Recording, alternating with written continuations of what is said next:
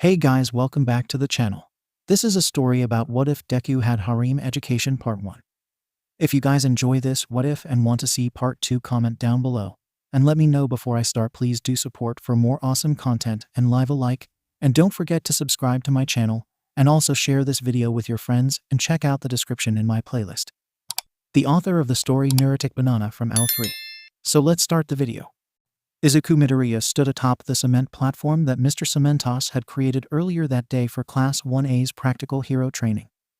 He'd managed to scale it in record time thanks to his work at Endeavor's agency. Normally, it would have taken him just a bit longer to reach the top of the structure, but clearly the time he'd spent learning from Endeavor was paying dividends. He'd only been there for a couple of weeks, and juggling the work study with regular classes, as well as UA's practical hero training, was a lot of work. The work study alone was highly demanding of his time, and kept him away some nights from his UA dorm. He missed his classmates, but he was incredibly grateful that he was able to work directly under the number 1 hero. That same work study had also brought him closer to Shoto Todoroki, and well, sort of Katsuki Bakugo. Working closely with those two was an added challenge, but also a lot of fun. He enjoyed watching as they also continued to improve with Endeavor's instruction. Eijiro Kirishima reached the top of the platform just then, pulling Izuku out of his thoughts. Kirishima's hardening quirk was on full display as he pulled himself up over the edge to stand. "Great job, Kirishima," Izuku exclaimed and smiled at the crimson, spiky-haired boy. Kirishima let out a sigh and said, "Thanks, Deku, though it wasn't quite fast enough to beat you up here. I guess training under the number 1 hero is really paying off." The tough, hardened exterior softened to normal skin as Kirishima stood by Deku. "Yeah, I think so too," Deku began, only to be cut off by a high-pitched squeal. Deku turned his gaze back toward the edge of the cement platform and saw that Mina Ashido, Pinky, was gradually being floated up to their level. He couldn't help but smile at the sight of her because it meant that Ochako Uraraka, 𝗷𝗲𝗄, must be close by. "Watch out, boys, I'm coming in for a landing," Ashido shouted as she floated just above the platform. Both Kirishima and Deku looked up at her and stepped slightly back as her weightless frame floated just in front of them. Kirishima broke out in a full smile at the sight of her. "Ashido, what the heck? Why did you use Uraraka to get up here? We all know you're badass enough to scale this thing all on your own." Ashido's weightless state suddenly changed, and she dropped to the ground like a rock. She must have been somewhat surprised by the drop because she landed hard on her backsides, letting out a grunt as she hit the ground.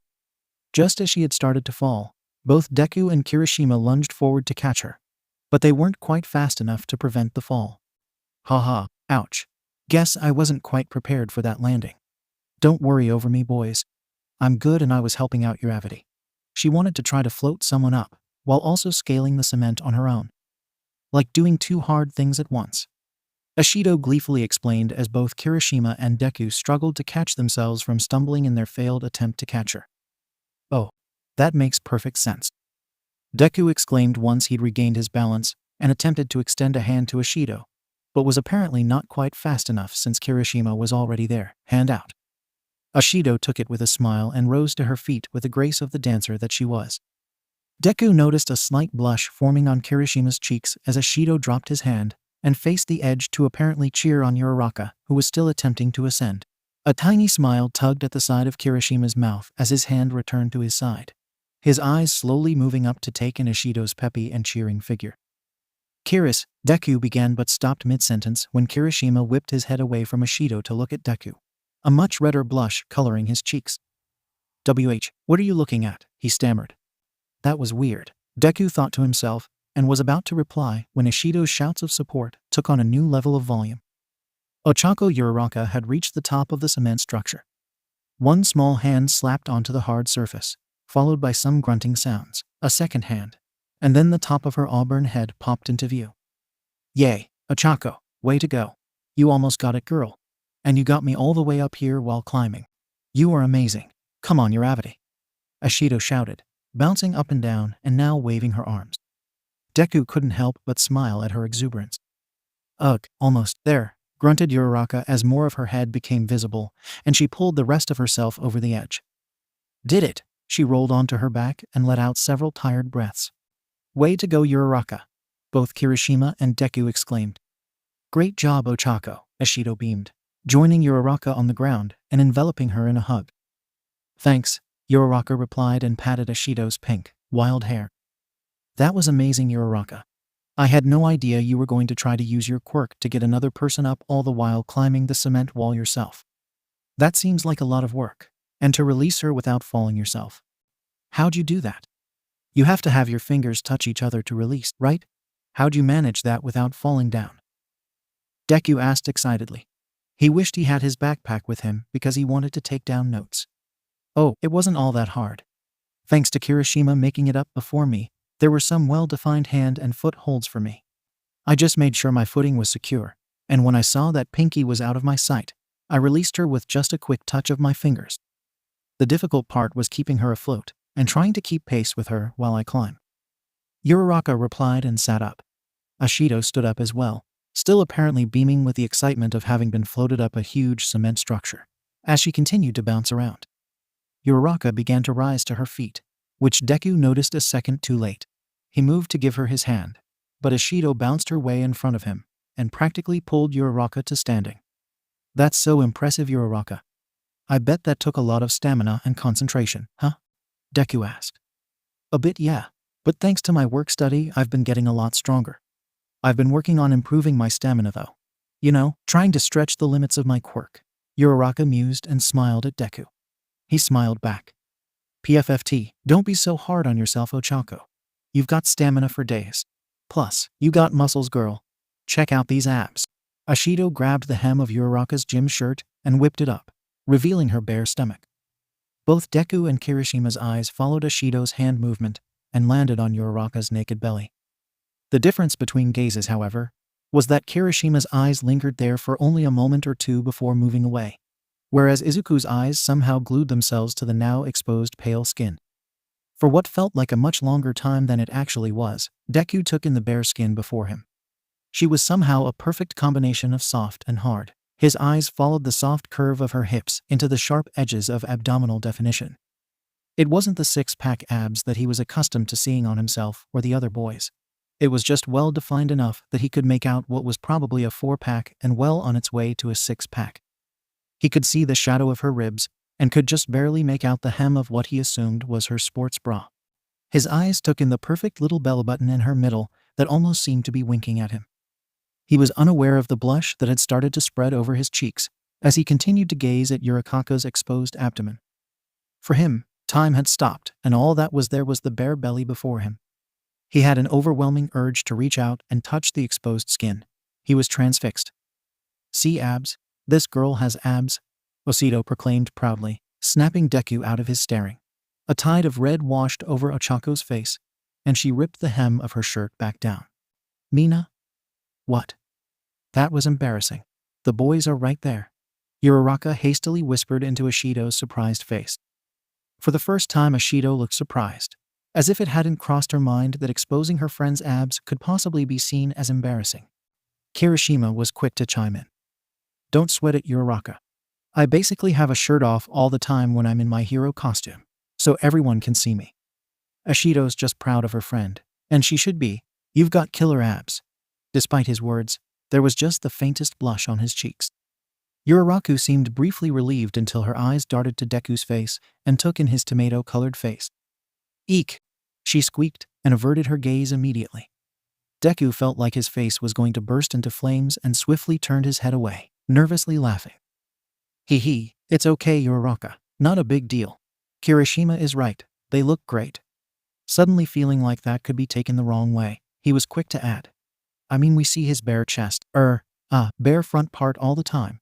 It's just all natural stuff. Not a big deal at all. However, the ever-darkening red on his cheeks and the octave increase in his voice begged to differ. Are you blushing, Deku? Ashido asked, a little too loudly. She shot a sly smile at Uraraka that only seemed to make the auburn-haired girl blush harder. What? No, I'm just looking away, Deku stammered, attempting to somehow turn his head even further away from Ashido and Uraraka. Come on, guys, don't make it awkward, Kirishima paused, then pointed across the building they were in at their peers. Looks like everyone's finished up. We should head down and probably get ready for our next class. Good idea. Ochako, will you float me again? I want to float all the way down, Ashido asked, turning to Uraraka in excitement. quick to move forward from her friend's embarrassment. Sure, she mumbled and turned away from Deku and Kirishima entirely. Deku breathed out a sigh of relief and slowly turned himself around, preparing to descend the cement structure when Kirishima spoke. Well, that was a little awkward. Ashido just gets so pumped that she can be a little wild. He slapped Deku on the back and snorted. Come on, man, let's go. He charged forward and left Deku's side, though Deku stayed where he was. He could still feel the heat on his face and knew that he was likely still red as a beet. Why am I so embarrassed? Kirishima is right. It's not that big of a deal. It's just skin. So I saw her stomach, her bare stomach, and part of her bra, and her bare skin. And it looked so soft, and I wonder if it would have felt soft. I've never seen a girl's bare belly before. I mean, I guess in swimsuits and stuff. But this was Uraraka's tummy, and not in a swimsuit kind of bare. What would it feel like to touch? I've never touched a girl's bare skin, let alone her abdomen before. Would it feel soft or hard like my own stomach? Is it a mixture of soft and hard? It looks like it'd be soft. What would it feel like? Would she stop? Deku tried to silence his thoughts, but it was too late. Now they were acting all on their own, and he couldn't stop them. He felt like he wanted to hyperventilate or to hide his face in a bag. He was too excited. Get it together, Deku, he thought to himself in annoyance. Thinking of Uraraka like that was wrong. He was training to be a hero, and there was no time for that stuff. No time. With a deep breath to steady himself and his thoughts, he turned toward the others and began his descent. It was later in the day. Classes were nearly finished, just one to go, and it was some kind of special unit. Or at least, that was what the rumor was. While all other classes had gone as planned, there'd been some rustle amongst his peers that they were going to start some limited subject material that had a few of his classmates whispering, namely 𝐬𝐻 and 𝐬𝐻. That didn't bode well, as Izuku sat at his desk, looking over some of the notes he'd taken in his earlier classes. His thoughts inadvertently wandered back to Uraraka and their embarrassing, accidental encounter earlier that day. He'd mostly avoided her after that, though that was easy since they'd been just in class, and as luck had it, they were always on opposite ends of the room. He wondered if she noticed that he'd been avoiding her. Why was he avoiding her? So he saw her stomach. Big deal. It was just skin. Right. He risked a brief glance her way, and was mortified to see that she was in fact looking directly at him. Look away, he screamed at himself. But the moment their eyes met, he couldn't divert his gaze. He felt another wash of red coming over him, and was horrified to see a blush forming over her cheeks as well. Yep, he accidentally squeaked out as he managed to divert his gaze. The squeak was not missed by the person in front of him, however. Katsuki Bakugo briefly turned around to glare at him, and seeing the shade of red he'd turned, wrinkled his nose and snorted in what Deku assumed was disgust. Damn nerd. Bakugo turned back around and resumed ignoring him. Great, now Kaken thinks I'm even weirder, thought Deku. He absently wondered what else could go wrong to make him feel more embarrassed. Just as that thought was released into the world, Miss Midnight paraded into the room, feather fan and whip in hand. Hello, class, she purred sultrily. Mr. Aizawa barely acknowledged her entrance and simply said, Miss Midnight is here to start off our mandatory 𝐶𝐽 education unit. I expect you to all pay attention and take this seriously. Midnight, they're all yours. With that said, Aizawa somehow seemed to evaporate from his desk to his sleeping bag that never seemed to be very far away from him when in class. Zippered all the way up, his eyes squeezed shut, and a brief, tense silence took the room. It is with great pleasure that I get to start off the 𝐶𝐽 reproduction unit, Midnight proclaimed, flicking her whip as if to illustrate the importance of her words. There was an audible and excited gasp from what could only be 𝐬𝐻. A moment later he spoke without being called on. Miss Midnight, am I to believe that this is the fabled education unit that covers all the sassy, hot, saucy, and sassy times that a hero has to face in his life? 𝐬𝐻 asked earnestly. Half the class turned back to look at him to gauge the seriousness of the question. 𝐬𝐻? That is highly inappropriate. This is essential learning of the human body. Class Rep 𝐀𝐦 snapped, standing up and pointing at 𝐬𝐻 as if to shame him. The outburst seemed to have no effect on him. Was that really necessary? Toru Hagakure asked. You moron, Bakugo quipped with a side eye toward 𝐬𝐻 that might have caused serious mental injury had he actually been paying attention. Gross, 𝐬𝐻, Ashido added. Really 𝐬𝐻? Suyu chimed in. At the head of the class, however, Midnight was unfazed and simply gave a sly little smirk to the ridiculous question. Why yes, grape juice, this is that class. And all the things you've heard. Well, you're about to find out if they're true. Midnight slapped her whip into her hand with a loud snapping sound. But to find out if those rumors you've heard are true, well then, you'll just have to pay attention. As if to confirm whatever rumors 𝐻𝐻 knew of, Midnight very slowly poked her tongue out and licked her lips. 𝐻𝐻 practically levitated in his seat at her words. Oh, thank you God, it's time. One of the reasons I got into UA to begin with was for this. The rumored CC Times class to be taught by the queen of perverts herself, Miss Midnight. I can die happy. Before any of the other students could even react, Midnight just laughed. Oh silly boy, did you think I was going to teach the entire unit? No. I simply introduce the unit and provide the syllabus. Recovery Girl is the one who teaches the bulk of the unit. What? 𝐻𝐻 screeched. No way, really? Kaminari added, surprising those who had been paying attention. Midnight chuckled, a sound similar to tinkling bells, and sashayed down the rows of desks to stand beside 𝐻𝐻's desk. With on hand on her hip, she said, Oh, don't worry, my little 𝐻𝐻. I teach a lesson or two. And there are quite a few heroes who are guest speakers during this unit that I'm sure you'll appreciate. The tears of despair that had begun to well up and cascade down the little pervert's face ceased as she spoke, and his frown turned into a beaming smile. There was a general sigh of disgust amongst the rest of the class at their classmate, as Midnight made her way back to the head of the class. All right, class, now listen closely. I'm going to go over the syllabus and what's expected of you during these lessons. We'll be learning about the process of sequel reproduction, as well as sequel education in general for the next 6 weeks. That's a lot of information in a short period of time, so take some notes. Midnight began and turned the blackboard and began writing dates. Deku had watched the announcement with both interest and dread. He felt bad for his classmate's outburst. Had he said anything like that, he'd have been mortified, but 𝐻𝐻 didn't seem embarrassed in the slightest. Deku was relieved that he didn't seem uncomfortable, but he was plagued by a bigger concern: sequel reproduction. The topic wasn't exactly one that he was looking forward to for several reasons. When he'd been in middle school, they'd covered quite a bit of sex ed in regards to puberty, that is in terms of sequel reproduction and education, like how to make sure someone didn't end up pregnant. Well, that had been lacking. He wasn't afraid of the knowledge. Izuku valued almost all education and thrived on expanding his knowledge base. Yet something about doing an extended education unit on sec and sec things somehow made him blush, and he'd already been blushing, damn it. As Midnight continued to go over the planned syllabus, and even as she handed over the teaching to Recovery Girl, who had somehow entered unbeknownst to anyone, Deku couldn't keep his thoughts from drifting to Uraraka and her exposed stomach, and the inconvenient fact that of all days, they had to start a sec ed lesson today. He could feel another blush creeping into his cheeks, making him wish he could shrink and hide under his desk. Was anyone else struggling with this?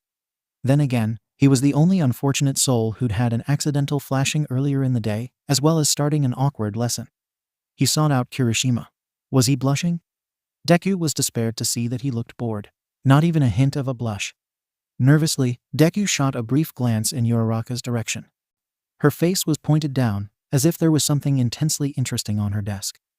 He couldn't see her face very well, but he thought he could just make out a touch of pink on the part of her cheeks that were exposed. Was she blushing? Why would she be blushing? Was it about earlier? Was she embarrassed about the upcoming sec ed stuff? Or was she replaying her shirt being pulled up too? Wait, was that what he was doing? Stop. Deku diverted his gaze from Uraraka to his desk, not unlike she was doing. Why was this so awkward? Wake up, nerd. A gruff voice snapped as a packet of papers dropped onto his desk. Deku raised his gaze to see Kaken's narrowed red eyes glowering at him. Apparently, while he'd been lost in his head, Midnight or Recovery Girl had passed out some material for them to study, and Bakugo was passing it back to him, and so on. Oh, sorry, Kaken, Deku murmured. PFFT. Bakugo snorted and turned away. Deku took one packet for himself and passed the rest back to 𝐻𝐻, who seemed too eager to take it from him. He briefly looked over the packet he'd been given. In bold lettering it read, Sequel Health and Healthy Relationships. Understanding your reproductive health, sequel reproduction, consent, identity, disease transmission and prevention, and healthy romantic relationships. There were 2 people on the front of the packet, a boy and girl who appeared to be smiling at each other and holding hands. Behind them were multiple other couples as well of girl-girl and boy-boy pairings. The girl holding the boy's hand had particularly rosy cheeks, which for whatever reason made Deku's mind instantly conjure an image of Uraraka smiling at him. He felt another blush bloom on his cheeks. Damn it, just when it was going away, he thought to himself in frustration. That evening Deku had gone out of his way to avoid Uraraka when they'd finished class. In fact, he'd avoided everyone, practically racing from the class to the dorm. They didn't have work studies tonight, so he was staying in his normal dorm tonight. While he was always happy to stay with his classmates, this time he felt tense about it, and desperately wished that he'd be going with Todoroki and Kaken to 𝗫𝐷𝐻𝑒r's agency tonight. But that was not how things went. At dinner, he'd wolfed down his food in record time, and spent 0 time socializing or talking with anyone. "You're supposed to chew it, not inhale it, dumbass," Kaken had snapped when Deku had wolfed down his pork cutlets in 2 or 3 bites. "Are you all right, Midoriya? You seem to be eating kind of fast," had been Todoroki's soft response to Deku scarfing his food like a starved man. "If you aren't careful, you'll choke," Ida had warned. Deku had brushed off all these responses and had then hurriedly gone to his room. He'd successfully dodged most everyone, including Uraraka.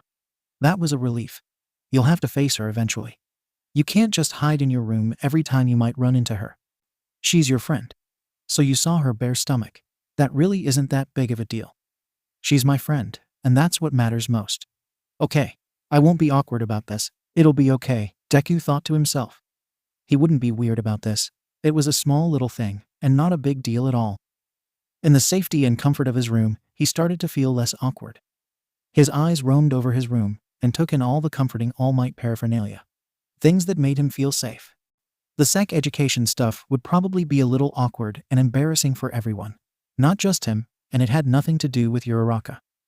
There were some topics that were always just going to be a bit uncomfortable to go over, and that was one of them. Sure, he saw a girl's bare stomach and stared and got embarrassed about it. But that really didn't matter because she was his friend, and there was no need to make a big deal about it. Okay, he reassured himself and smiled. He moved away from the closed door and over to his desk to begin his nightly ritual of reviewing his notes, taking new notes, and adding to the current ones. 1 hour later, he'd made decent progress, but he could feel that he was distracted. His mind kept wandering back to the top of that cement block and Ashido pulling up Uraraka's shirt, revealing her bare stomach. The image kept replaying in his mind over and over again, like a movie on repeat. Honestly, he was getting kind of tired of it, and it was distracting him from completing his homework. Worst of all, it had caused him to develop just the beginnings of an erection. Now that was annoying, and probably something that needed to be dealt with. Anytime he didn't focus intensely on his notes, his thoughts would drift back to Uraraka and her bare stomach, and that obnoxious blooming bulge in his pants would remind him that yes, he was in fact an adolescent boy with adolescent boy urges. He'd never been opposed to masturbation. He understood it was just another part of growing up and a natural bodily function. But he'd never needed to do it because one of his friends had interacted with him. That was a completely foreign concept that made him extremely uncomfortable. That was something he didn't like, but the ever-growing trouser snake perched happily betwixt his legs was an unpleasant reminder that he really needed to masturbate. If he didn't, he'd probably not be able to complete his homework to his satisfaction. So, the only solution was to get rid of it. Deku was quick to his feet to open his window, and let a blast of cold wipe his mind clean. When that failed to dispel the obnoxious bodily reaction, he slapped both his cheeks as the cold air blew in. While that hurt, it also didn't resolve the growing problem. He started doing jumping jacks, lifting weights, attempting complex English sentence conjugation, and finally, recalling the time when he let Eri return to overhaul and the aching regret he'd felt over it. That last one worked for a little while, and he was delighted to go back to his notes until his eyes accidentally roamed over the sec ed pack he'd gotten earlier in the day. That ruined all his previous efforts in a second, when his nethers began to rise to attention. It seemed that no matter what he did aside from perhaps causing himself bodily harm, he couldn't dispel his excitement. He was a teenage boy and well, all that was part of being a teenager. So reluctantly Izuku stopped what he was doing and pulled out the teenage tools of the trade: lotion and Kleenex. The rest was up to his imagination, which was more than up to the challenge. Ochako looked down at her phone and the unanswered text messages she'd sent to Deku. When they'd finished dinner, she had planned on trying to talk to him, but he'd hurried away so fast she didn't have the chance, so she'd sent him a text, and another, and another. Was he ignoring her? She'd seen his face turn beet red when their eyes had met in class and started that awkward unit of Sec Ed. As if learning about sequel reproduction wasn't uncomfortable enough. Now she felt awkward that she'd somehow managed to embarrass Deku thanks to Mina's impulsivity. It had been such a small thing, but the way he looked at her, his eyes glued to her torso, and the rose blush that came over his cheeks. It had made her blush. What had he been thinking? Oh, Ochako, stop being so dramatic. Who cares? She huffed and flopped down on her bed in frustration. He'd just been surprised by Mina's abrupt behavior, and not expecting to see his classmate's naked belly. Yes, that sounded perfectly logical. And of course, it was made more awkward by the fact that they started the stupid sec education stuff. Who wouldn't have blushed during that? She was fairly certain she'd seen other blushes when she'd been sitting through Miss Midnight's introductions. Everyone except perhaps Minta, who'd seemed far too eager. So why was she so anxious that Deku respond to her texts? Well, it's just so unlike him to not respond, she mused to herself as she once again looked to her unanswered messages. She quickly reread her messages again to see if she'd accidentally said something stupid. 10 minutes before she'd typed, "Hey Deku, just wanted to say sorry about today. Ashido just gets so excitable sometimes. Sorry if it embarrassed you or anything. I didn't see you after dinner. I hope you're doing okay." 5 minutes later. Can you believe we have this sequel education thing starting? Weird that they'd make this long course in the midst of our work studies. Maybe Momo will host a study party. Another 3 minutes. "Hey Deku, are you there? Everything okay?" Usually you're quicker to respond. 1 minute ago. Deku. It all seemed innocent enough, though perhaps the stuff about the Sec Ed and Momo hosting a study party would make him uncomfortable. She started intently at her unread messages, anxiously awaiting some kind of response. But there was nothing. Maybe the thing about a Sec Ed study party made him feel awkward. Or maybe he really is just hung up on the whole thing with Mina's sort of flashing him. She thought to herself as she flipped her phone shut. The minutes ticked by slowly. Her phone failed to buzz. But if I did make him uncomfortable and the text wasn't enough, or if he's ignoring the text, no, that's not like him. But if he feels embarrassed about it, he might not read anything I send. What do I do then? She wondered to herself. Rolling onto her back, Ochako looked up at the overhead light and wondered what Deku was doing. Maybe he was just deep in his studies, or perhaps on the phone with his mother or someone. She flipped open her phone again, only to be greeted with no new messages. Heaving out a sigh, she moved to a sitting position and dangled her feet off the edge of her bed. Maybe I should just go to his room and check on him, just to make sure that there isn't any embarrassment between us, she thought to herself. But going to his room would mean going all the way down the stairs and to his room. The thought alone was enough to bring a blush to her cheeks. What would he think if she just randomly showed up at his door without any pretense? Would that make it more awkward? Okay, I'll text him again. If he doesn't respond in 5 minutes, then I'll go check on him, she proclaimed and hastily composed a text message. "Hey Deku, I'm just gonna swing by your room real quick to apologize in person for the embarrassing thing with sort of flashing you." The words formed into a sentence faster than she had realized, and before she knew it, she'd sent it. Eek. She yiped when she realized that she had in fact sent it, referred to Mina's pulling up her shirt as flashing him, and said she was coming by, and could not unsend it. I shouldn't have said that I flashed him. That's just going to make things more awkward. Maybe I should send another message to try and clear that up, she thought to herself in a panic.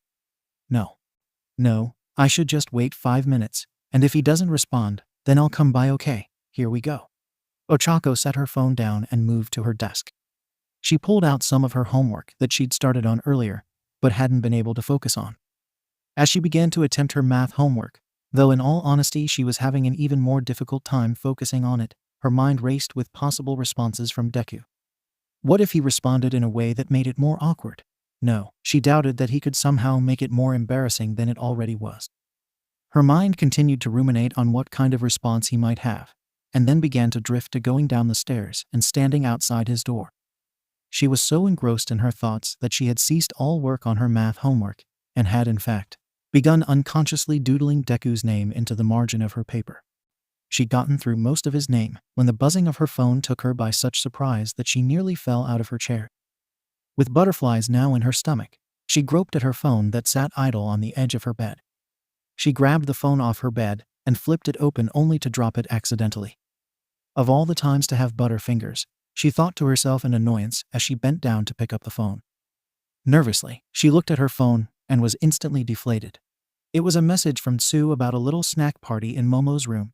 She sighed loudly and wrote a half-hearted response about joining them in 15 minutes. When she'd set her phone back down and looked back at her math homework, she broke out into a furious blush as she realized that she'd doodled most of Deku's name onto her paper. "What is wrong with me?" she hissed and snatched up her pencil to scribble out the doodle.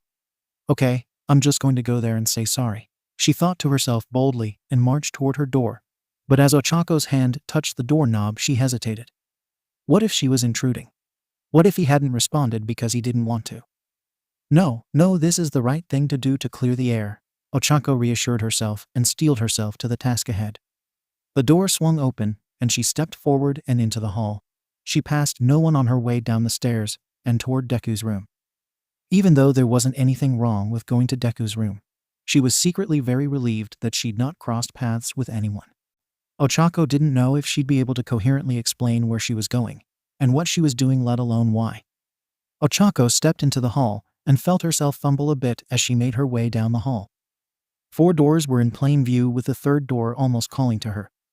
She stood across from Takoyami's door, and in just a few footfalls now stood outside Aoyama's door. Just a few more steps, and she'd be at Deku's door. With shuffling steps that somehow became heavier with each footfall, Ochako made it to Deku's door.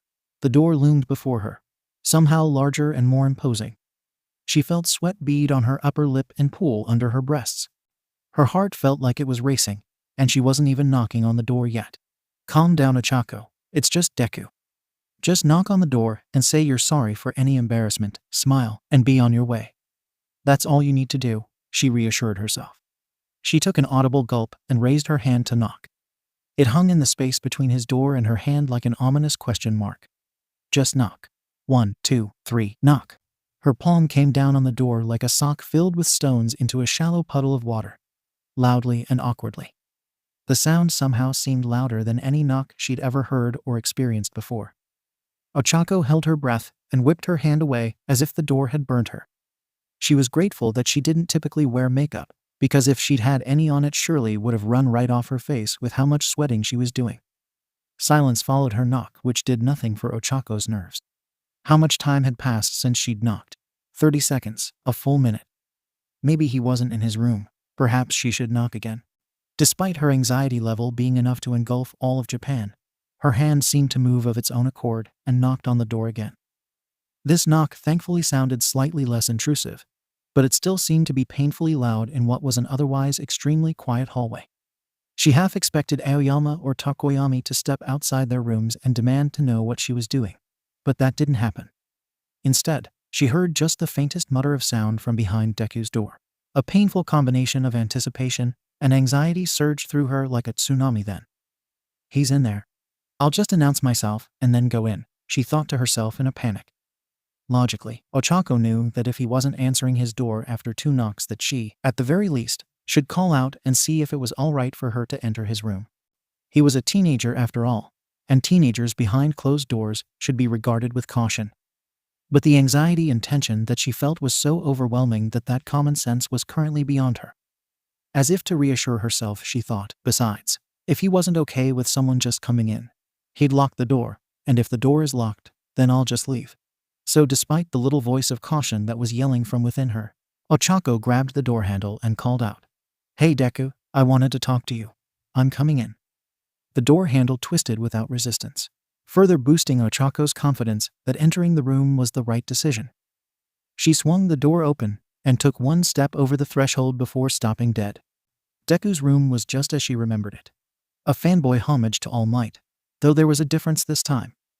Instead of shyly showing off his room as he had all those months before, Deku was now sat in his desk chair, his hands buried in his lap, a box of Kleenex and lotion awkwardly sitting atop his desk, within easy reach. The scene wasn't totally clear to her at first. For a few brief seconds, she thought that Deku was perhaps hunched over something he'd dropped in his lap. But realization suddenly hit her as her eyes moved from Deku's awkward posture to his horrified face staring at her. His entire face was as red as a tomato, and his mouth seemed to have fallen open in a mute scream. The Kleenex and moisturizer took on new meaning, as did Deku's hands tucked into his lap. frozen in the middle of a motion that was foreign to 𝐀𝐻𝐭. But realization was continuing to dawn on her as she stood there in his doorway, unable to tear her eyes away from the scene at hand. Uraraka WH, what are you doing here? Deku managed to choke out with visible effort. As the words left his mouth, his hands shot up with lightning speed to grab at whatever was on his desk. He managed to knock his notebook off the desk, as well as the Kleenex box. His hand at last landed on the bottle of lotion, which he brought down to his lap, as if to shield himself from view. It sadly had little effect. His face remained bright red, and while his mouth moved, no other part of his face seemed to move with it. 𝐀𝐻𝐭 opened her mouth to speak, but her throat and mouth somehow seemed to be bone dry. She struggled to find words for what felt like an eternity. I was here to say sorry about Mina and my stomach and any embarrassment because of it. Oh, gee thanks, Deku chimed, his voice somehow far higher than it should be. The bottle of lotion was still clutched like a lifeline against his crotch. I didn't want there to be any, embarrassment. But well, I should leave you to it. Gotta go. Math homework to do that I haven't even started to do yet. And there's the sec education stuff, and who knows how hard that'll be. Biology and health aren't my strong suits. Haha. Much to 𝐀𝐻𝐭's horror, her own voice seemed to take shape on its own, and had gotten significantly louder. Haha, health class. Yeah, Deku squeaked, somehow turning an even darker shade of red, his voice taking on an even higher pitch. Close the door and get out of here. Leave him alone. Move your feet. Turn around and close the door. Leave, she thought to herself, but somehow she was paralyzed in place and couldn't seem to make her body move. Uraraka, I'm kind of doing some, stuff. Can we talk later please? Deku croaked. Sure, she replied, far louder than she wanted to be. Just then she heard a creak in the floor and realized that someone Ayama or Tokoyami was about to leave their room. Bye, she practically shouted, turned sharply on her heel, and slammed the door shut in one fell swoop. Okay, bye, she could hear Deku squeak out from behind the closed door. 𝐀𝐻𝐭 stumbled away from the door and managed to lose her balance and fall just outside Aoyama's door just as it swung open, and a rather flustered-looking Aoyama looked at her. Mon Dieu, what is this ruckus? Uraraka, what are you doing here, mon ami? Ayama asked, his face perplexed. Nothing. I came by to get a book from Deku that he'd borrowed. That's all. 𝐀𝐻𝐭 stammered. Really? Is that all? Do tell. What book would inspire you to come all this way? Ayama asked, clearly skeptical. There was a twinkle in the blonde's eye that made 𝐀𝐻𝐭 want to blush from head to toe. Yes, a book. A very good book, she screeched and struggled to come up with a title to provide the irritatingly curious Aoyama. Her mind landed on the first book she could think of and instantly blurted it out. The Wizard of Oz. Ma chérie, no need to shout. I'm right here, he purred. J adore The Wizard of Oz. I had no idea that Midoriya was fond of it. I so loved that bit of cinema when I was un petit garçon. So of course I've read the books, though honestly, I don't much care for the latter editions. Do you? Ayama gushed. She clearly had chosen the wrong title at random. Oh, I haven't read them at all, just that one which was good. 𝐀𝐻𝐭 struggled to remember what she actually knew of The Wizard of Oz. She'd seen it once as a very young child and only really recalled the ruby slippers, the dog Toto, and a green horse. She had zero knowledge of the actual book. Well, ma chérie, we shall have to discuss it sometime. There's so much to talk about, but for now, I must return to sleep. Some of us have beauty rest that they need. Au revoir. Ayama gently shut the door, leaving 𝐀𝐻𝐭 standing outside it in a panic. Her heart was beating a mile a minute, and all she could think of was getting out of that hall and away. She hastily made her way back down the hall and up the stairs. Oh my gosh, I can't believe I walked in on him. Doing that. I made things so much worse. If things weren't that awkward before, they certainly are now.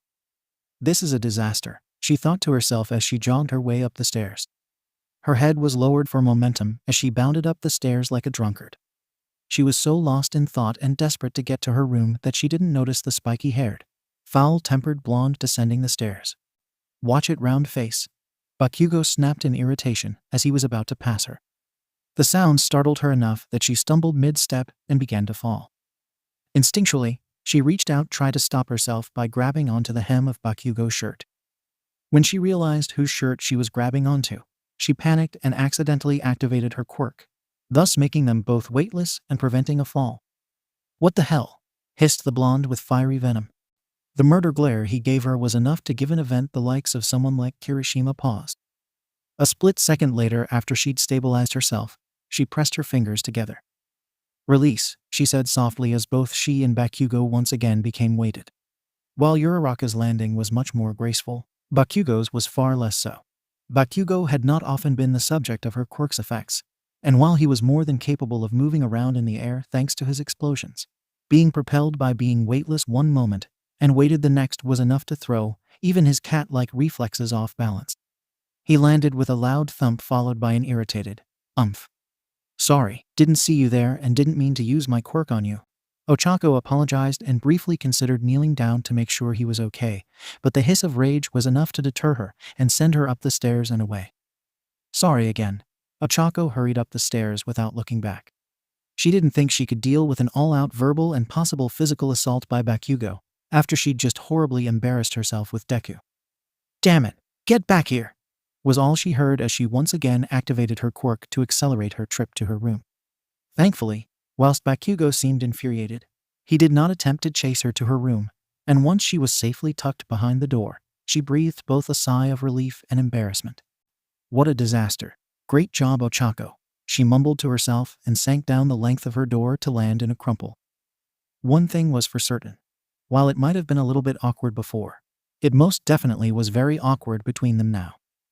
The entire night Izuku had tossed and turned.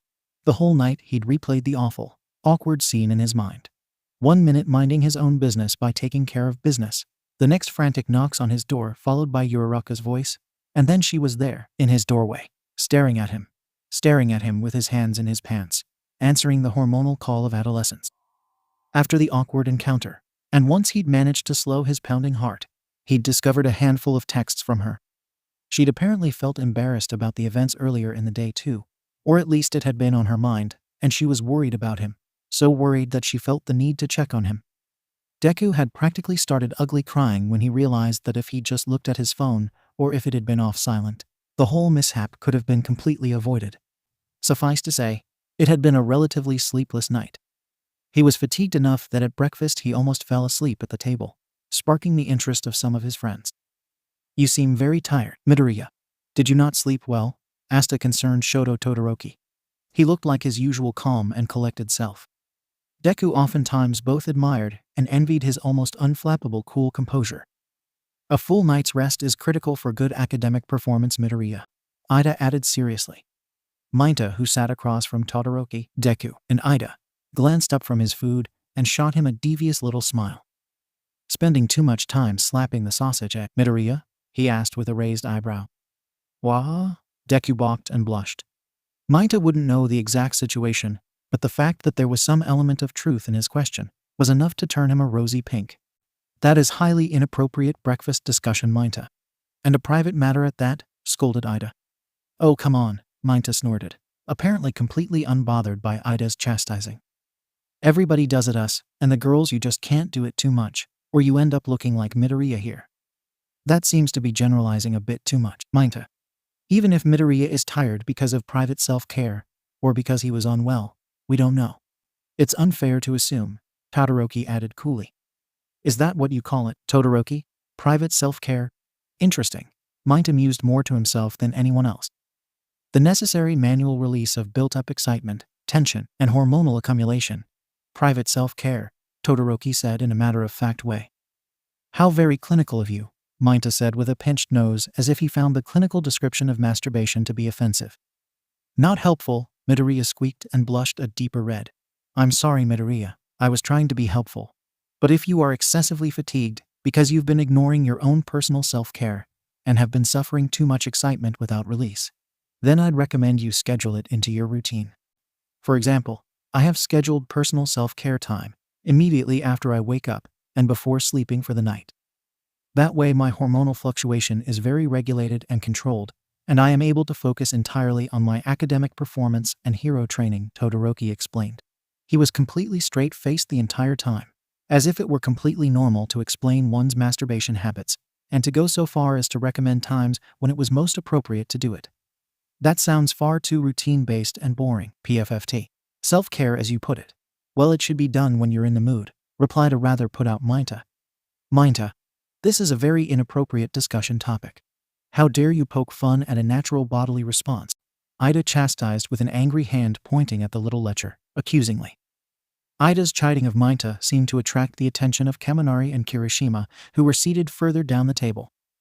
Much to Deku's growing embarrassment, they scooted down further and appeared to be joining in the conversation. Great. What would make this even better would be if 𝐀𝐻𝐻 joined in, Deku thought with a knot of worry beginning to form in his stomach.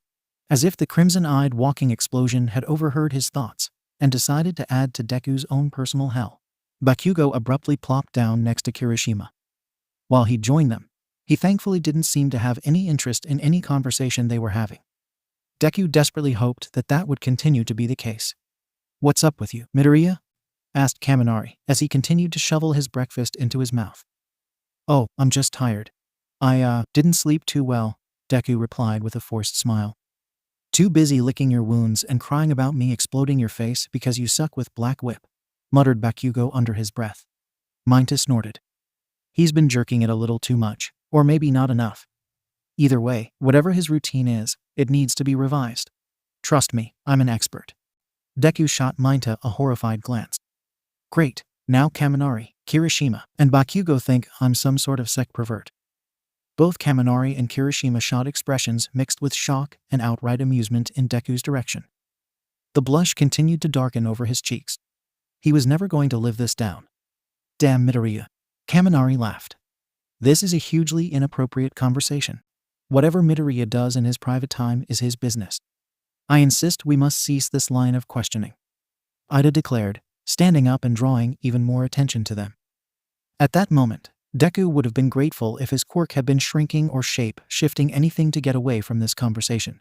"I'm just here to help you out, man," 𝐬𝐻𝐻 said softly, leaning back in his chair, his hand up by his cheek, moving in small little circles as if there were some invisible mustache that he could fiddle with, when in reality his face was as bald as a baby's bottom. "I am an expert on the subject, after all." At that statement, Kirishima laughed. "Really, 𝐬𝐻𝐻? Why are you an expert?" "Because I am very familiar with the finer sect, and the allures of their feminine wiles, and what it does to an innocent boy like Midoriya. I too was once like him, a slave to the constant need for a wank. But alas, I have now evolved beyond that," 𝐬𝐻𝐻 explained seriously. This time everyone aside from Deku, Ida, Todoroki, and Bakugo, who looked like he wasn't paying any attention, burst out laughing. Clearly, they did not believe in the wannabe Don Juan's claims. "Oh come on 𝐬𝐻𝐻, everyone knows you're like the class's resident horn dog. You expect us to really believe that you aren't constantly jacking it?" 𝐀𝐻𝐬 asked, semi-seriously. "Laugh all you want. It's true. I've reached a zen-like state where I can spank the monkey whenever I want, regardless of horniness," 𝐬𝐻𝐻 replied, leaning back in his chair with an air of superiority radiating from him. "Regardless of horniness? What? That doesn't even make sense," Kirishima said. "Again, I must insist that this kind of conversation is entirely inappropriate for the current setting," Ida snapped, again trying to end the conversation. "I agree with Ida. This isn't any of our business," Shoto agreed. There was a grunt from Bakugo, who let out an irritated sigh. "PFFT, I'm done with this crap. You're all idiots." He took his food and proceeded to leave the room. "Really guys, I'm just tired. We don't need to talk about, well, this stuff," Deku mumbled, feeling another blush rise to his cheeks. "It's okay Midoriya, I want to help you. I can't ignore someone in need of help." 𝐬𝐻𝐻 continued to lean back in his chair, the air of inappropriate confidence entirely perplexing to everyone else around the table. "Thanks 𝐬𝐻𝐻, but Deku began only to have 𝐀𝐻𝐬 interrupt him. "Well now I'm curious. How are you so experienced in all this? Are you saying you've gone all the way with someone, and that's why you aren't a slave to the constant need for a wank?" he asked with a raised eyebrow. "Why are we even still discussing this? Shouldn't we be more concerned about how we can help Midoriya get through the day since he didn't sleep well?" Shoto asked, genuinely concerned for Deku. "As class representative, I really must insist we change topics," chided Ida. He was clearly growing more flustered with his continued hand and arm waving. To 𝐬𝐻𝐻's credit, he continued to seem completely unperturbed by 𝐀𝐻𝐬's rather blunt question. "Well, I'm not one to kiss and tell." "Yes you are, 𝐀𝐻𝐬, Ida, Kirishima, and Shoto all said at the same time. "Am not. As I was saying, irregardless, it is regardless. Irregardless isn't a word," corrected Shoto. Quit interrupting me. I am trying to help Midoriya guys. Minato snapped and rocked forward in his chair to glare at everyone around the table. Sorry, Shoto apologized. Thank you. As I was saying, regardless of having gone all the way or not, I have reached a point where I can summon or dismiss the horniness required to rub one out on command. It's just something I've developed over time. I'm always ready at a moment's notice. Soft or hard from one second to the next. Bet you get where I'm coming from, Kirishima. His explanation made no real sense to anyone else at the table, and even Izuku shot him a confused glance. Had he actually sought help from Minato? He wasn't actually sure how that explanation was supposed to help him. Okay, on that note, I'm gonna go catch up with Bakugo, Kirishima said with a wrinkled nose and swiftly left the table. Minato let out a pitying sigh. Even with his hardening quirk, he can't get to my level. What a shame. Shoto and Kaminari shot a disbelieving look at him. None of that makes any sense. Let's change this discussion to something else, please, pleaded Ida, still desperate to fulfill his class rep role and smooth out the disorderly nature of the conversation. Okay? Assuming you can just get a whack-off on command, how does that work? What is your secret? Like everybody needs some time between sessions, Kaminari asked, seeking clarification. Even though Minta's bizarre explanation really didn't answer make sense in any context, it did make Izuku wonder about the petite pervert's sequel stamina. Leaning onto his elbows and getting closer to the group of boys, Minta said softly, "That's just it, I'm always horny." Kaminari snorted. Really? You're going to quote the Incredible Hulk now? Yeah, I'm out. He also got up and left. But it's true, persisted Minta. Shoto rolled his eyes. Ida continued to chide Minta for starting and continuing such a lewd conversation, and Minta continued to defend himself, but Deku was lost in his own thoughts. He didn't really think too much about Minta's claims. Any other day, he'd probably be horribly embarrassed by this conversation and be right there with Ida trying to redirect it. But right now he was too tired. Too tired and anxious about going to class and seeing Uraraka. He'd lucked out in that she hadn't been in the common room when he'd come down from his room, but he knew he'd see her in class. That much was a guarantee. Just as he'd feared, Deku felt intense anxiety when he made it to homeroom and spotted Uraraka in class. She looked like her normal self. She was standing at Tsu's desk, a smile on her face, her cheeks their usual cheerful pink.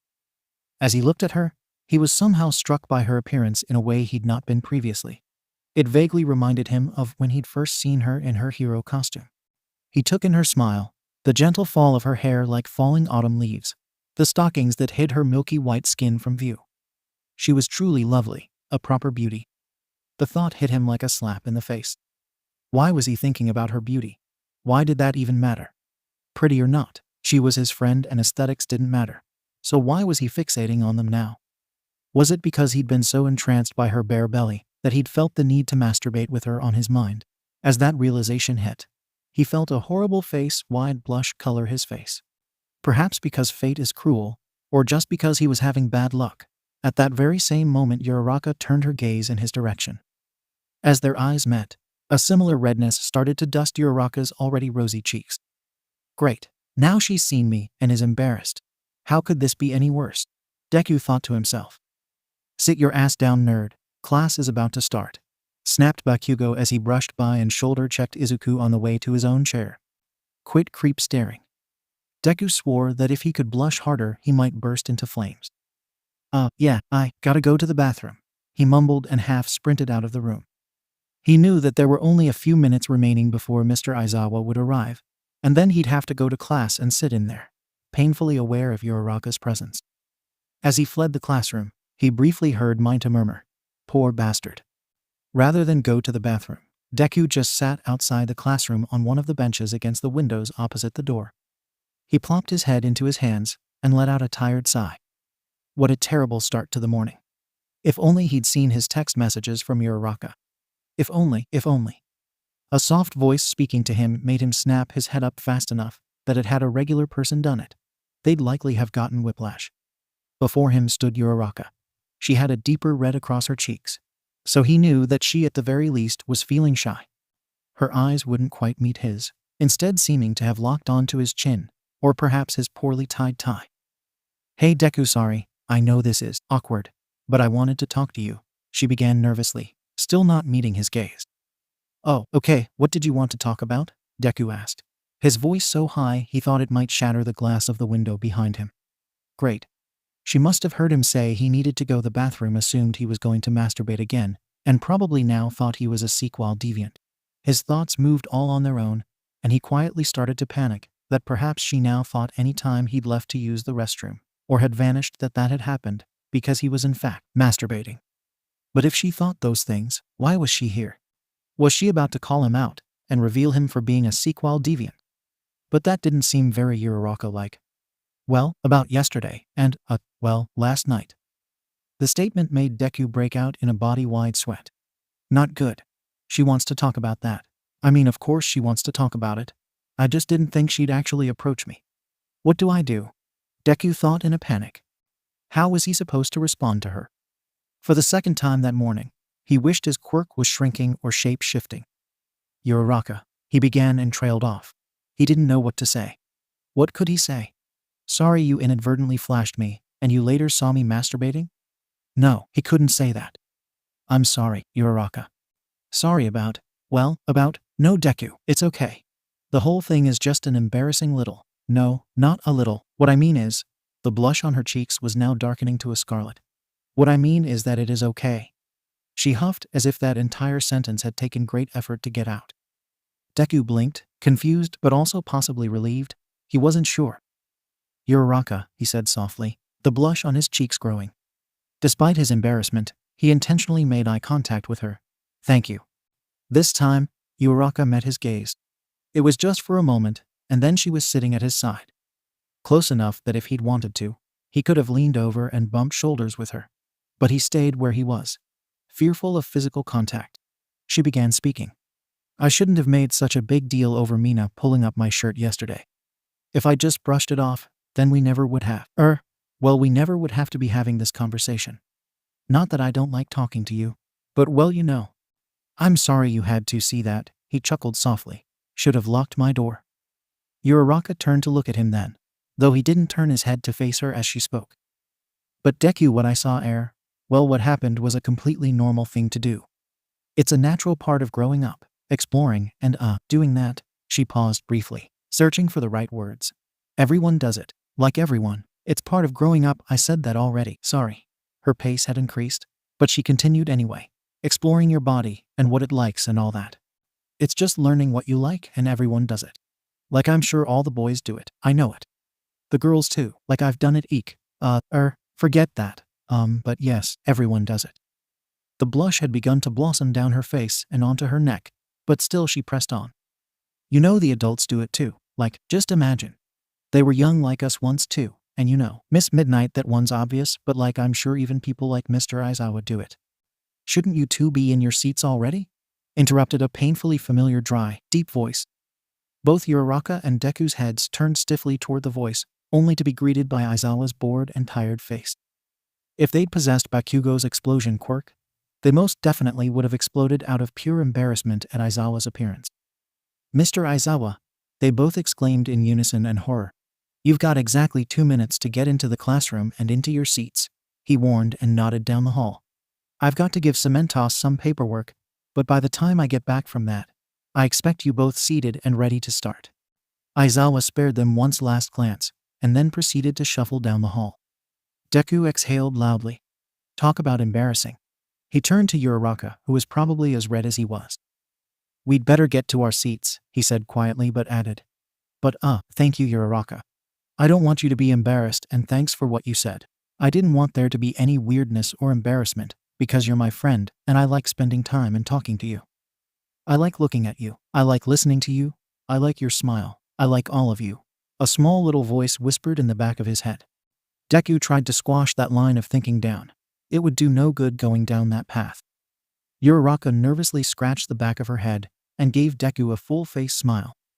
I want that too, which is why I said what I said. So yeah, let's move on. Okay, Deku agreed, smiled and held out a closed fist. His goal was to repeat when they'd playfully bumped fists all those months ago. It was an innocuous gesture that he hoped would reassure that there was no lingering embarrassment between them. However, in that moment when he held out his fist and Uraraka saw it, she was seized by a different compulsion. Her thoughts briefly danced back to the previous day when she'd seen those big green eyes glued to her stomach, and the look in them. A curiosity mixed with something else she wasn't certain of. What she did know was that she secretly liked the look he'd given her. She liked it when he looked at her. Of course, Uraraka wasn't completely conscious of this. But these unconscious thoughts caused her to pause before interacting with Deku's extended fist. Those same thoughts compelled her to grab his extended fist into a hand hold.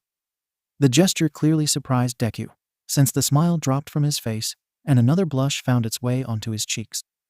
Without really thinking that deeply about it unusual for him, Deku unfurled his fist and entwined his hand with hers. To anyone crossing by in the hallway, the gesture would have been innocent enough and easily overlooked.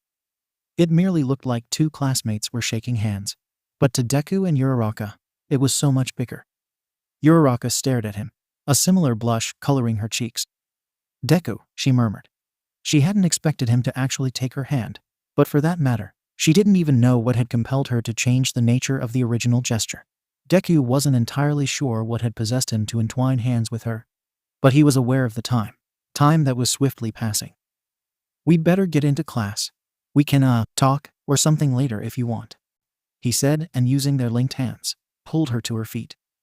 When he looked back at her, she was rosy-cheeked and staring at him with wide, sparkling eyes.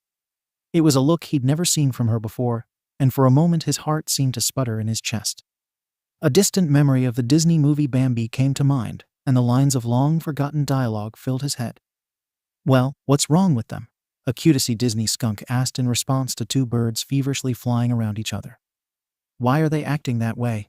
a rabbit added. "Well, don't you know? They're twitterpated," answered an old knowing owl. His eyes locked onto those warm hazel browns again, and knowing suddenly dawned on him. "You're twitterpated, Deku," a tiny voice whispered inside him.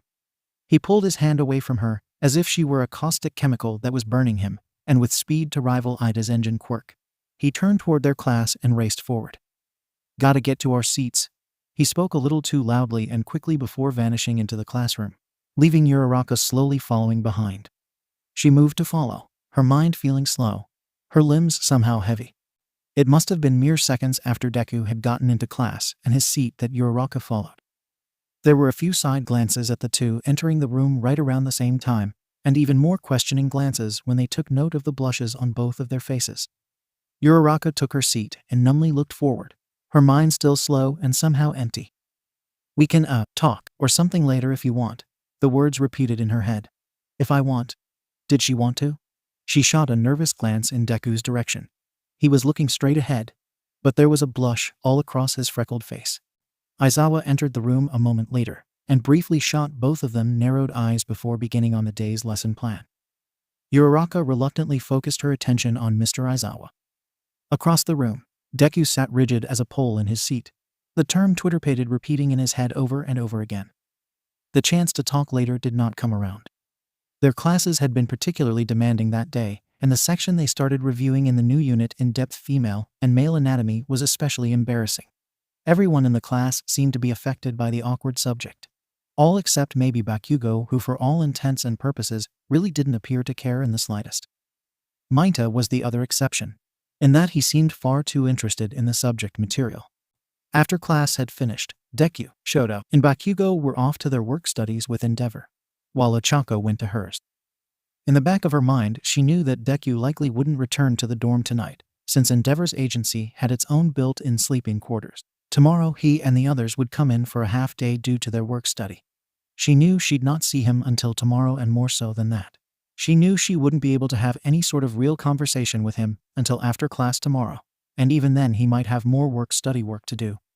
She had been briefly stopped by Aoyama, who'd wanted to discuss The Wizard of Oz with her, much to her horror. She knew next to nothing of the book and any similarities it had with the film, which she also hardly remembered. Thankfully, Ayama had let her go when she'd said she had to get to her work study, but she knew that she'd get cornered by him again. 𝐴chako was going to have to dedicate an evening to the book's Wikipedia page later on. All through her work study that evening, 𝐴chako felt distracted and slow to respond. Thankfully, they weren't doing anything that required laser point focus, but still, her inability to focus was bothersome to her.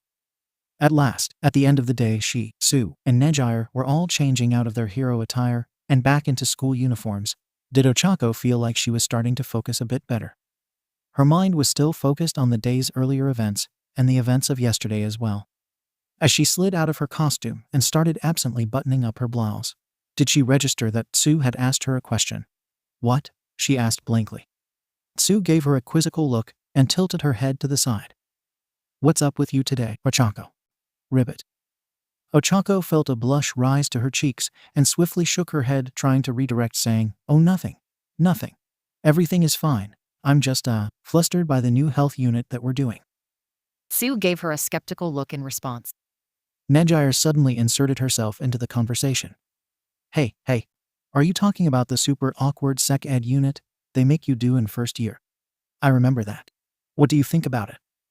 She asked, stopping mid-removal of her costume to come over and look at the two younger girls. Yeah, I'm guessing that means you had something like that too in your first year? Ochako asked with a blush and looked away from 𝐻𝐻𝐬's mostly naked form. She quite liked 𝐻𝐻𝐬, but her sometimes ditzy inquisitiveness was not only intrusive but overbearing. It didn't matter if 𝐻𝐻𝐬 was stark naked and in front of a boy. If she heard something that she didn't know or that made her curious, she would insert herself into whatever it was and have her curiosity sated. Yeah, it was a long time ago though, but I remember almost everyone in class being very uncomfortable about it. Poor Amajiki was so gloomy during the entire unit that he hardly talked to anyone. Even to Tagata. 𝐻𝐻𝐬 exclaimed and raised a finger to her lip, quizzically. We just started it, Ribbit. Nobody seems to be excited about it except maybe Minta, mused Tsu as she started to slide into her skirt and apply her stockings. Oh hey, I know him. He's the one they call grape juice. 𝐻𝐻𝐬 exclaimed, clearly pleased with herself for remembering someone she'd only met in passing. He's kind of a pervert, Ribbit, Tsu stated in a very matter-of-fact way. Every class has one. 𝐻𝐻𝐬 smiled, then returned to getting dressed herself. Are you sure that's it, Ochako? You seemed kind of flustered this morning, Ribbit. Ochako dropped the shoe she was about to slip on. Oh great, she remembered. I knew someone had to notice. What do I say? She thought to herself nervously as she sloppily grabbed her shoe and tried to get her foot into it. Hey, you missed your 𝐜𝐻𝐬. Do you really want to put on your shoes without your leggings on? 𝐻𝐻𝐬 pointed out, making Ochako blush. Oh, right, she mumbled in response and dropped the shoe again and hastily began digging through her bag to get her stockings out and on. Ochako, Tsu said softly and crouched down next to her clearly flustered friend. Are you okay, Ribbit?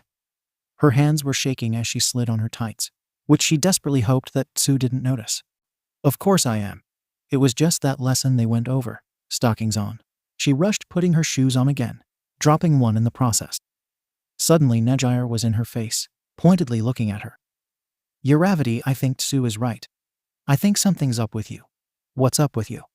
It's nothing, Ochako snapped, but instantly regretted the sharpness of her words. She sighed. I'm sorry. It's just with that stupid sec education stuff, and something embarrassing that happened yesterday with Deku that I feel off. Tsu was quiet, but 𝐻𝐻𝐬 practically squealed in delight. Oh, with Deku? What happened? Oh, look at your face. It's getting all red. Do you like him? Does he like you? She asked gleefully. She still wasn't fully dressed and was crouched at Ochako's side, her head tilted to one side expectantly. No, I do not like him.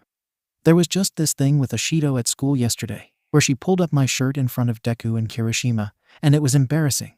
That's all. Ochako explained nervously, half covering her red face with her hands. She was in real danger of nervously activating her quirk and starting to float away. Who's Ashido? Do I know her? 𝐻𝐻𝐬 inquired. She's one of our classmates, Ribbit, Tsu supplied. Is that what you and Deku were talking about this morning before class? Oh, you were talking together, alone before class? Are you sure you don't like him? That did it. Ochako let out a little eek, and then inadvertently began floating up and away from the two girls. She floated upside down and squeezed her eyes shut, willing the moment to pass, though she knew that Tsu and 𝐻𝐻𝐬 would still be there, waiting for her to explain her behavior. Great, I really did it this time. Now they definitely know that something is up, she thought to herself while she floated. She suddenly felt something warm and damp wrap around one of her ankles, tugging her upright and back down to the ground. Guess I can always count on Tsu to prevent me from floating away. I really need to work on my quirk activating and floating up and away when I get embarrassed. Ochako thought worriedly as she was tugged back down. "Got you, ribbit," Tsu said just as Ochako became weighted again and landed on her backside with a gentle thud. "Did I make you float away?" "Sorry, 𝗉𝐻𝐻𝐸. I just wanted to know about what's bothering you," 𝐁𝐸 said with a smile once Ochako opened her eyes to see the periwinkle-haired girl looking at her. "It's okay," Ochako started but paused. What did she tell them? That she was so concerned about embarrassing Deku that she went uninvited to his dorm room and walked in on him masturbating. No, better to keep it short and cut out that part. "I was just worried that by having myself accidentally exposed that I'd embarrassed him or made things, well, weird between us.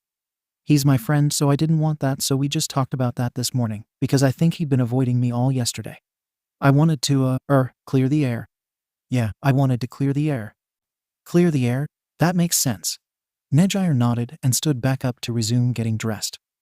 All this time, and she'd only managed to exchange her sports bra for her actual bra. She really was easily distracted. "But Ochako, if you did like him, I bet that would be okay. It's okay to like somebody. Friends can like each other too," 𝐁𝐸 said with a soft smile. Ochako briefly wondered if she was alluding to personal experience, and her thoughts drifted to both Tagada and Amajiki. "𝐁𝐸 is right, ribbit. It'd be okay if you liked him or anyone for that matter. Except maybe Mayuta, ribbit," Tsu added with a wrinkled nose at the thought of Mayuta. Ochako laughed at that. "I know, but we're just friends," she asserted, but even as she said it and tried to make it as convincing as possible, some small part of her whispered, "Liar. I'm not lying. We are just friends. I am not lying, right?" A few hours later, Ochako and Tsu were piled into Momo's room, spread over her enormous bed. Mina, Hagakure, and Gyro were also there. Some books and other various study materials were spread like a smorgasbord over the bed as well. Momo was leading a study group, or perhaps a more apt term was gossiping group. The girls usually gathered a few times a week or more to study and spend time with one another. That had become harder recently with the work studies. Some of their study sessions became more of social catch-up sessions for them. While they did complete studying and homework, they also caught up on gossip and girl talk. Thankfully, Ochako's recent adventures with Deku were not on the menu. Instead, it seemed to be all about all the girls aside from she and Tsu, and maybe Gyro two crushes on Shoto Todoroki. It seemed that most of the girls were smitten with the two-toned boy. In all honesty, Ochako wasn't entirely sure why. Sure, he was very pleasant to look at, but she found him to be a bit cold and closed off for her to want to fawn over him. His quirk was impressive, and he was pretty, but aside from that, she liked Todoroki as a classmate and friend and nothing more. "He's just so thoughtful. I dropped my book the other day, and he picked it up for me without hesitation," Hagakure exclaimed gleefully. "I'm not sure that counts as anything other than being polite," Gyro countered as she twisted one of her long earlobes around her finger. Ochako snuck a glance at her and wondered if she too had a crush on their classmate. All of them had admitted to thinking he was extremely attractive, but Gyro wasn't one to swoon over him like Mina, Hagakure, and Momo. In fact, she was more often quieter in their group conversations than she and Tsu were. Always on her phone, in fact. "Who are you on the phone with?" she wondered to herself before dismissing the thought, and assuming that she was probably composing music or doing something music-related. "Oh, come on, Gyro. Has he ever picked up a book for you?" Hagakure asked in annoyance. "No, but I can't remember ever dropping one near him," she quipped. "Besides, Kaminari would probably be there picking it up for you, right?" Mina teased with a mischievous look. "PFFT, no," muttered Gyro mostly to herself and looked away. "Shouldn't we be studying, ribbit?"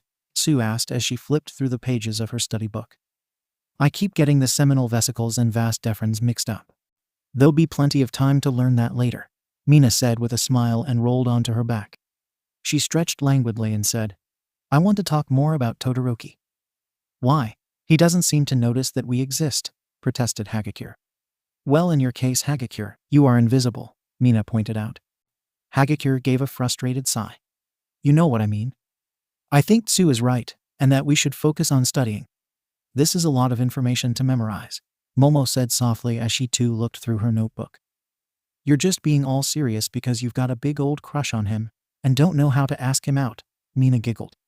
"No, I am simply saying that it would be in our best interests if we assimilated this information now instead of leaving it for the last minute," Momo defended, though there was the beginnings of a clear blush on her cheeks. "So serious?" 𝐻𝐡𝐚𝐭 chided. I'm simply saying that Momo began only to be cut off by Mina. You just have to be direct, Momo. Like tell him that he's hot and you want to go out. And how well did that work out for you, Ashido? J.𝐸 chirped with a side glance at the wild-haired pink girl. Oh, shut up. So it didn't go the way I wanted it to. At least I did it, Mina snapped back defensively. You asked him if he wanted to go out sometime, and he asked you why you wanted him to go outside.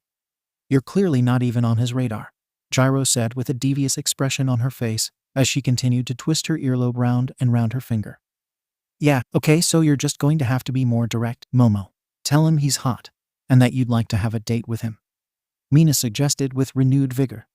He'd probably take the date part literally and ask you which date you meant, huffed 𝐻𝐡𝐚𝐭. He's not stupid, he'll know, Mina argued. Ladies, please. Let's just do some actual studying, please, Momo sighed. 𝐻𝐡𝐚𝐭 saw the blush in Momo's cheeks and wondered if she too felt flustered and hot when it came to Todoroki like when she thought about Deku. Her eyes widened at that thought, and she let out a little squeak that drew the attention of the other girls. What was that, 𝐻𝐡𝐚𝐭? Asked Mina curiously, moving to her belly and perched on her elbows to look at her. Oh, nothing, 𝐻𝐡𝐚𝐭 said too quickly for anyone to overlook. J.𝐸 raised an eyebrow at her, her attention no longer on her phone. What was up with you and Midoriya today? Yeah, you were like shouting something. Were you fighting? 𝐻𝐡𝐚𝐭 asked. Bakugo bumped into him, and then he ran out of the classroom saying he had to go to the bathroom. It was a bit odd, I agree, Momo recalled and also shot 𝐻𝐡𝐚𝐭 a curious look. Then you just rushed right out after him, huh? Wonder what that was about, Mina said with a mischievous twinkle in her eye. Not good, she thought to herself and realized she was once again at great risk of accidentally activating her quirk. Then they'd all know that something was indeed up. Just breathe deeply, 𝐻𝐡𝐚𝐭, in and out, in and out. Well, if you hadn't made it weird by basically flashing him yesterday, I wouldn't have had to go talk to him, 𝐻𝐡𝐚𝐭 blurted out. The other girl's eyes widened. No way, J.𝐸 said, dropping her earlobe. For real? 𝐻𝐡𝐚𝐭 exclaimed. You flashed him, Mina? Momo asked. I did not flash him. I pulled up Uravity's shirt to show off her abs, since she was being a badass and Deku got stuck staring at her. That is what I did. It was Midoriya who couldn't stop looking at her, Mina explained as if it was the most casual thing in the world. The conversation turned back to 𝐻𝐡𝐚𝐭. Thinking fast, she replied with the first thing that came to her mind. It wasn't just Deku. Kirishima was there too. It was embarrassing for everybody and awkward enough for Deku that I wanted to apologize to him about. That's what I was doing this morning. Hopefully her hastily put together distraction would be enough to redirect the conversation. Kirishima was there too? Momo asked. That seems kind of rude, Ashido, J.𝐸 admitted with a glance at the pink-haired girl. 𝐻𝐡𝐚𝐭 felt a wave of relief wash over her. The conversation had been successfully redirected until 𝐻𝐡𝐚𝐭 spoke. What did Kirishima do when that happened? He didn't stare like Midoriya did, Mina replied without missing a beat. The girls all directed their attention back at 𝐻𝐡𝐚𝐭, who felt her heart skip a beat. This is bad. I need to get them to think about something else, but if I change the subject now they'll know something is up, she thought to herself in a panic. Again, she felt like she was getting very near accidentally activating her quirk and becoming weightless. Thankfully, Tsu came to her rescue. That seems weird, Ribbit. Why would Midoriya stare and not Kirishima? He did see it happen, right? Mina sat up and glared at Tsu. Of course he saw. He just wasn't gaga-eyed for it like Midoriya was. Something in the way Ashido brushed Kirishima's presence off struck 𝐻𝐡𝐚𝐭 as odd.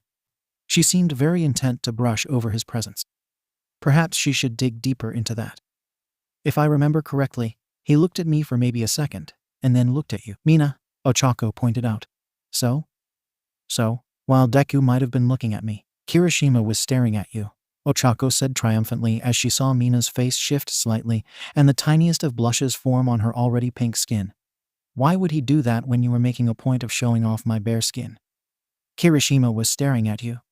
J.𝐸 asked, now shooting Mina a suspicious look. He does look at you more often than not when we're in class, Momo mused. Does he? I never noticed. Tomorrow in class I'm going to have to watch for it, 𝐻𝐡𝐭 exclaimed in surprise. Didn't you two go to middle school together, Ribbit? Now a true blush colored Mina's cheeks as she clearly struggled to come up with some sort of response. We did, yeah, but so what? He looked at me. Doesn't mean he's into me or anything. So we knew each other before. Doesn't mean we're dating or anything. So, there's nothing going on? Chihiro asked, a sly smile tugging at the corner of her mouth. You mean like there's nothing going on with you and Kaminari? No. There is nothing going on between Kirishima and I. Mina protested angrily. However, the growing blush on her cheeks told a different story. Hey, don't pull bolts for brains into this. Just because he's an idiot who I've pointed that out to multiple times before doesn't mean there's something going on between us. Besides, he's too busy leching around with Mineta anyway. Chihiro snapped back. The atmosphere had changed quite a bit, going from playful girl talk to charged beakiness. It was time to call it a night. I'm sorry I brought it up. I didn't mean to upset you. Let's just call it a night for tonight, Ochako said with mock frustration. Secretly, she was extremely pleased that Mina had taken the Kirishima bait hook, line, and sinker. I agree with Ochako, Ribbit, Tsu agreed. All right, we'll have to do some more studying tomorrow. And by studying I mean actual studying, Momo said with a sigh. Slowly the girls gathered up their belongings and headed their separate ways. Considering that Mina was on the same floor as Ochako was, the two shared a somewhat awkward walk back to their respective rooms.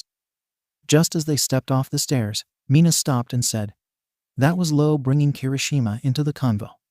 Ochako stopped and looked at Mina's downturned mouth and her narrowed eyes. She really did appear to be upset that Ochako had brought him up. Filing that away for further analysis, she said, I'm sorry, Mina. Just you bringing up Deku and the whole flashing thing. It made me very uncomfortable. I didn't mean to hurt your feelings, though. She bowed a little in apology. Mina sighed and started walking toward her dorm. Yeah, she stopped and looked pointedly at Ochako and said, There isn't anything going on between Kirishima and I. We went to middle school together, and that's it. If there was, I would have said something because he is hot. Ochako snorted in disbelief at Mina's boldness. If only she could find such boldness. In his own strange plain way, I guess Deku's kind of hot too, Mina mused with a naughty grin and wink in Ochako's direction. Night, Ochako. She left Ochako standing alone in the hall, feeling very flustered. She thinks Deku is hot. Wait, does she think that, or did she say that just to mess with me? Why do I even care? What is wrong with me? Her thoughts were full of angsty adolescent turmoil as she managed to break out of her standstill and walk to her own room. She didn't bother to turn the lights on once she was inside, instead sinking down along the door and land in a slump on the floor. She sat there, brooding to herself about the day and about the girl time they'd had, which had turned out to be awful. What a day. Get it together, Uraraka, she whispered to herself and pulled her legs up to her chest to cradle herself. Why was being a teenager so hard? There was a buzz in her pocket then, and she reluctantly pulled out her phone to see who was messaging her. It was probably Tsu checking in, or maybe one of her parents.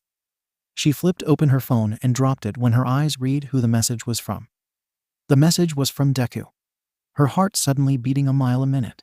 She groped for her phone and accidentally dropped it once, twice, a third time, excitedly activated her quirk, and made it weightless and watched in fury as it began to float away from her.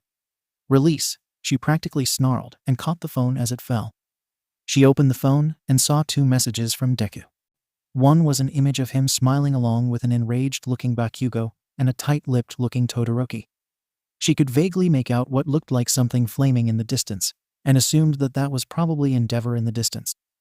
The second message was just text and read. Sorry we didn't get to talk today, assuming you wanted to talk, that is. I hope you had a good evening, Uraraka. I'll see you tomorrow. She could practically hear his voice reading the lines to her as her heart hammered excitedly in her chest. Calm down, calm down. It's just a text message, and just Deku being Deku, she thought to herself, though she couldn't help the smile that was tugging at her lips. He'd texted her. That meant that he'd thought of her. In fact, he'd thought of her enough to take a selfie with murdery Bakugo, and Todoroki to boot. Would they talk tomorrow? Did he want to talk? Did she want to talk tomorrow? The more she thought about it, the more excited and nervous she became. It was the only thing on her mind as she changed into her pajamas and got into bed. What would they talk about? What was there to talk about? Maybe about how her heart had started to beat alarmingly fast when she thought about him. No, that wasn't a subject to bring up. As she lay in bed, she remembered Nejire's and Sue's words. It'd be okay if you did like him, and not for the first time since coming to UA. She wondered if he might think it was okay if she liked him too. Shoto Todoroki sat quietly in class, as Recovery Girl stood at the front with a large diagram cross-section of both the female and male anatomy. While some of his peers were blushing and looking away, he was mostly unmoved by the images. It was just anatomy after all, not an actual naked man or woman. That might elicit a blush from him, but not simple diagrams. He could see 𝐬𝐻 in front of, and in the row next to him. While 𝐬𝐻 seemed largely uninterested in most of their lessons, he was rapt with attention now. Shoto briefly wondered if one of the rumored guest speakers was going to be 𝐬𝐻's work-study preceptor, 𝗵𝐻. Of course, that was something that would thrill him. Perhaps he'd be the top student of this unit, simply because of his interest in the subject material. With just the slight incline of his head, he looked toward the seat next to him and Yaoyorozu, who also seemed very intent on the lesson. Even if 𝐬𝐻 was overly interested in this lesson, he'd be hard-pressed to beat out Yaoyorozu's academic prowess. She never failed to routinely be the #1 student in their class, which didn't surprise him. He had great respect for her. His eyes moved beyond Yaoyorozu and up the row toward the fiery Bakugo, who was leaned back in his chair and clearly not even paying attention. He would never quite understand how that one managed to score so well. For all intents and purposes, it seemed that Bakugo had zero interest in anything they learned. Yet he consistently scored amongst the top students. Clearly, despite being hot-headed and uninterested in almost anything academic, Bakugo was naturally gifted in almost all areas. Except manners, Shoto thought to himself as he recalled their work-study yesterday, when Deku had tried to take a selfie of the three of them, which had set Bakugo into a fiery rage. Ultimately, he'd launched one of his explosions at the green-haired boy. The fact that Midoriya consistently tolerated Bakugo's brash and rude behavior never failed to impress him. Midoriya was currently taking feverish notes, his nose practically pressed into the pages of his notebook. Shoto wasn't quite sure what kind of notes he was taking since Recovery Girl was mostly reiterating the location and function of the reproductive organs. Though as he thought about it, it was highly likely that Deku had drawn very similar diagrams and was labeling them in identical fashion. Shoto wondered briefly to yesterday when his friend had looked so tired. He'd abruptly run out of the class claiming he had to go to the bathroom just before class had started. Shoto had been somewhat surprised to see Uraraka quickly follow him out. That was a curious interaction, but one he shrugged off as it wasn't his business. When Deku had come back into class, he'd been blushing, but hadn't looked as exhausted as he had that morning. Perhaps he'd even looked a bit brighter. As the day had gone on, Deku had acted more like his normal self, and when they'd gone to their work studies and once again begun trying to catch up with Endeavor, he'd been much more his upbeat self. Whatever had bothered him enough that he couldn't sleep had apparently stopped bothering him by the end of the day. Aside from Bakugo's usual violent behavior at something as small as a selfie, the evening and night went largely as expected. Their work this morning was also to be expected, though Shoto noticed that as the afternoon drew close, Midoriya seemed to become more excitable. Was he excited to get back to class? Normally he seemed more excited to be doing work with Endeavor. Shoto shifted his gaze across the room and toward Uraraka. She looked like she was paying attention, though he noted a slightly pinker color in her already rosy cheeks. Was she too embarrassed by the subject material? Tomorrow we'll have 2 special guest speakers during the lesson. I expect you all to pay them appropriate respect, Recovery Girl announced, drawing Shoto's attention back to her. 𝐬𝐻's hand shot up at once, prompting a tired sigh from Recovery Girl. It seemed that the only student who had regular questions during this unit was, of course, 𝐬𝐻. Who are the guest speakers? He asked, practically clawing his way out of his desk. Wouldn't you like to be surprised? Recovery Girl asked. Only if I know that they're going to be hot girls, 𝐬𝐻 shot back. Recovery Girl sighed again and said, It'll be a man and a woman, 2 separate speakers. Sick.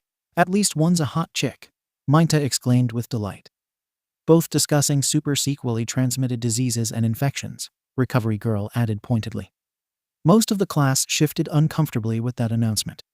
Shoto assumed that she'd made that statement to calm 𝐬𝐻 down, but her remark didn't seem to have any effect on him. Doesn't matter, as long as it's a hottie, I don't care what they talks about. 𝐬𝐻 half muttered and half shouted in response.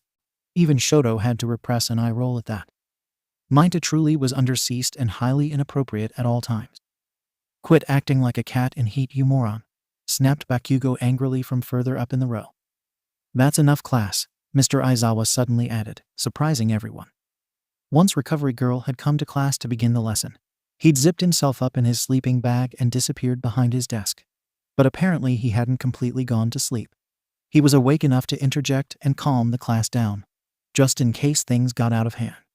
Classes for the day ended just a short time later. Shoto gathered his books and prepared to head out of the classroom.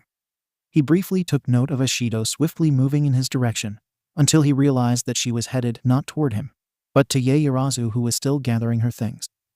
Once Shoto was out of the classroom and on his way toward the dorms, Midoriya caught up to him and said, "Hey Todoroki, can I borrow your notes on the last lesson of English we had? There's just something with the I after E, except after C rule that I can't quite get.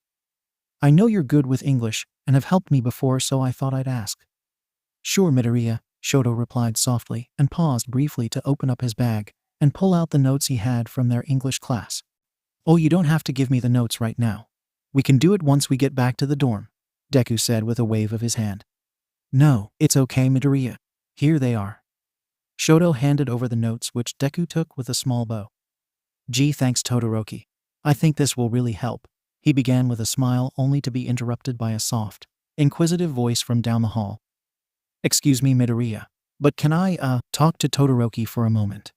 Yaoyorozu asked. She stood a few paces down the hall from them and looked rather nervous. Shoto noted a slight blush in her cheeks and that she was avoiding his gaze. He wondered what was wrong. This was unlike her. Did she have a fever? Was she sick?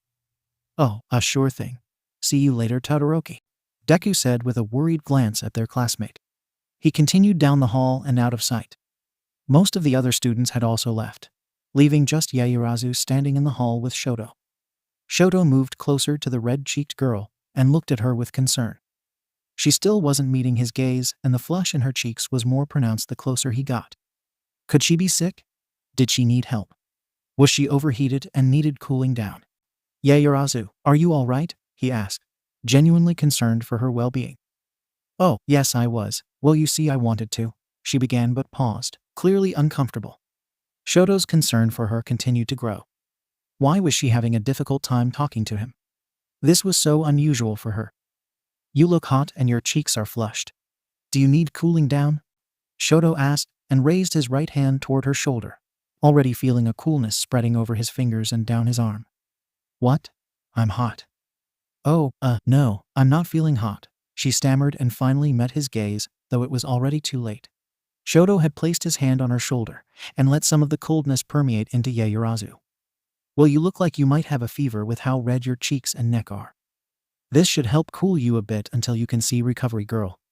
I'm glad I was here to help you," Shoto said softly and removed his hand, seeing that the redness was beginning to fade thanks to his quirk. "Recovery Girl? But okay, you're right. I'm sorry." Yaoyorozu looked down and away, and Shoto thought he saw disappointment or hurt in her eyes, or perhaps a combination of both. That was perplexing, but he instantly dropped that thought when he saw the red coloration in her cheeks come back with vigor. "Yaoyorozu, your cheeks, they're so red. We should get you to Recovery Girl as soon as possible," Shoto said with worry. He grabbed her wrist with his right hand and again began cooling, trying to help abate the persistent fever that Yaoyorozu seemed to have developed. "Todoroki, please, it's Al," she began, but was interrupted by an older voice from just inside the classroom door. "I'll take it from here, young Todoroki. Thank you for trying to help her," Recovery Girl said with a gentle smile on her face. Shoto was confused since he'd thought she'd left the class even before the students did, and if she'd returned, he'd not heard or seen it at all. Where had she come from? "Okay, thank you. I hope you feel better, Yaoyorozu," Shoto said earnestly, and released her wrist and began walking down the hall. She was acting so strange. "I hope she's okay," Shoto thought to himself as he exited the building. He paused briefly as he stood just outside the school and looked down at his right hand. Despite having just used a bit of his cold quirk, his hand felt somehow warm. Shoto held it up to his face and stared at it curiously. It should still be cold after having just used his quirk, but it was still oddly warm. He hesitantly looked back at the school and again wondered if Yaoyorozu had a very high fever. Slowly, he lowered his hand and began walking away from the school again. As he walked, he was vaguely aware of some kind of tension developing deep in his belly when he thought of Yaoyorozu's flushed cheeks and the feel of her wrist in his cold hand. He hoped she was okay. Back in the school, Yaoyorozu stood in the empty hall with Recovery Girl, feeling horribly embarrassed and awkward. She'd been trying to do what Ashido had kept telling her to do, and it had gone oh so poorly. Todoroki really did seem to be oblivious to her and any of the other girls' affections. Oh, don't fret too much, 𝐀𝐦. A boy like him just needs a bit of time to put the pieces together, Recovery Girl said as she shuffled toward the much taller girl. Just like you'll learn in my class, girls develop emotionally faster than boys do. Somehow the old woman's words were both encouraging and depressing. Thank you. I guess I'll be going too. With that, she bowed slightly toward the old nurse and left the school. Recovery Girl looked on after her. I wonder if Shoto Todoroki will realize anytime soon why she was blushing and what she was trying to ask. He had butterflies in his stomach, and he wasn't entirely certain why. They'd been with him when he'd eaten his dinner, and when he'd started talking with Todoroki about the English notes he'd borrowed. He'd also been distracted by his phone, kept feeling the need to repeatedly check it to see if he had gotten any messages. You seem to be checking your phone a lot. Are you expecting a message? Todoroki asked softly. Izuku raised his eyes from his phone and saw Todoroki watching him carefully. He quickly put his phone away and gave a nervous smile. Oh no, just checking it. Hee. I guess I just keep thinking I feel it buzzing. Oh okay, Todoroki said with the tiniest of shrugs. He went back to going over some of his more intricate notes on English grammar rules and sentence structure. Deku attempted to focus on what Todoroki was saying, but continued having a hard time with it. He was distracted again, and he still could feel the flutter of butterflies in his stomach. Why was he so excitable? Hey, what was going on with Yaoyorozu after class today? Asked Shiro, interrupting Todoroki's note review and pulling Izuku back to the present. Deku was surprised by Shiro's question since he didn't remember him being around when Yaoyorozu had stopped them. But in all honesty, he was a bit curious about her as well. Oh yeah, what was up with that? She looked like she needed to talk to you about something serious, Deku surmised thoughtfully. Yeah, I think she was sick. Her cheeks were really red, Todoroki recounted. Do you think she had a fever? Deku asked innocently. He remembered Yaoyorozu nervously standing in the hall, not meeting their eyes. It had been unlike her to act so insecure. She must have had some kind of fever for her cheeks to be that red, Todoroki said. Deku noted that he seemed quite concerned for his classmate. Shiro suddenly laughed. Guys, you really think she had a fever? Come on. He laughed and shook his head. Deku looked at him in confusion as Todoroki questioned. You don't think she had a fever? Did she say something to you? No, but I saw her arrive back to the dorms a while after you did, Todoroki, and she looked totally fine. A little down, but totally fine. I don't think she was sick. Shiro laughed again and shook his head. Why would she look so overheated then? Todoroki asked, mostly to himself. Deku was suddenly reminded of just the day before when Uraraka's cheeks had been so rosy red, and she'd looked flushed as if with fever. It had been because she was embarrassed. Slowly, the wheels began turning in Izuku's head, but alas, the same could not be said for his half-hot and half-cold friend. You idiots, growled a harsh and angry voice. The nerd I get not knowing, but icy hot. How can you be so bright and yet so dim? Bakugo stood behind them from where they sat on the couch and glowered at them. 𝐀𝐦, didn't see you there, squeaked Deku in surprise. Was 𝐀𝐦 about to blast him with another explosion? Speaking of which, he'd have to go and train Black Whip with him again. They were overdue for another chase and capture, fail, explosion to face session. Shoot up, I wasn't talking to you, snapped Bakugo with a sneer. He looked at Todoroki with contempt and asked, a fever? Really?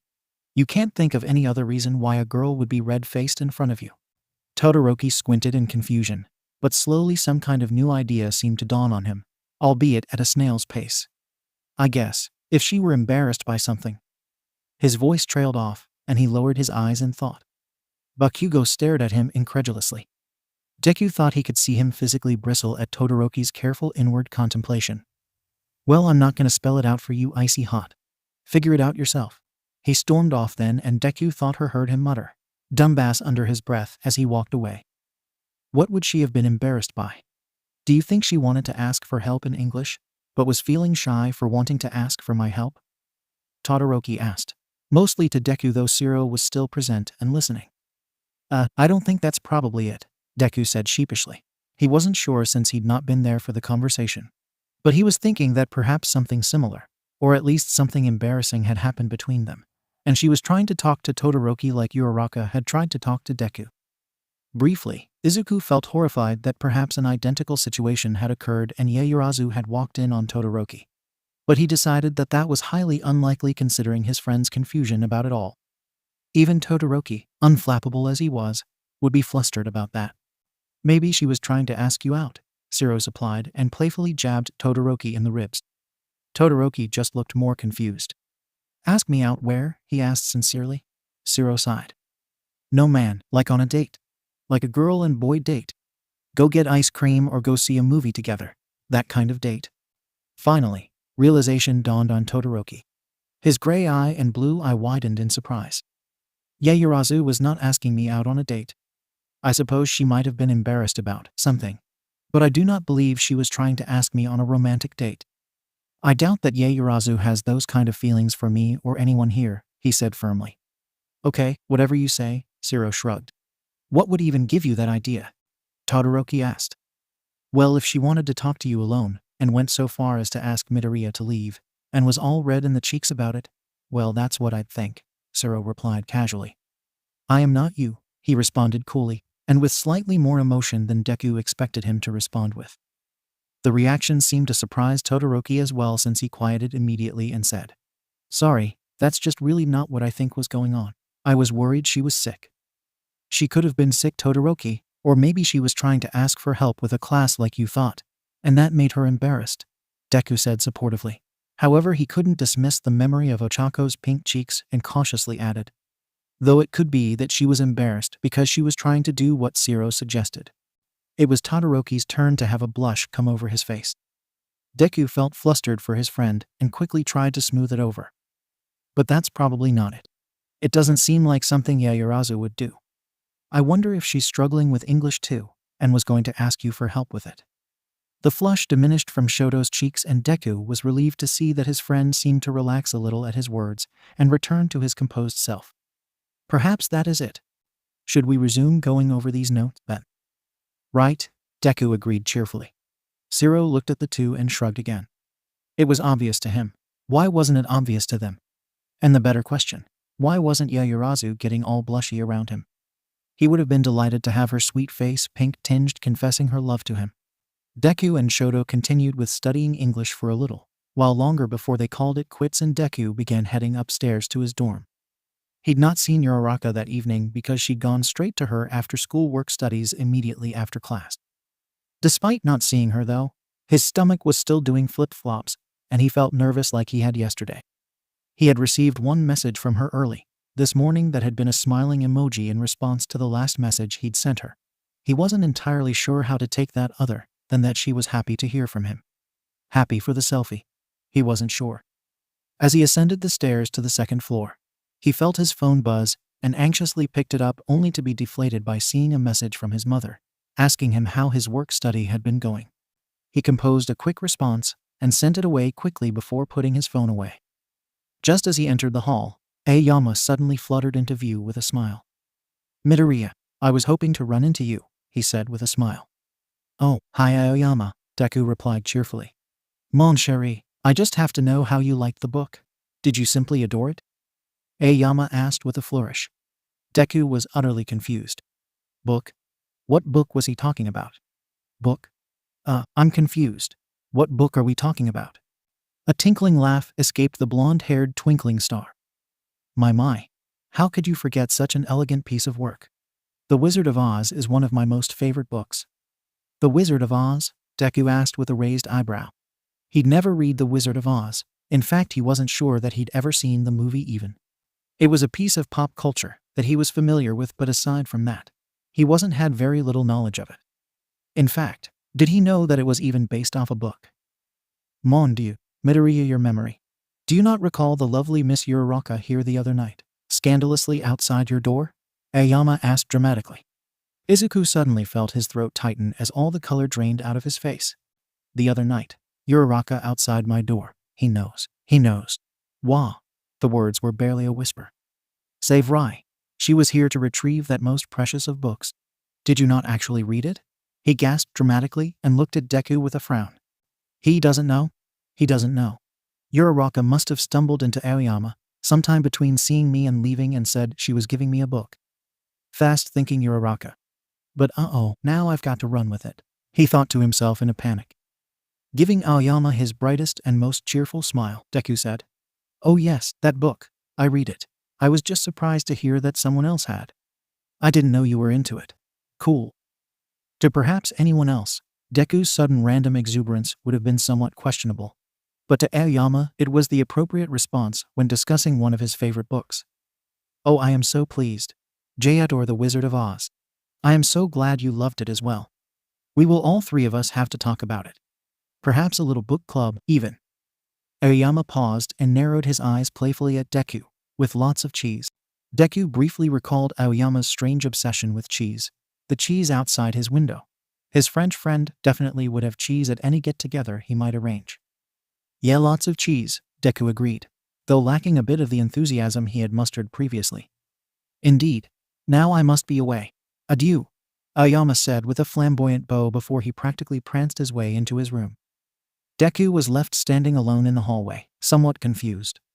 What a bizarre interaction that had been. A little while later, dressed in his UA gym clothes, Deku was outside practicing his kicks and punches. It was getting later into the evening, so he'd have to call it a night soon. But for now he was content to keep up his practicing. Before coming outside, he'd stopped by to see if 𝐀𝐦 wanted to do some black whip practice with him.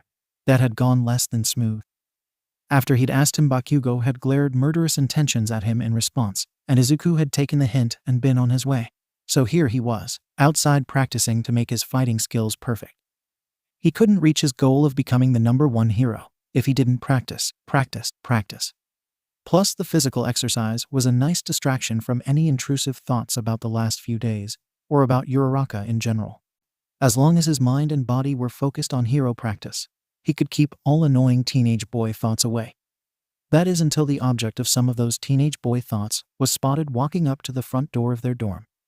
He'd been mid-kick when the sound of voices had attracted his gaze in the direction of the front doors.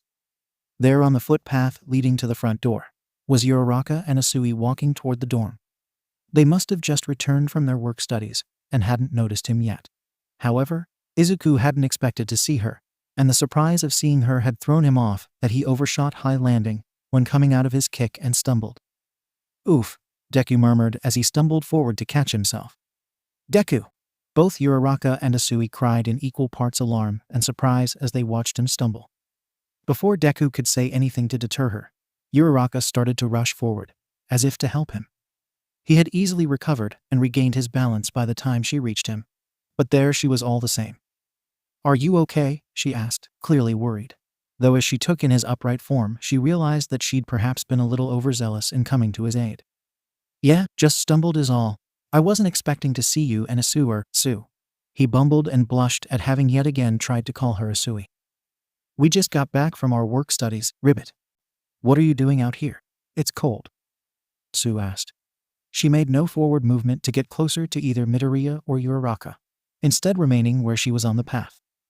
"Oh well, I figured I'd get in some training time since 𝐀𝐦 didn't want to do any black whip training with me," Izuku replied thoughtfully. "How often are you doing that? I thought you'd gotten pretty good with black whip, Ribbit," Sue asked curiously. "Oh well, I'm still having a hard time maintaining it for any length of time.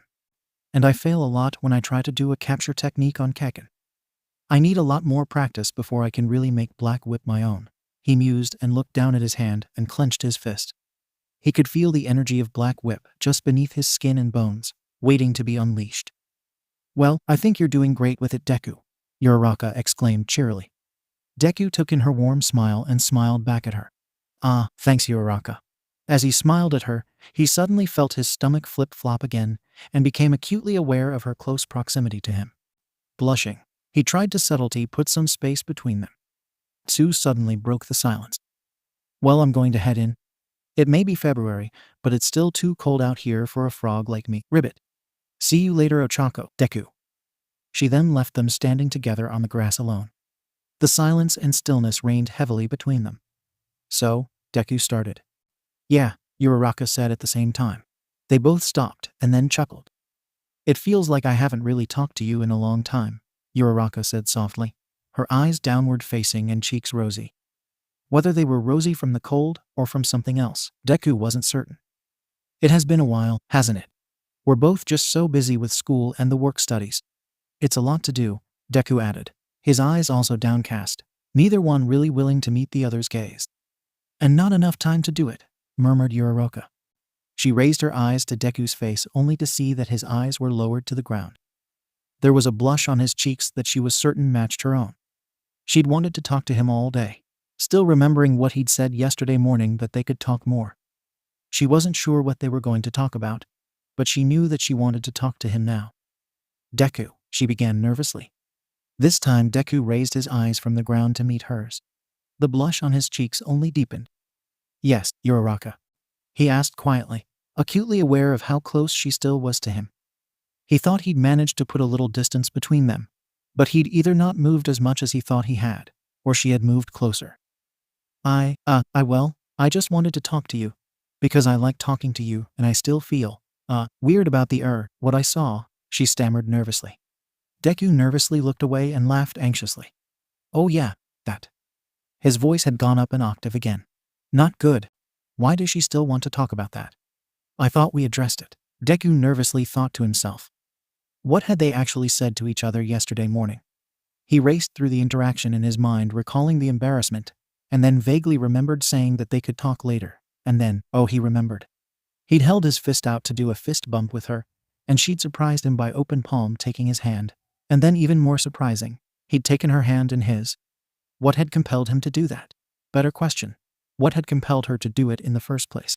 I don't want there to be any weirdness between us. You're my friend, and just because that happened doesn't mean it has to be awkward. We can be like we were, Uraraka said nervously, her voice moving a little too quickly for it come off as any way other than anxious. I don't want it to be weird either.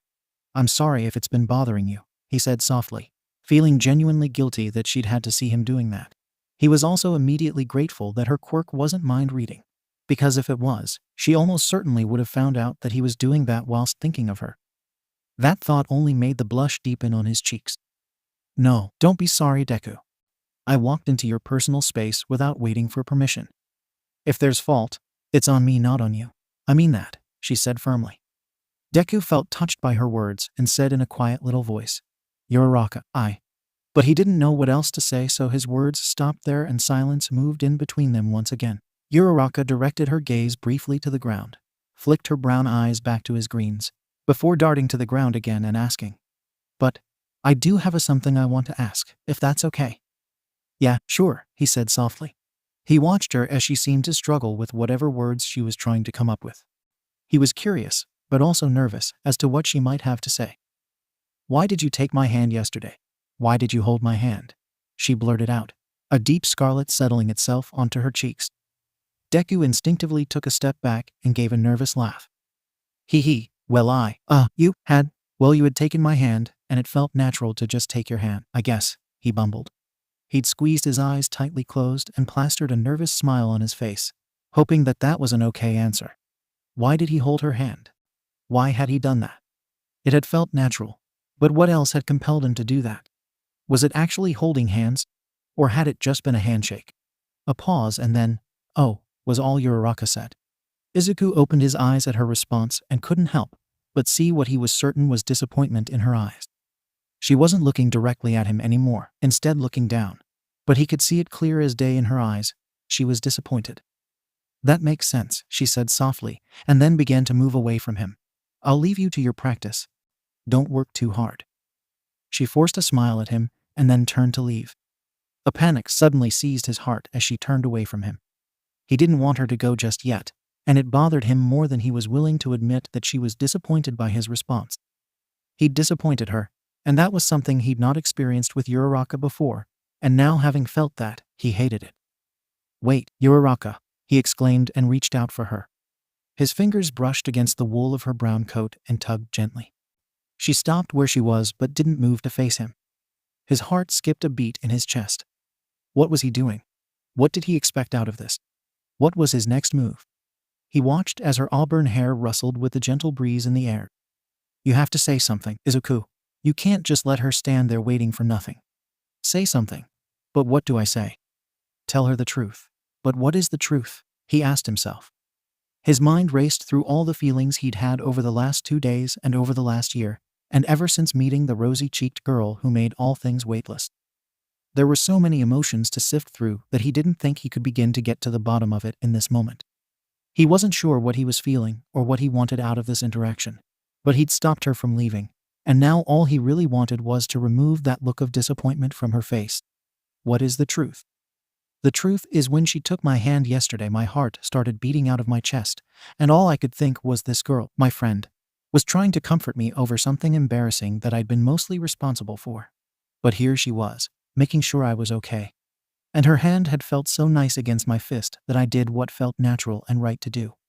I held her hand because I wanted to, because I didn't want to let her go.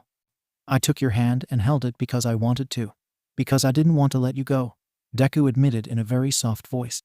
He felt like his face was on fire, and he desperately wanted to look away in embarrassment, but he didn't. He stared into the back of her head, willing her to look back at him, to see the truth on his face. Deku, Uraraka murmured softly and turned just enough of her face toward him so that their eyes could meet. She turned to face him fully then. Deku's hand fell away from her coat and returned to his side. The disappointment he'd seen on her face was gone, replaced by surprise and something else that he couldn't pinpoint. Despite his heart racing like a frenzied rabbit and his stomach doing flip-flops, Deku took a step closer to her and boldly asked, "But Uraraka, why did you take my hand first? Why take it at all?" It was a question that had been bothering him. Had she not open palm taken his hand, he never would have felt compelled to entwine his own hand with hers. Her eyes dropped to the ground, but she made no move to put space between them when he'd stepped closer to her. I saw your fist and I don't know, just seeing you smiling at me and," she paused, her downcast eyes still somehow twinkling, "and I just wanted to hold your hand. I didn't know what you'd do, but I guess I didn't think about that and just knew that in that moment I wanted to take your hand in mine. To show you it was really okay." Deku felt like his heart might burst out of his chest. That had not been what he'd expected her to say. He wasn't sure what to even say in response. She wanted to hold my hand. A girl wanted to hold my hand. Not just any girl, but Uraraka. I can't believe it, he thought excitedly to himself. Oh wow, you don't say, he said nervously and again squeezed his eyes shut and anxiously smiled. Deku, Uraraka began anxiously and his eyes sprung open at the sound of her voice. He looked at her and saw the uncertainty on her face and felt concern wash over him. Deku, what does that mean? What does this mean? She pointed to herself and then to him and looked at him quizzically. For the life of him, he didn't know. Did it mean that they liked each other? Liked each other? Did it mean that they should start going out? His thoughts briefly returned to Todoroki's earlier conversation about Yaoyorozu, but he pushed those thoughts away. He needed to be in the here and now. I don't know what it means, Uraraka. I think that's something we have to find out over time, he said honestly. Part of him was ecstatic about this moment in time, but another part of him was incredibly wary of what was happening. The dynamic between the two was on the verge of changing. He could feel that much and was certain she could too. They hadn't exactly said that they both liked each other, but they'd admitted that they wanted to hold each other's hands, and to him, that meant that there might be more on the horizon. It wasn't just friendly behavior to want to, and to actually hold each other's hands. He'd been transfixed by her bare skin when she'd accidentally had her shirt pulled up by Ashido. He'd been close to her since he'd first started at UA, and she was one of his closest friends. It made sense that things could easily progress into a more-than-friends situation, but he wasn't sure that that was a good idea. They were both training to be heroes and Izuku had lofty goals to be the number one. Not to mention he was the secret inheritor of One for All and likely would have to have some kind of huge showdown with Shigaraki in the near future. And what if it ruined their friendship? He didn't want that. He cherished his friendship with Uraraka, and the thought of jeopardizing it was not something he could even think about. At the same time, doing nothing and pretending like there was nothing but friendship between them also seemed like not the greatest idea. He didn't know what to do. I don't know either, whispered Uraraka and looked at him and said. But I don't think I can ignore whatever this is or pretend like we're just friends. There's something going on. Deku nodded but wasn't sure what to say. After a moment he said, let's sleep on it and see what we feel in the morning. She looked at him dubiously. I'm not saying that we should pretend like this conversation didn't happen. I'm just saying that let's give it the night, and then see how we feel tomorrow.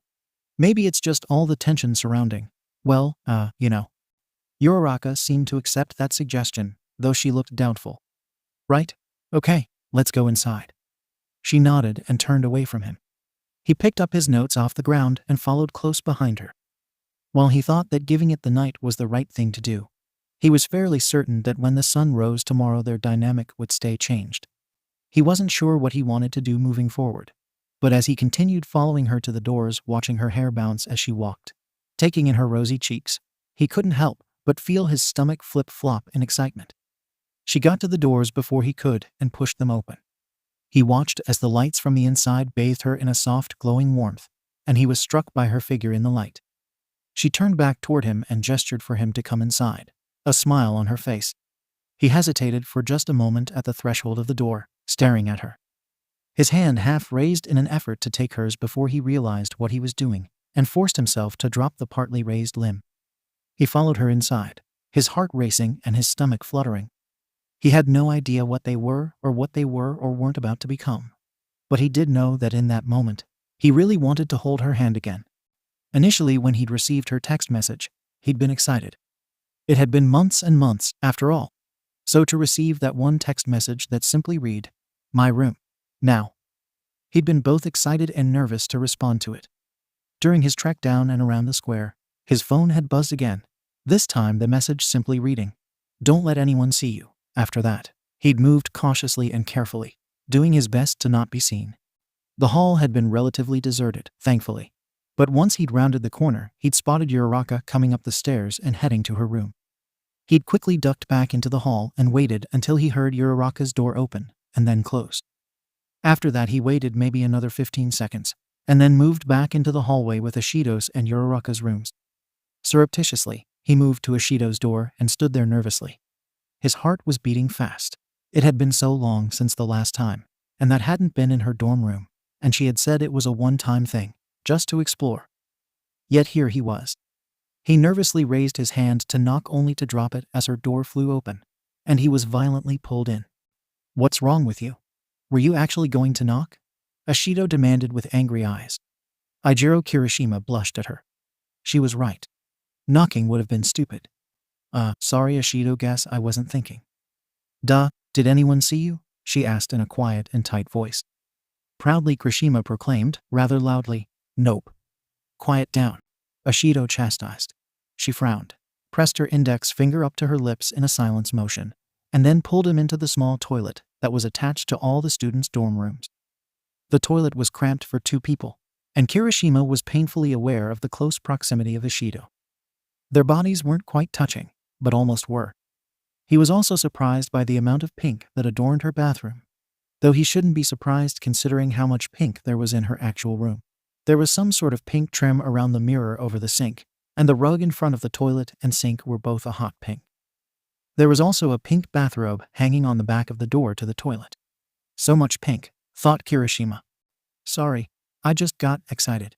Didn't mean to be loud," Kirishima apologized once they were tucked into the cramped safety of the bathroom. "It's fine," Ashido huffed and glared at him. "Look, we need to talk." Kirishima gulped nervously. So this was going to be a talking kind of meet-up and not a romantic tryst? Well, that was okay. Swallowing any disappointment that was there, Kirishima said, "Okay, shoot. Have you said anything to anyone? Or even suggested that we know each other in a way other than classmates or friends?" she demanded, her dark eyes watching him carefully. Kirishima always had to be careful not to stare too long into her eyes. He was truly a sucker for those dark raccoon eyes. "No. Nobody's the wiser that I'm aware of," he said honestly. In all truth, he'd never even dreamed of breathing a word to anyone, even his closest friends that he and Mina had decided to on a one-time occasion explore and go all the way with each other. She'd suggested it so casually at the time that he'd thought she'd been joking.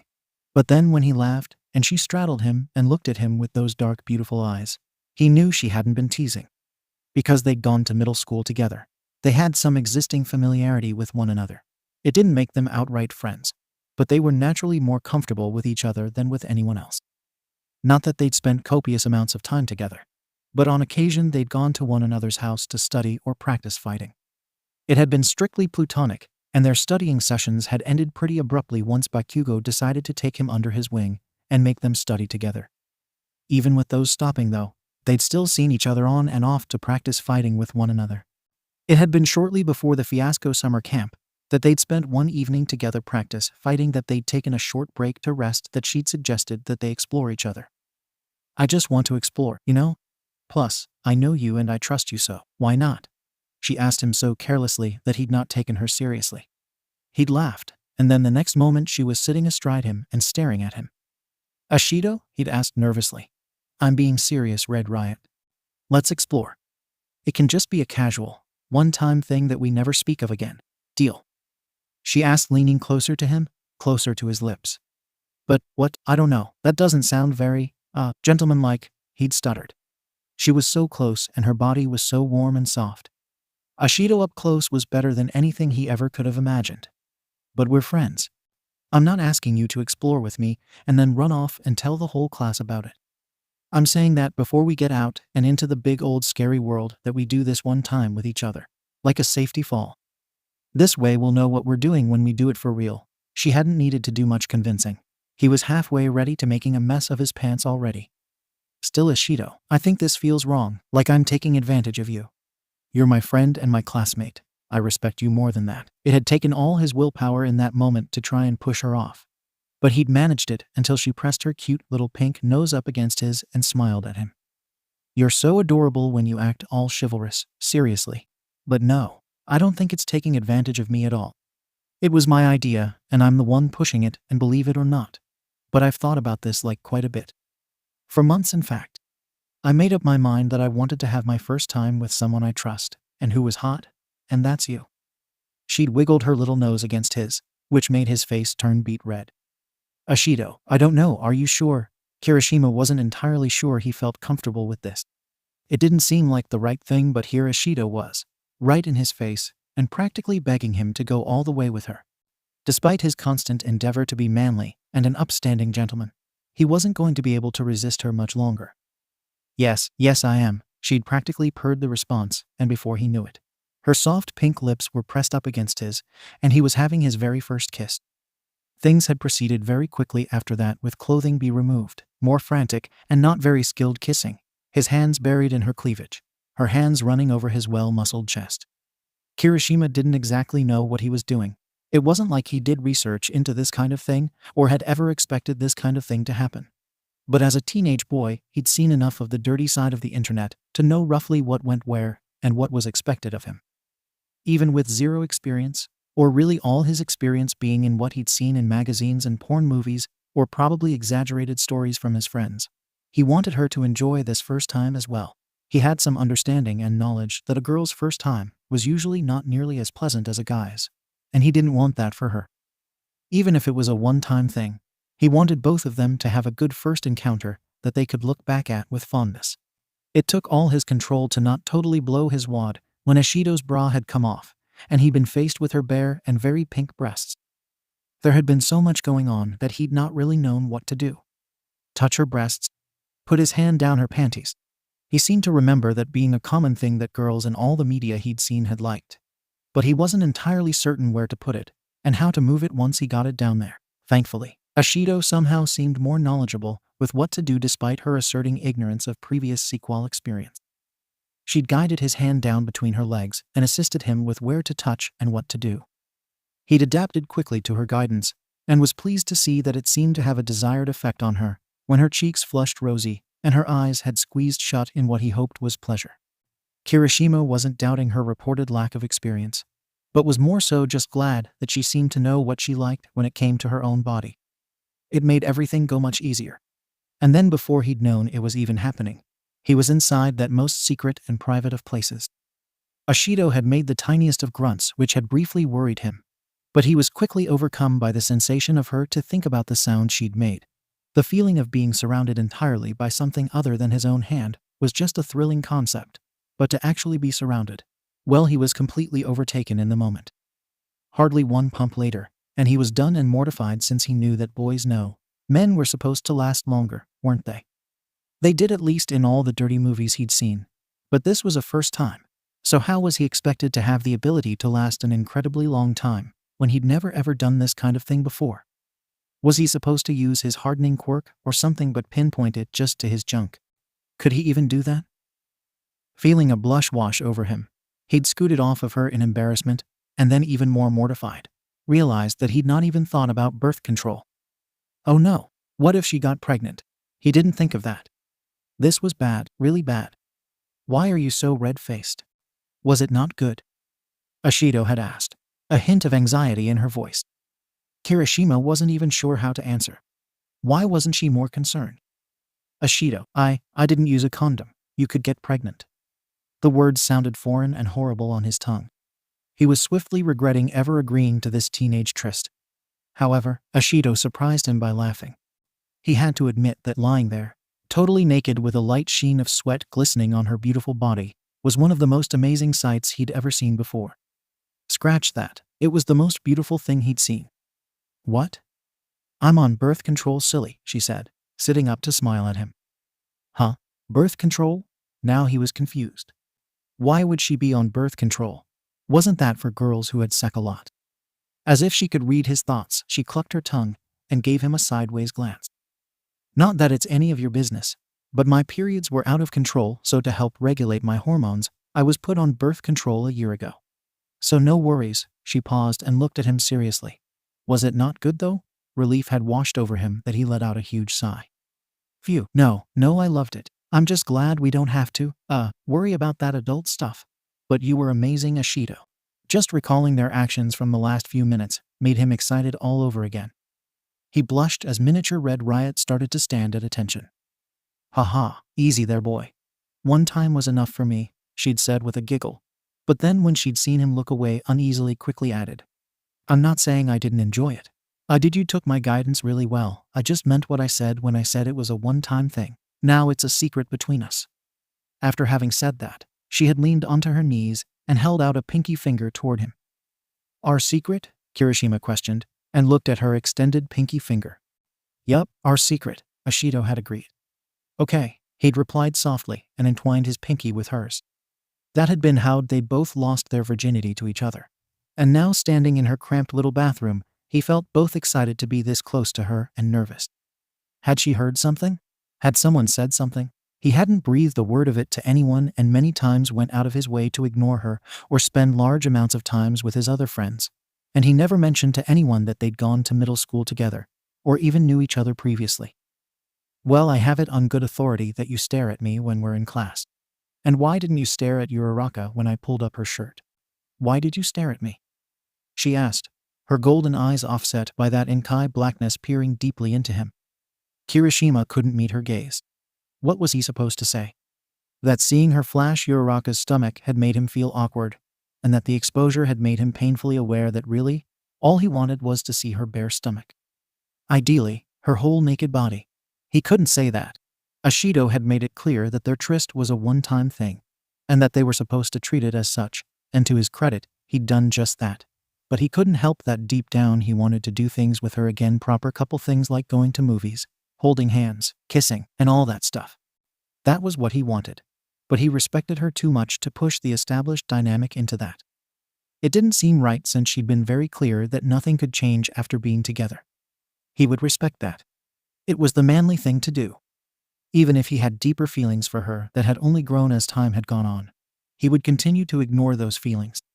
She didn't need him to be her boyfriend or her lover. She needed him to be her classmate and friend. So that's exactly what he'd do. I did look at her. I just, felt embarrassed. So I looked away from her, Kirishima explained nervously. It was true for the most part. But hey, I can't help if I end up looking at you in class. You're like right in front of me. No, I'm not. I'm in an entirely different row than you. If anything, I'm adjacent to you, Ashido defended with a huff. Kirishima wasn't entirely certain if she'd used the word adjacent correctly, but he was impressed she'd used it at all. Someone's been paying attention in ectoplasm's math class, he said proudly. Ashido rolled her eyes and continued to stare at him. What? I don't stare at you. You are often in my line of sight when we are in class, so I guess it could be seen as staring. But that's not what I'm doing, Kirishima explained quickly. In reality, he did look at her more often than not, though they were just fleeting glances. Well then, don't be so obvious about it, Ashido suggested, or rather instructed. Okay, I won't look at you when we're in class. Kirishima was starting to regret coming to her room.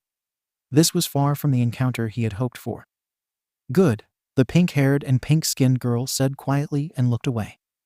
But hey, if anyone did suspect anything, I think that would have made it round to the boys, Ashido, or at least to 𝐬𝐿. He's like the horniest of horn dogs, so if there was even a whisper of us together, or having been together, he'd be all over it wanting details. He reassured her and patted her shoulder. He instantly regretted the touch, since between the close proximity to her, and now even that innocuous touch made him excited. That tracks, she said with a smirk and couldn't help but let out a giggle. Okay, sorry I freaked out. I just got nervous is all. Come on. She slid the bathroom door open, and the two quietly exited the cramped space. Back into her room, Kirishima was struck by the scent in the room. It smelled like a mixture of candy and flowers, somehow very Ashido. He'd not been in her room since they'd first entered the dorms, and that had just been a brief view of it. Now he was in her room, surrounded by her. That thought alone was enough to make him even more excited. Haha, well I can see what you thought would happen when you came here, mused Ashido with a playful smile. Kirishima followed the direction of her gaze to his crotch, and the now relatively obvious bulge there. A blush washed over his face. Yeah, sorry teenage boy and all, he whispered and turned slightly away from her. Nah, it's all good. I get it. Much to his surprise, she then playfully swatted his behind. His cheeks burned brighter red then. Why was Ashido so? Oh, he didn't know what word he wanted to use then. Teasing? Annoying? Irritating? Adorable was the other word that came to mind, but he immediately squashed that thought. Ashido, he chastised quietly and glared at her. She just grinned at him, her eyes squeezed shut in amusement. Without warning, she leapt toward him and wrapped her arms around his middle, hugging him tightly. Kirishima just about froze in place as she was molded to his chest. Don't ever change, Kirishima, she said grinning, and then released him. Now go quietly, back to your room. Easy for you to say. You're not the one here with a big old boner poking out to say hello to everyone I pass by, he thought to himself with a twang of annoyance. Ashido crept toward her door and pressed her ear to it to listen carefully. After a moment of cautious silence, she flipped off her light so that they both stood in darkness, and then cracked her door open a sliver. The light from outside poured in, briefly blinding Kirishima, though Ashido seemed unaffected and continued to peek out the crack in the door. Coast is clear, go, she said quietly, and pulled the door open for him to creep out. The second he was outside her door it closed, somehow eerily silent. Moving as stealthily as he could, Kirishima made his way to his room. He thought he was in the clear until he crossed the turn to lead to the boys' portion of the floor, and stopped dead as he spotted a cranky-looking 𝐵𝑃𝑃𝑔𝐻 leaning against his door. Where you been, moron? He asked with a sneer. Kirishima did his best to control himself and not blush. Oh, well I was. Can it? I don't actually care. You done your homework for the new unit yet? 𝐵𝑃𝑃𝑔𝐻 asked gruffly. Breathing a very small sigh of relief that in true 𝐵𝑃𝑃𝑔𝐻 fashion, he didn't actually care where, and or what he was doing, he replied. No, actually. Hadn't quite gotten to it. Did you want to do it together? I could actually use your help reviewing, the parts and stuff.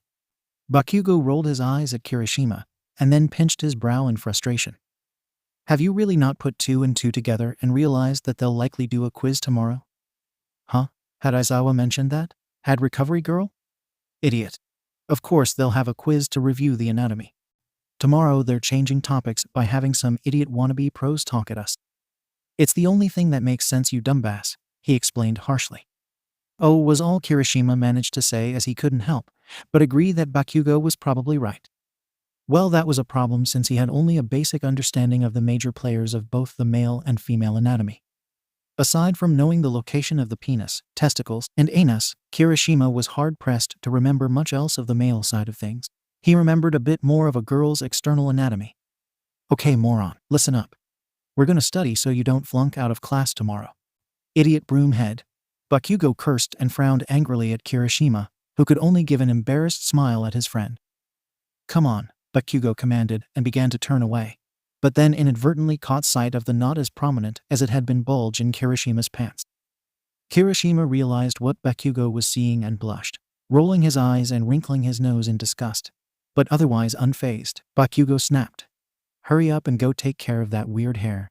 Then meet in my room so you can get a passing grade tomorrow, he huffed, and then added nastily, idiot. Okay, see you soon, Kirishima said with forced positivity, and then quickly fled into his room.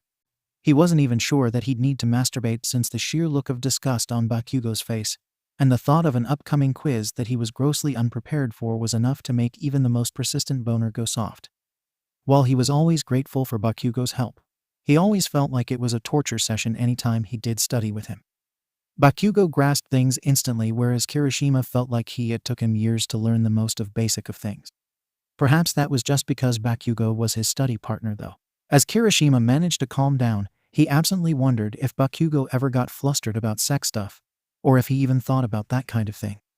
It really seemed that all his friend was interested in was being the best and possibly murdering villains as well. Okay, time to study, Kirishima reassured himself, and then headed out of his room toward Bakugo's, knowing full well that he was about to enter a torture chamber of education and judgment. The day had been a relatively slow grind, and every class she sat through seemed to drag painfully. Thankfully, she didn't have her work study tonight, and she didn't think Deku did either, so maybe that meant that they could talk more. Deku.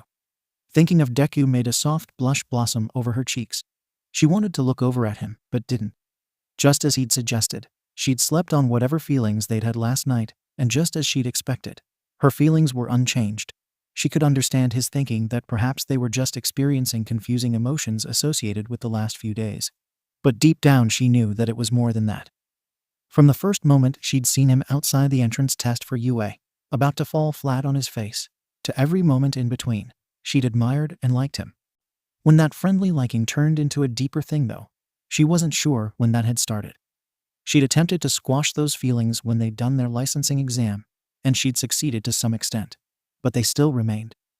Feelings didn't just go away because you willed them to, especially when the subject of those feelings was around her all the time. Then something about Mina flashing him and her walking in on him. Something in that had ripped those feelings wide open, and now they refused to be ignored. The morning had been relatively uneventful aside from her having butterflies dancing about in her belly whenever she caught sight of Deku.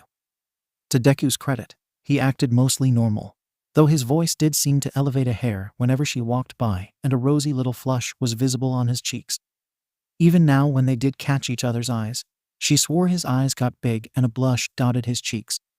They were most definitely going to have to talk again later today, but what would they talk about? She wasn't entirely sure he wanted to move forward or change the nature of their relationship. Ochako had sensed some unresolved tension in him when they'd spoken last night. She understood at least some of it. Was being more than friends really a good idea? Yes, a secret and shy little voice whispered deep inside her. She felt her cheeks burn red at that thought, and tried to distract herself by listening to Recovery Girl drone on about the horrors of unprotected 𝐸𝐸quel intercourse. They'd had a dreadful quiz to start off the lesson that had been awkward and unpleasant. Thankfully Ochako had done a bit of studying, so she felt confident that she'd at least be able to get a passing grade. After the quiz had ended though, Recovery Girl had started a long-winded lecture into all things sexually bad that could be transmitted, sexually speaking. Ochako wondered why they weren't moving to the detailed anatomy of the reproductive system, or the science of 𝐸𝐸quel reproduction, since that would be the next logical step after learning cursory anatomy. Yet, that was not what was happening. She could have sworn that Recovery Girl had mentioned that they'd have guest speakers today. Pros, supposedly. But she'd seen neither hide nor hair of any rumored pro guest speakers. This is why if engaging in 𝐸𝐸quel activity, whether it be penetrative vaginal or anal intercourse or oral sex, some sort of barrier method is preferred. Aside from abstinence, it is the best method to prevent the transmission of diseases, Recovery Girl said seriously. She paused, looked down at the watch on her wrist, then added, "All right, class, I'd like you all to welcome the number 2 and number 5 heroes, 𝐸𝐡𝐚 and Mirko, as your guest speakers." At the mention of Mirko's name, Ochako could clearly hear Minta make a loud gasp. She guessed that that was one of the female heroes he'd wanted and hoped to have guest lecture. Ochako also noted that several of the girls seemed to take notice at Recovery Girl's mention of 𝐸𝐡𝐚. Makes sense, thought Ochako, thinking of the winged hero and his carefree attitude along with his sandy hair, golden eyes, and playful nature. He was sure to be a heartthrob to everyone. She wondered if even his protege, Takoyami, had a little crush on him. Mirko and 𝐸𝐡𝐚 both entered the room then. Mirko wearing her usual white and purple leotard. Her stark white hair and rabbit ears almost painfully contrasted to her dark skin. 𝐸𝐡𝐚 followed behind her, wings almost catching on the frame of the door. Ochako saw a few loose red feathers dust off of him, and wondered if he was aware of those falling feathers and could summon them back to him at will. "Hey, Squirts," Mirko said with a ferocious grin and stood at the front of the class with her hands on her hips. Hawks stood casually at her side, hands in his pockets, yellow glasses pushed up on his forehead. "So cool," thought Ochako, fangirling just a little bit. "Hey there," he said in that oh-so-cool voice of his. Ochako swore that there was a collective sigh from all the girls in the class. "They've graciously taken time out of their busy schedules to talk to you all about the dangers of super sexually transmitted infections within the super-powered community," Recovery Girl added, and moved to sit at the desk at the front of the class. Uraraka wondered if Mr. Aizawa was still back there behind the desk, and if Recovery Girl had simply walked over or on him. The rabbit hero had her hands on her hips, and seemed to look over the class with an expression that made Ochako think of a lioness hunting on the savannah. "So, the Hero Safety Commission said we had to come talk to." Hawks cut her off and playfully jabbed her in the ribs. "Haha, come on now, Mirko. The Hero Safety Commission suggested that we visit some of these promising up-and-coming heroes. So here we are," Hawks said with a smile and a very, very brief side eye at the number 5 hero. "PFFT," snorted 𝗵𝘃𝐸 from across the room. Ochako looked over at him. He was in his usual uninterested posture, leaned back in his chair, scowl on his face. If it isn't my one-time murderous kid pal, 𝗵𝘃𝐸, Mirko said with a wicked smile directed at 𝗵𝘃𝐸. Uraraka recalled that she, Deku, and 𝗵𝘃𝐸 had briefly teamed up with Mirko for half a day, and that Mirko had seemed quite pleased with 𝗵𝘃𝐸's intense murder aura. 𝗵𝘃𝐸 seemed unmoved. "Real heroes don't waste their time talking about this crap," 𝗵𝘃𝐸 said sharply, and then rocked forward in his seat, his crimson eyes now wide and savage. "They spend it on the streets hunting down the villains." He practically snarled the last word. "Kaken," Deku said, alarmed at 𝗵𝘃𝐸's sassy quip. "Shoot up, Deku. They didn't come here because they wanted to chat. They came here because somebody told them to.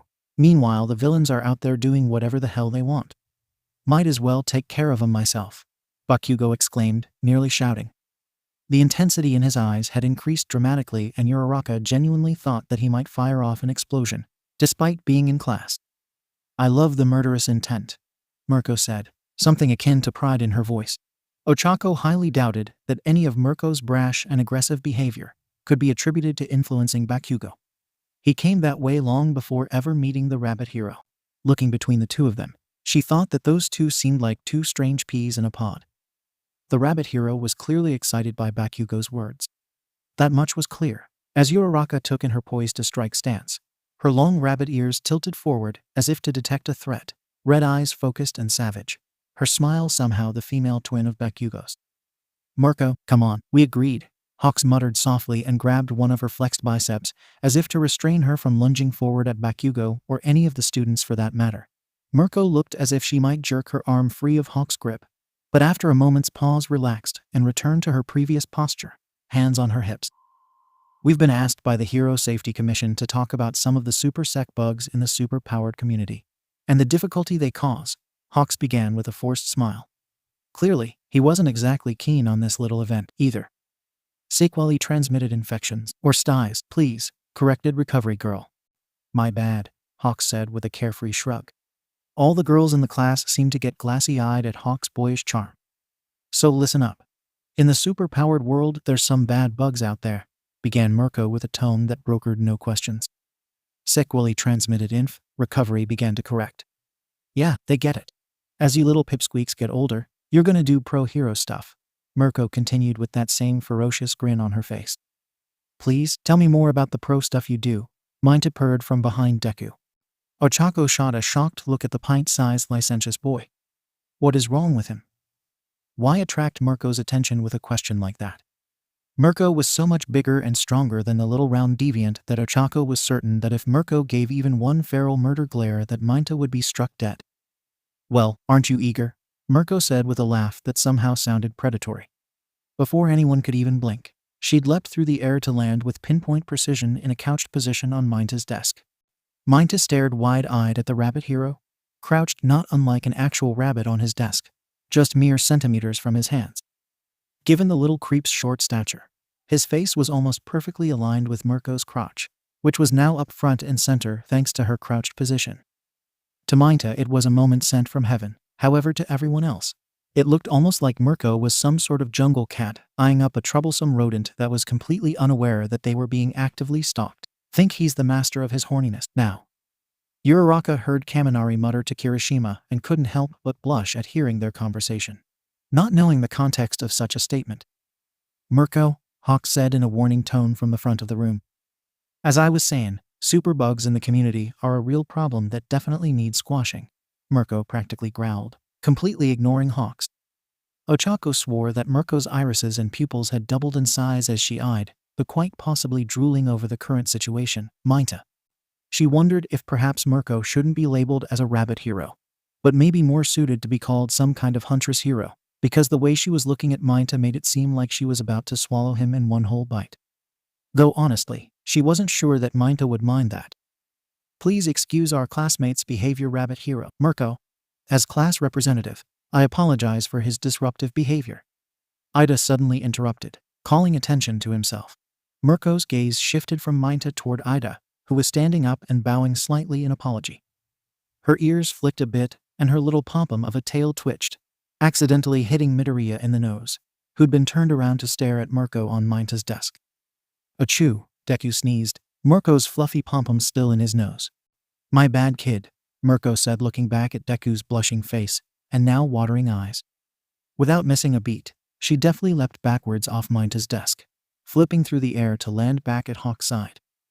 Thanks for the save there, class rep. That little squirt didn't know what he was in for.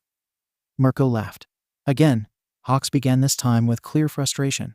The Hero Safety Commission has asked us to come talk to you about the very real issue of SSIs in the world we live in and how they can impact everyone, not just heroes. Ida had sat back down and was now paying attention to what Hawks was saying. Deku had also turned back around and was also paying proper attention now. 𝐬𝐻𝐻𝐿, however, was just staring at the spot Mirko had been on his desk, his eyes wide and glittery.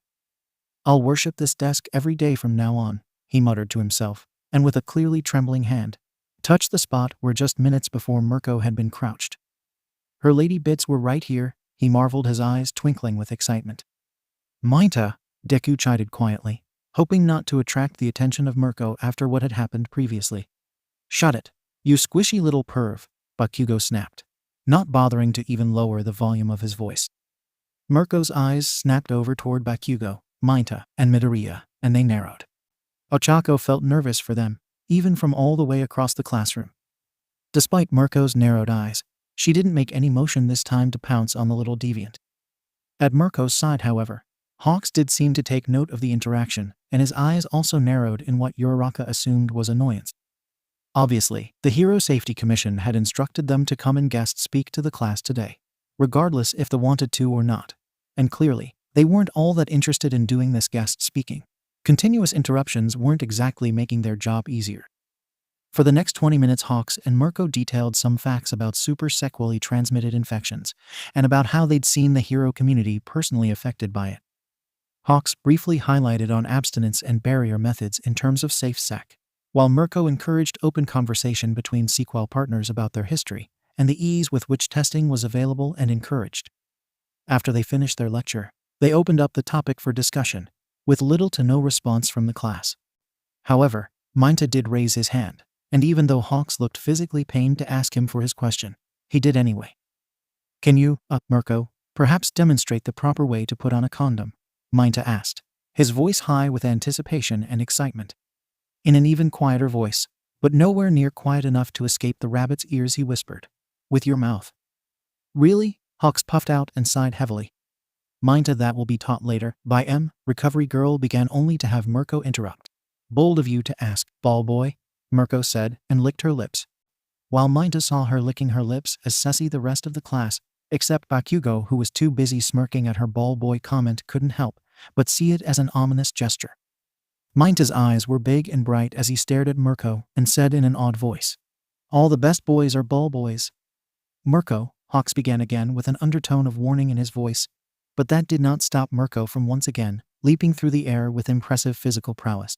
She was so fast in the air that she briefly reached out and brushed a playful gloved hand over 𝗵𝘃𝐻𝐻's spiky blonde hair before dropping a savage Luna fall onto 𝐬𝐻𝐻𝐿's desk. It certainly wasn't a full-powered Luna fall. That probably would have gone through the floor. but it was powerful enough to crush 𝐻𝐻𝐻's desk and snap it in two. As she landed, and the desk broke in two and 𝐻𝐻𝐻 stared in despair at his ruined desk, his newest prized possession, now destroyed, did she lean over and eye him with naughty eyes and said, "Sorry kid, I'm fresh out of him. I'm sure the old lady can show you, personally." 𝐻𝐻𝐻 just stared at her, his face somehow caught between awe at her being this close to him and sorrow at his ruined desk. "Haha, dumbass," 𝗵𝘃𝐻 chuckled darkly from further up the row of seats, a legit smile on his face. Meanwhile, Deku was silent. Once again Mirko's pom-pom of a tail was in his face, tickling his nose. Across the room, Ochako just stared at the scene. This certainly hadn't been the kind of lesson she'd been expecting. Looking around the class, she thought everyone probably felt the same. Except maybe 𝗵𝘃𝐻, who seemed to be enjoying 𝐻𝐻𝐻's suffering far too much. "Well, that's quite enough," Recovery Girl said with a frown. Hawks was pinching the bridge of his nose and shaking his head. "This is why I can't take you anywhere," he murmured in frustration. "Thank you, Hawks and Mirko," Mr. Aizawa suddenly added, rising up in his sleeping bag from behind Recovery Girl. He looked no less rested, but perhaps more irritated than earlier in the day. "I expect you or the Safety Commission to replace that desk by tomorrow." The tone begged no arguing. "No prob, teach," Mirko said with a smirk and turned away from the still dumbstruck 𝐻𝐻𝐻 and made her way back to the front of the class. "Hope you tiny tykes learned some things today." She leaned one muscular arm onto Hawk's shoulder and looked out proudly over the class. 𝗵𝘃𝐻 apparently took offense at being called a tiny tyke as he growled and said, "Speak for yourself, rabbit. All I learned was that you like to make idiots like him," gesturing backwards at 𝐻𝐻𝐻, "piss his pants." Just as 𝗵𝘃𝐻 finished speaking, Hawks turned toward Mirko and attempted to grab her, knowing that she'd be spurred into action by his words, but was a second too late as she literally hopped away like a rabbit, up and over 𝗵𝘃𝐻's desk, this time to land on 𝗵𝘃𝐻's desk. Uraraka watched tensely, wondering if 𝗵𝘃𝐻 was now about to have his desk smashed as well. Her eyes darted toward Mr. Aizawa. Would he take away her quirk? But did that even matter? Mirko's raw strength was so powerful that Ochako doubted that even with her quirk erased, that she'd be stopped from smashing anything in her way. Close enough to feel her breath on his face and eyeing 𝗵𝘃𝐻 like he was a small and defenseless animal, a strange paradox considering the quirks of both individuals. "Love your spark, my fiery friend." Then, just as quickly as she'd landed on his desk, she gracefully backflipped away to the front of the class. "Well, we'll be going. See ya, squirts." Mirko gave a wink and a thumbs up at the students, and then strutted toward the exit. Ochako watched the exchange with some surprise, moderately impressed that Mirko hadn't chosen to smash the explosive boy's desk. Perhaps she was leery of his quirk and didn't want to have the classroom completely destroyed. She was briefly confused when she glanced at 𝗵𝘃𝐻 and noticed that his usual smug or annoyed face looked, flustered. No, that didn't seem right. She'd never seen 𝗵𝘃𝐻 give that expression before. Had Mirko really flustered him or frightened him? That seemed unlikely. There was just a hint of rosiness in his cheeks, and she wondered if Mirko had managed to make even the constantly annoyed 𝗵𝘃𝐻 blush. Hawk sighed, bowed in apology and said, "Sorry for her, she can get a little carried away sometimes. Good luck, kids." Then he too made his way out of the class to follow Mirko. Uraraka wasn't certain, but she thought she heard hushed angry voices outside the classroom, and wondered if Hawks was having an angry talk with the rabbit hero. She somehow imagined that that conversation wouldn't really get anywhere. "Now class, take what you've learned from Recovery Girl and prepare for an in-depth lecture on what she has planned for tomorrow," Mr. Aizawa said tiredly and dismissed them. The class started to thin out, though poor 𝐻𝐻𝐻 continued to stare at his destroyed desk as Mr. Aizawa was headed his way. Ochako decided she didn't want to hear whatever that lecture was going to be and quickly gathered her books and left the room. Deku followed behind her a moment later. He picked up his pace a little so he could walk at her side. The two walked quietly down the hall, silently exchanging their slippers for their proper shoes. Once outside, they continued walking silently toward their dorm. "Weird class, huh?" Deku murmured softly, obviously trying to make conversation. "Yeah, I'm guessing those two don't usually work together or do that kind of thing," Ochako mused. "No, Mirko is a new breed of hero. She never teams up with anyone really, and refuses to have an agency. I think she reminds me a bit of 𝐀𝐻, Deku said thoughtfully. Ochako thought about that for a moment. She couldn't help but smile at his words. She'd had those same thoughts just a little while ago. Maybe when 𝗵𝘃𝐬 goes pro, Mirko will actually be willing to team up with him. They can start an agency together. Ochako said, cheerfully thinking of the murderous rabbit and the fiery explosive boy working together. The world might not survive a pairing with those two. But then again, neither would any villains. Haha, I don't think that would happen. I don't think 𝐀𝐦 would be willing to team up with her or vice versa, Deku said with a chuckle. Silence reigned between them again as they continued walking. Ochako shot a nervous glance at Deku and wondered what would happen between them. The weekend was coming up, which meant that she'd not see Deku until early Monday morning, since he'd be doing his work study all that time. There just wasn't enough time.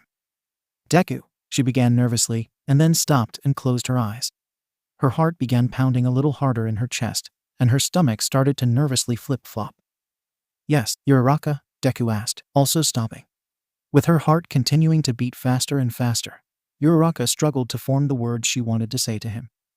Once again, she felt that nervous energy in her belly that meant that she was at great risk of inadvertently activating her quirk and floating away. That would be just great. I slept on it, Deku, and things didn't change, she said softly, opening her eyes, but unable to meet his gaze and uncertain if he was even looking at her. Oh, Deku murmured, and Uraraka felt her anxiety reach a whole new level at hearing that one-worded reply. Did they change for you? She asked nervously. There was a pause and then silence. Ochako felt like her face might be about to ignite with how hard she was blushing, and even though she hadn't overused her quirk, or even used it, she thought she might be at risk of throwing up from the anxiety. No, Deku said so quietly that she almost missed it. She raised her eyes to his face to see that he was blushing furiously and not looking at her. No, she asked, something gleeful and excited creeping up her throat and threatening to explode. This time Deku did look at her, his cheeks flushed. I still want to hold your hand, and I like the idea of being able to hold it whenever I want, or to, hug you sometimes. A high-pitched sound that couldn't really be described as anything other than perhaps an extremely excited "yay" escaped from Uraraka's lips, and she smiled from ear to ear. His feelings hadn't changed, and he wanted to hold her hand and even hug her. Really? I want to hold your hand too. Uraraka practically yipped in excitement. Both hands on her cheeks in excitement, she surged forward, wanting to throw her arms around him and to grant his wish to hug her. Her belly felt like it was full of butterflies and glitter, so much that she didn't even realize that her fingertips had taken on their distinct pink glow when her quirk activated. Uraraka, where are you going? You're floating. Came Deku's cry of alarm as Uraraka also realized that in her excitement she had done exactly what she hadn't intended on doing, activated her quirk. However, even as she realized she was floating, she felt too elated to stop or to try to control herself. She was already starting to float upside down and away. Deku grabbed for her and missed. He jumped to try and get a hold of her arm, but she'd already floated above his capacity for a non-quirk-powered jump. Oops, guess I should try to calm down and release myself, Uraraka thought to herself, finally able to gain some control over her excitability. Below her, Deku prepared to jump into the air using one for all to catch her when, much to his surprise, a foreign hand extended and managed to grab just the edge of her sleeve and start to tug her down. Deku immediately halted and looked for the owner of the hand, and was almost stunned stupid when he saw that it was 𝐀𝐦. Ochako watched as the spiky-haired, red-eyed cranky boy reached up, and with superior height and reach, caught her, and began tugging her down. He moved his grip from her sleeve to her wrist, to get a more secure grip. He also seemed acutely cautious of her hand and fingers, clearly not wanting to be subject to her quirk's effects. She was both surprised and alarmed at him helping her. 𝗵𝘃𝐬 made quick work of pulling Uraraka down to the ground for her to safely return herself to being weighted. Thank you, Uraraka said once she was safely back on the ground. 𝐀𝐦, thank you. I was about to use my quirk to get her, but you got to her first. Deku exclaimed with a smile, clearly impressed and pleased at 𝗵𝘃𝐬's willingness to help. Shoot up, nerd, 𝗵𝘃𝐬 snapped with murderous eyes, then shot Uraraka an equally venomous glare. And you, learn how to control your stupid quirk. 𝐹𝐶 idiots, he said with a scowl, and then began trudging away from them. Deku and Uraraka watched him walk away, still surprised at him stepping in to help either of them. Smiling, Deku said, "He's going to make such an awesome hero." Uraraka couldn't help but smile at Deku's positivity. Her stomach flip-flopped as she looked at him, and she shot a nervous glance in all directions. Deku, do you want to hold hands now?" she asked quietly and looked away, trying to hide the blush in her cheeks. There was a pause, and then very softly, "Yeah, I'd like that." With no one else in sight, the two entwined their hands and began to slowly walk toward their dorm, both blushing furiously, but inwardly their hearts singing with excitement. Unbeknownst to both Deku and Uraraka, there had been another set of eyes that had seen their little exchange and the couple depart with hands entwined. He'd been delayed in getting out of class because Mr. Aizawa had to talk to him about his desk, a most disastrous turn of events, and that it had been destroyed by that hot babe Mirko and her fiery temper, and that had allowed him to bear witness to the curious little exchange. As he had left the classroom after everyone else had left, he'd also run into 𝗵𝘃𝐻, who'd been leaving the bathroom, looking particularly foul. It had knocked him totally over and onto his rear. 𝗫𝐸 had planned to say something saucy to whoever he ran into, but when he realized it was the blonde that everyone feared, he'd kept his mouth sealed shut. Midoriya might be able to tolerate explosions to the face, but he most certainly didn't want to. "Get out of the way, ball boy," he'd snapped at the diminutive boy. At the use of Mirko's term for him, he couldn't help but get rosy-cheeked recalling their encounter and how close he'd been to her, all of her. "It is a good nickname, huh? Glad she gave it to me," 𝗫𝐸 murmured, his eyes now far away, lost in memory of those thick, beautiful thighs. Oh, he ached to know what it felt like to be brushed between those two beauties. Whilst not paying any attention to 𝗵𝘃𝐻, 𝗫𝐸 was completely unaware of 𝗵𝘃𝐻's quickly rising fury at his words. To him, he was just replaying that wondrous moment of Mirko landing in a squatting position on his desk and the front row seat he'd had. "Shut it, you little creep." As if the rabbit would hesitate to pop your head off, had she not been some bullshit guest speaker for that stupid class. "You're lucky all she did was smash your desk," 𝗵𝘃𝐻 spat, his voice acidic. "I would have blown your pervy little ass into the next world." Drawn out of his memories by 𝗵𝘃𝐻's hot temper, 𝗫𝐸 didn't doubt the validity of his words. He seemed especially worked up too. 𝗫𝐸 took in 𝗵𝘃𝐻's large pupils, enraged expression, his aggressive stance over the diminutive up-and-coming hero, and recalled his exit from the toilet that had started this whole encounter. He'd looked especially cranky when leaving the toilet, or perhaps frustrated. But then again 𝗵𝘃𝐻's baseline expression seemed to anger or some other negative sentiment. A new idea suddenly bloomed in 𝗫𝐸's mind, and even though he knew it might cost him his life, he couldn't help but smile. "It takes one to know one," thought 𝗫𝐸 with that devious little smile on his face. When 𝗵𝘃𝐻 had seen the smile on 𝗫𝐸's lips, his face had contorted to new levels of fury. "What the FCK are you smiling at?" 𝗵𝘃𝐻 grabbed the collar of 𝗫𝐸's shirt and pulled him up and into his face, ready to put one of those oh-so-dangerous murder palms in his face. 𝗫𝐸 could practically smell the beginnings of smoke and fire and knew that he was about to get an explosion to the face if he didn't choose his next words carefully. Nothing at all," he'd chirped, though the smile had been stubbornly resistant and stayed on his face. Deep down he was chortling in laughter.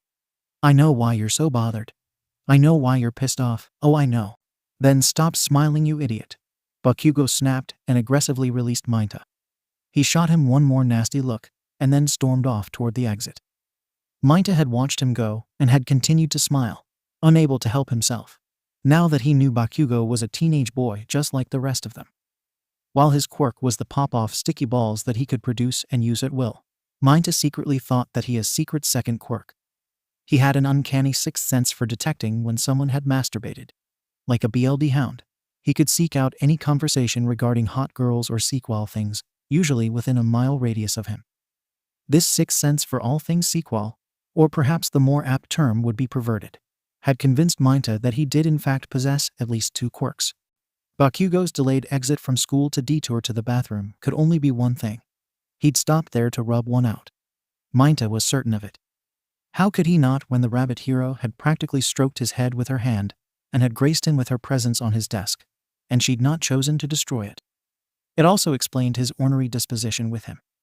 Of course, 𝗵𝘃𝐻 was always irritable, but this level of hostility wasn't usually common.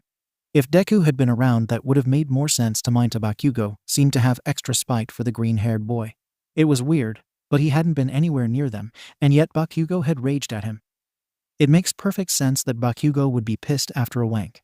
That type probably rarely even has to partake in the joys of self-love, because they're so gross, can hardly even think it 𝐬𝐻𝐸, but occasionally even someone like him would feel the need. Mirko is probably the perfect catalyst to his 𝐬𝐸 awakening. A true beast would be what it takes to make someone like Bakugo get a hard-on.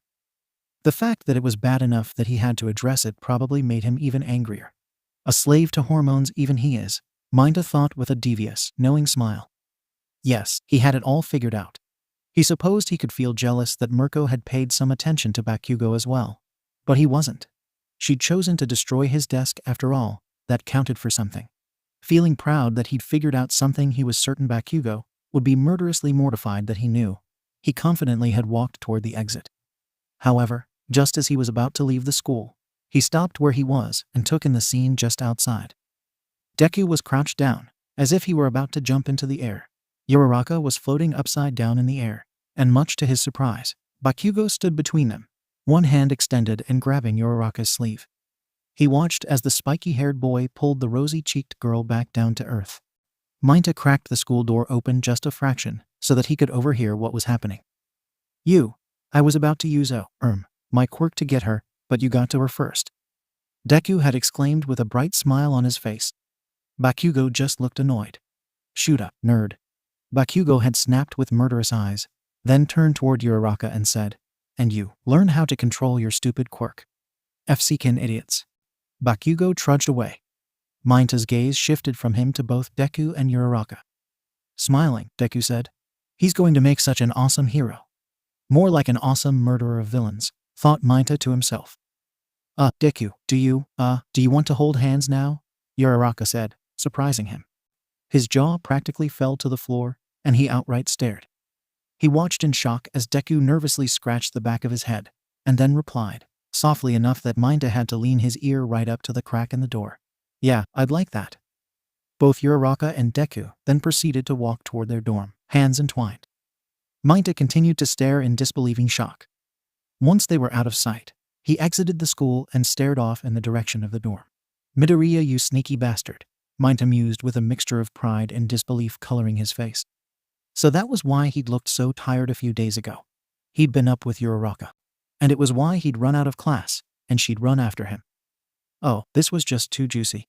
A new thought dawned on 𝐬𝐻𝐸 as he realized that this could very well mean that Midoriya had gotten to second or third base, or a home run. How is it possible that Midoriya could get farther along with a girl before me? He can barely talk to the girls if it's about anything other than hero stuff. 𝐬𝐻𝐸 marveled quietly. It didn't make sense. Of all people, Midoriya? But as he thought about it, it did make some sense. 𝐬𝐻𝐸 thought back to how chummy Uraraka and Midoriya had always been. In fact, most of the girls seemed to like him. Midoriya usually got along with everyone, the boys and the girls. But he was so hero-focused. No. There was no way that Midoriya was somehow secretly a Casanova and able to woo their classmates. He wasn't even all that good-looking. His hair was always a mess. He had those stupid freckles. Everyone knew freckles only looked good on girls. He didn't have a particularly manly voice, though he himself didn't have some suave, sassy voice. Either his quirk wasn't particularly flashy or cool. He was obnoxiously obsessed with All Might. His tie was never tied right. He always wore those ugly dumb red shoes. His right arm and hand were covered in scars. He was often muttering to himself when he became focused on something.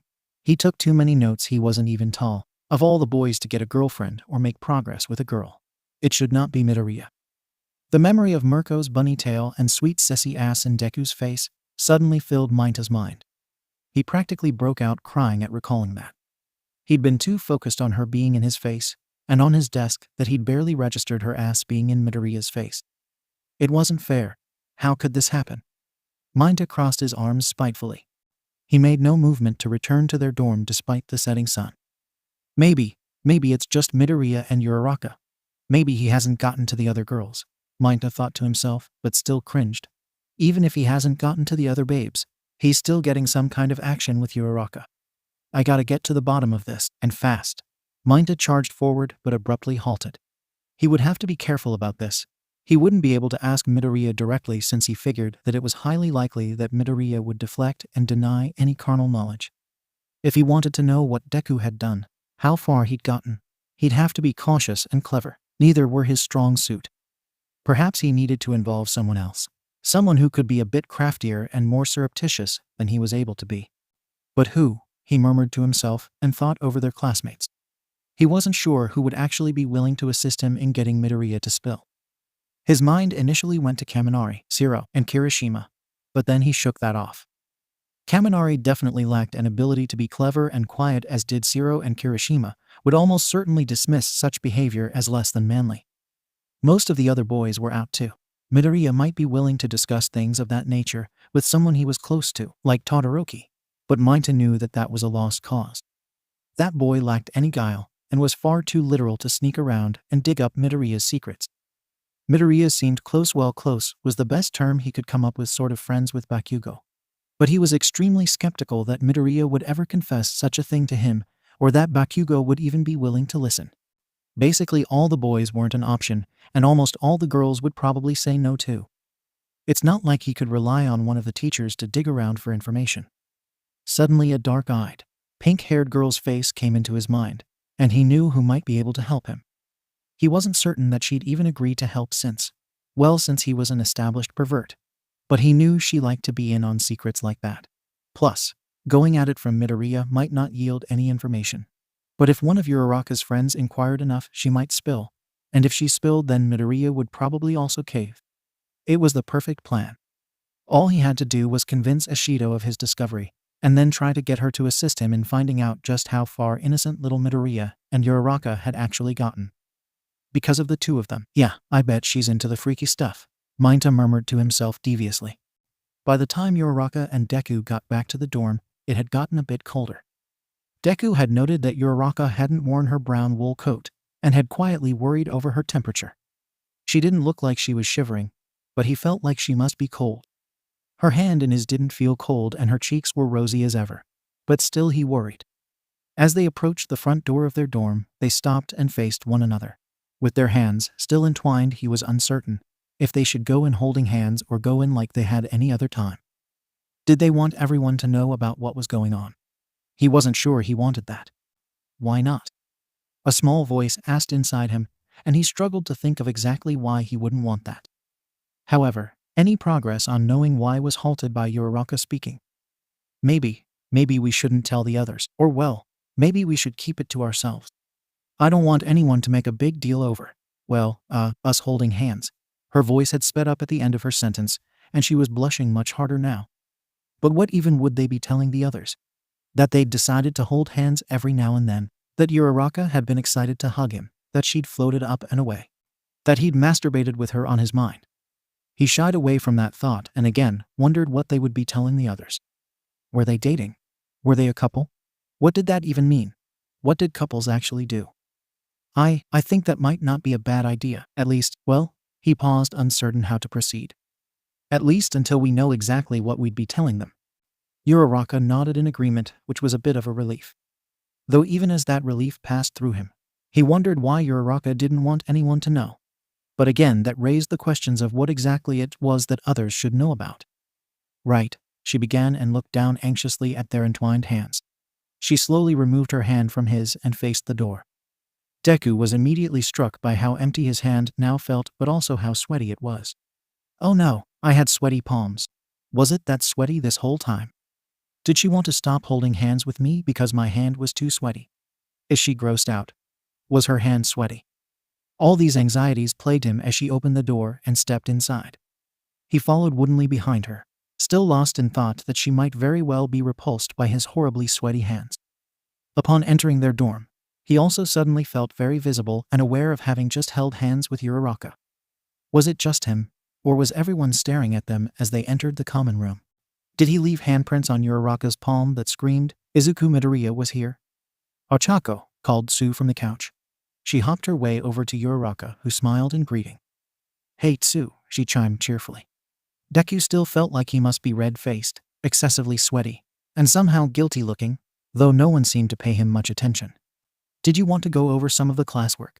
I could use some help. Ribbit, Tsu asked, her tongue just poking out of her mouth. Sure, just let me. She began until Ashido was suddenly at her side with a big grin on her face. We're going to have another study session tonight. We can do it all then. But dinner is soon, so come on. Ashido exclaimed and pulled Ochako and Sue away. Deku was left standing alone and staring after the girls. Uraraka shot one glance over her shoulder, something akin to apology in her eyes. Deku slowly started to trudge forward. He needed to drop off his bag and change out of his school clothes. As he ascended the stairs, he passed by Bakugo, and suddenly remembered that it had been several days since they last trained together with Black Whip.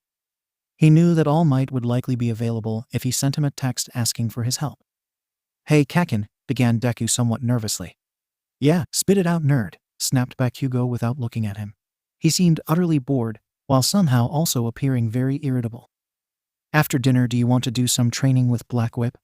You mean more of you failing and explosions in your face? PFFT, whatever," he said with a shrug and continued down the stairs. He had hardly said anything that mean to him. What an improvement. Deku practically floated the rest of the way up the stairs. Kakin must have really been in a good mood to have helped out Uraraka earlier, and to agree to train Black Whip without even an insult. After changing out of his clothes and putting away his backpack, Deku went back down the stairs to dinner. He briefly noted that 𝐴𝐻𝐻 had arrived at some point and wondered where he'd been. Had he still been in the school? He vaguely recalled 𝐴𝐻𝐻 hanging back to speak with Mr. Aizawa. At that thought, he had a brief cold shock of fear run through him. Had he seen anything? But wait, what was there to see? All they'd done was hold hands, and that wasn't really all that peculiar, was it? However, as Deku got his food and took a seat at the table, the diminutive boy didn't even spare him a glance and behaved like he'd normally behave on any other day. That was at least a relief, though something about it still made Deku uneasy. Again, he asked himself why it would even matter if 𝐴𝐻𝐻 saw he and Uraraka holding hands. He'd eaten his dinner quietly and kept mostly to himself, only speaking a few times when spoken to. Izuku was mostly lost in his own thoughts until someone called his name, and he was pulled from his inner thoughts to the present. Kaminari sat across from him and looked at him expectantly. Sorry, guess I missed that. What did you ask?" Deku asked with an embarrassed and apologetic smile. "Sheesh Midoriya, I would have thought you'd be paying more attention," Kaminari said as he continued to shovel soba noodles into his mouth. "What I asked was what was it like to have the number 5's sweet rear in your face? Her tail basically in your mouth." Deku broke out in a bright red flush at that question, as he recalled the whole encounter. It had been awkward to say the least. Not only had he had to bear close witness to being pervy and Mirko's response to said perversion, her bottom, albeit extremely well-toned and attractive bottom, was basically right in his face. She'd been perched in such a way that her little pom-pom of a tail had flicked and hit his nose, making him sneeze. It had all been very uncomfortable. Honestly, it was kind of embarrassing, Deku admitted sheepishly. "Seriously?" Kaminari asked, astounded. Clearly, he thought that such a situation was enviable. "Gotta admit, Midoriya, I'm a little jealous," Zero added with a smile. He was seated next to Kaminari across the table. "You should be glad she just has a little rabbit tail. Imagine if she had a tail like mine, you'd have a broken neck," mused Ojiro, who sat on the other side of Zero. "Even I must admit that I was impressed by her impressive acrobatics," exclaimed Ayama, who'd come to sit next to Deku. Or had he been there the whole time? "She seemed to cause Hawks quite a bit of frustration. I've not seen him be that annoyed before," murmured Tokoyami, who was on Midoriya's other side. "I guess he did seem a little flustered," agreed Deku, who thought back to Hawk's side glances and narrowed at Mirko. "He's probably just jealous that she chose to pay attention to me, and not him," 𝐴𝐻𝐻 said. He sat on the other side of Aoyama, causing Deku to lean over to look at him. "Haha, come on 𝐴𝐻𝐻. You're just lucky that Hawks didn't also join in embarrassing you," Kirishima added as he walked behind the table that the boys were seated at. As if completely oblivious to Kirishima's statement, or the fact that Mirko had not in fact been flirting with him, he said, "I've come up with a new term. RILF." All the boys around the table exchanged quizzical looks before looking back at 𝐴𝐻𝐻 in question. Bakugo was suddenly at Kirishima's side, apparently having gained interest in 𝐴𝐻𝐻's new word. "What is a RILF?" Ojiro asked, confusion evident on his face. 𝐴𝐻𝐻 smiled and said, "Rabbit, I'd like to FCK." There was a mix of laughter and snorts of disgust from across the table. "Haha, seriously, only you 𝐴𝐻𝐻," Kaminari laughed. Bakugo seemed to lose all interest in the conversation, snorted and muttered, "Morons," and then trudged off. Deku took that as his cue to also be done to go work on Black Whip training. A quick text to All Might, and he was on his way to the gym to get to work. After an hour and a half of black whip training, 𝐵𝑃𝑃𝐻, All Might, and Deku called it quits for the night. While 𝐵𝑃𝑃𝐻 had continued to be able to blast Deku with explosions, Deku was getting significantly better at using black whip and had managed to avoid quite a few blasts. Despite having avoided several blasts this go around, he had still been on the receiving end of quite a few of them, and so his hair was a smoky, charred mess. So straight after training he'd had a bath, and then proceeded to complete his homework and look over his notes. As the hour crept toward 10 o'clock, Izuku heard his phone buzz. He'd been deep into his math notes, so it had had to buzz a few times to finally gain his attention. Once he'd picked up his phone from beside his bed, he'd been surprised and pleased to see that he had gotten a handful of texts from Uraraka. "Oh wow," he murmured softly to himself as he scrolled through the messages. 2000 Hey Deku. Sorry we didn't get to talk much before or after dinner. I'm studying with the girls right now, but maybe we can talk later. 2045. I just saw you come back from training with 𝐵𝑃𝑃𝐻. Wow, he never holds back, does he? I hope he didn't burn too much of your hair. 2100. Do you think that we'll have some time to talk after we're both done with our homework? 2130. Study session complete. How's your homework going? Did you finish? 2145. Want to talk if you're done. 2149. We could go talk in the common room, or I could come down there and we could talk in your room. 2150. I was thinking of coming down to visit you, but 𝐵𝑃𝑃𝐻 and Kirishima are out in the hall having some sort of loud conversation with Ashido.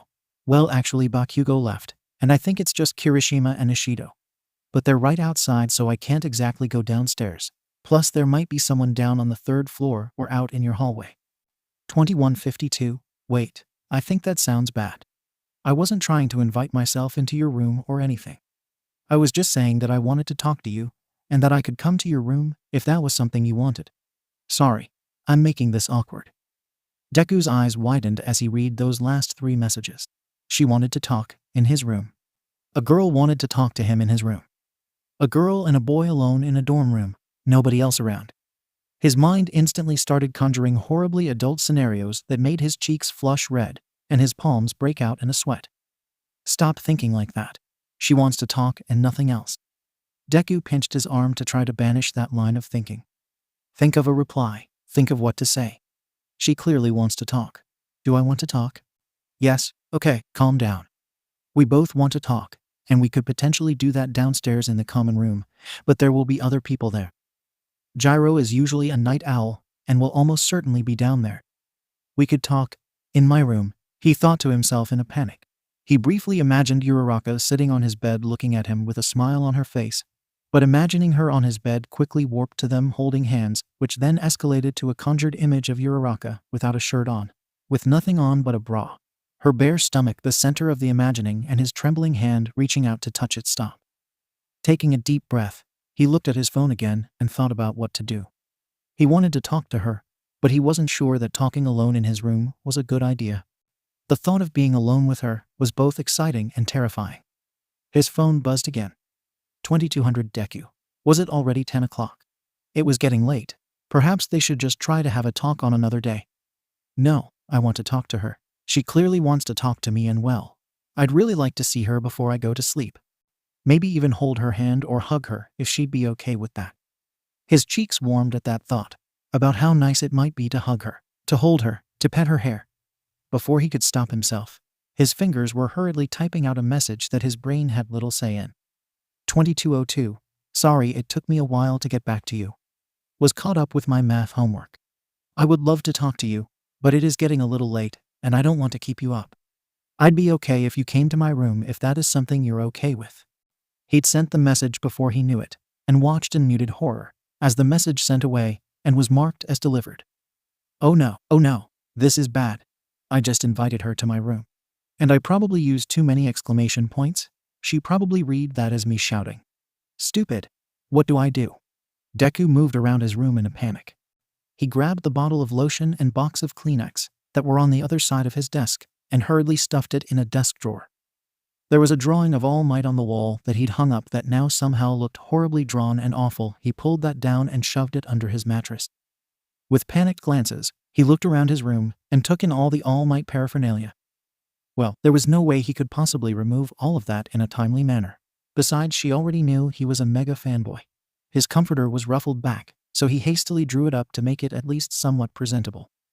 There was some random debris on the floor that he quickly collected and haphazardly tossed into the rubbish bin. Deku realized that behind the garbage bin was a dirty magazine that 𝐻𝐻𝐻 had given him the day before to assist with his supposed masturbation problem. Huffing in frustration and panic, Izuku snatched it up and briefly spared a glance at the cover. On the front cover was a high-definition photo of Mirko in a very revealing bikini with big bright lettering that read, "We know they're short, but are they curly? Insider tells all." Deku wrinkled his nose in embarrassment and quickly shoved that under his mattress as well. There was suddenly a frantic knock on the door and Deku froze in place, terrified of who he knew was on the other side of the door. He took a step forward and then stopped, too petrified to move closer. Without thinking, he called out, yes." He immediately regretted it, because if Uraraka was out there trying to sneakily knock on his door, she didn't exactly need him to be shouting out greetings. So stupid. "Midoriya, what are you doing in there? I keep hearing you thud around in there like you're trying to dance." "Wait, are you trying to learn to dance?" came 𝐻𝐻𝐻's voice from the other side of the door. Relief washed over him like an ocean wave. He instantly crossed the gap between he and the door and swung it open a little too fast. 𝐻𝐻𝐻 practically fell forward into Deku's room because the door had opened so quickly. It took him a moment to regain his balance, but once he did, he shot Deku a puzzled look. "Why are you so sweaty? And why do you look like I just caught you with your melons out?" 𝐻𝐻𝐻 asked suspiciously. He leaned his head sideways and glanced into Deku's room. Nothing looked out of the ordinary aside from the rubbish bin, now appearing to be overflowing with garbage. "I was moving things around and cleaning, that's all," Deku explained far too quickly to be convincing. 𝐻𝐻𝐻 narrowed his eyes and looked even more suspicious. "Midoriya, were you beating off with props or something?" Deku felt like his whole face must have turned red. "What? Props? How would know? I was cleaning." 𝐻𝐻𝐻 just stared at him. 𝐻𝐻𝐻 eyed him dubiously and remained silent. Finally, after a painfully long pause, he said, "Sure you were, Midoriya." He gave one more doubtful look at his classmate, and then turned away. Deku gratefully shut the door, and then sunk down to the ground. How embarrassing. Was it better or worse that it was 𝐻𝐻𝐻 at the door, and not Uraraka? He wasn't really sure. Just as his heart had slowed down a bit, he heard a very quiet scratching at his screen door. Puzzled, he rose to his feet and moved over to the glass door. The curtain was pulled shut, and as his hand closed over the fabric, he wondered if he was going to find cheese outside his window again. "Oh, Ayama." He pulled back the curtain expecting to see some sort of design with cheese, but was shocked, so shocked, he let out a little screech to see Uraraka floating just outside his door. He stumbled backwards and tripped, barely able to catch himself. "Yura," he began loudly but immediately dropped his tone and quieted. She floated just outside his room dressed a pair of pale blue gym shorts, socks with bunnies on them, a light pink hoodie, and what looked like something black underneath. She hovered delicately, her face bright red, but a hard look of concentration there as well. He realized that she must have made herself weightless, and had to maintain that for quite a while since she was 2 stories above him, and on the opposite side of the building, which meant she'd likely floated up and around the dormitory to end up at his window. He briefly wondered how she knew which one was his from the screen door alone. Looking back briefly to the door and hesitating, expecting to hear 𝐻𝐻𝐻 or someone else banging on his door demanding to know why he was making so much noise. After that moment's hesitation, and no one shouting at him, he very quietly moved to his screen door and opened it. Uraraka floated in, silent as the grave. The moment the door was shut again, and he was facing her, she let out a breath, touched her fingers together and gently landed on the ground. "Uraraka?" Deku exclaimed in a whisper. She looked at him with red cheeks. "Sorry. I got your text and I was planning on just, walking. But Ashido was in the hall, and I didn't think I could get down here without being seen. So I used my quirk," she admitted, sighing heavily, her face slightly red from prolonged and precise controlled usage of her quirk. Deku stared at her, equal parts surprised and impressed. Surprised that she was actually here standing in his room, just an arm's length in front of him. Impressed that she'd made herself weightless long enough, and provided enough direction and momentum to get herself to his room. A small, sly little voice whispered, this could come in handy in the future, that he immediately blocked out. He didn't have time for devious thoughts in his current agitated adolescent state. Wow, that must have taken some work, Deku marveled quietly. Silence followed, and they both stood there, awkwardly, neither one knowing what to say in that moment. Okay, think Deku. She's in your room. What do you do now that she is here? We both wanted to talk, or well, maybe just see each other since we didn't get to talk much tonight. So what do I say? Wait, I got it. Thinking fast, Deku moved over to his book bag that was up against the foot of his bed and pulled out one of his notebooks. This particular notebook housed a lot of his detailed notes on his classmates' powers and costumes. Uraraka had several pages dedicated to her quirk, and all iterations of her hero getup during their time at UA. Deku flipped through the pages as he moved to Uraraka's side. He was going to break the silence by asking her about her most recent costume modifications and what the inspiration was. When in doubt, one could always talk heroes. Uraraka wore a puzzled expression on her face as she watched Deku flip through his notebook.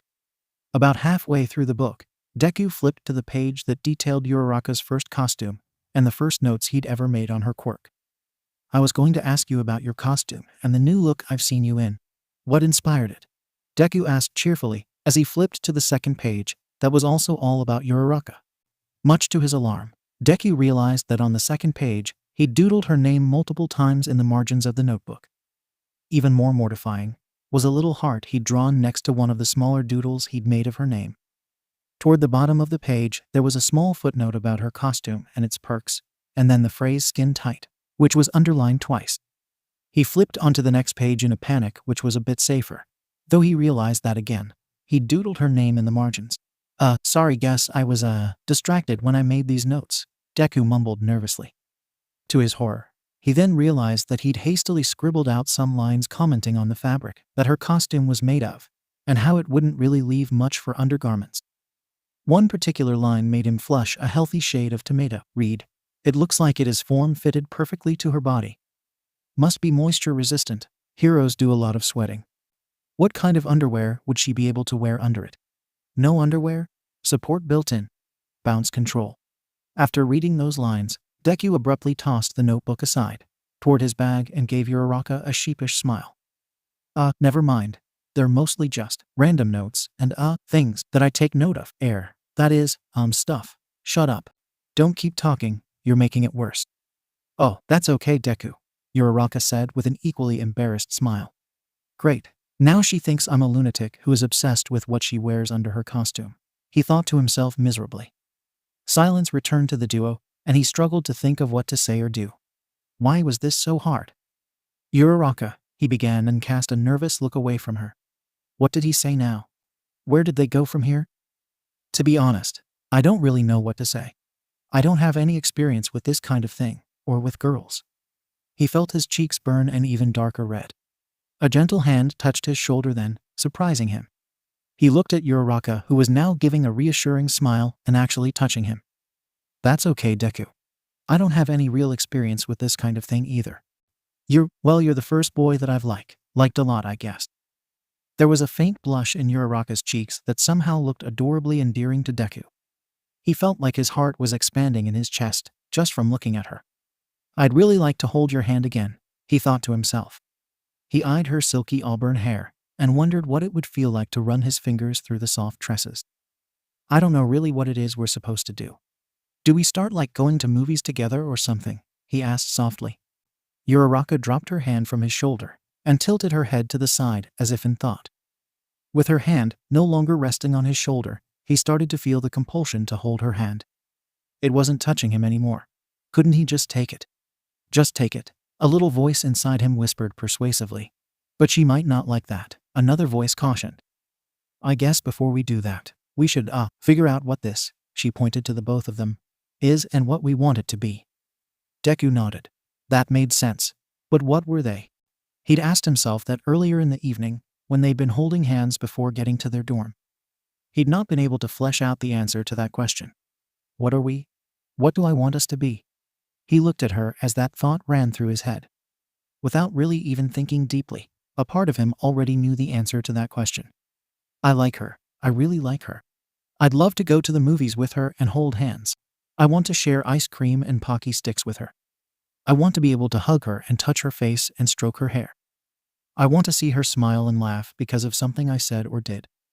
I want her to have a twinkle in her eye because she knows that we're going to do something fun together.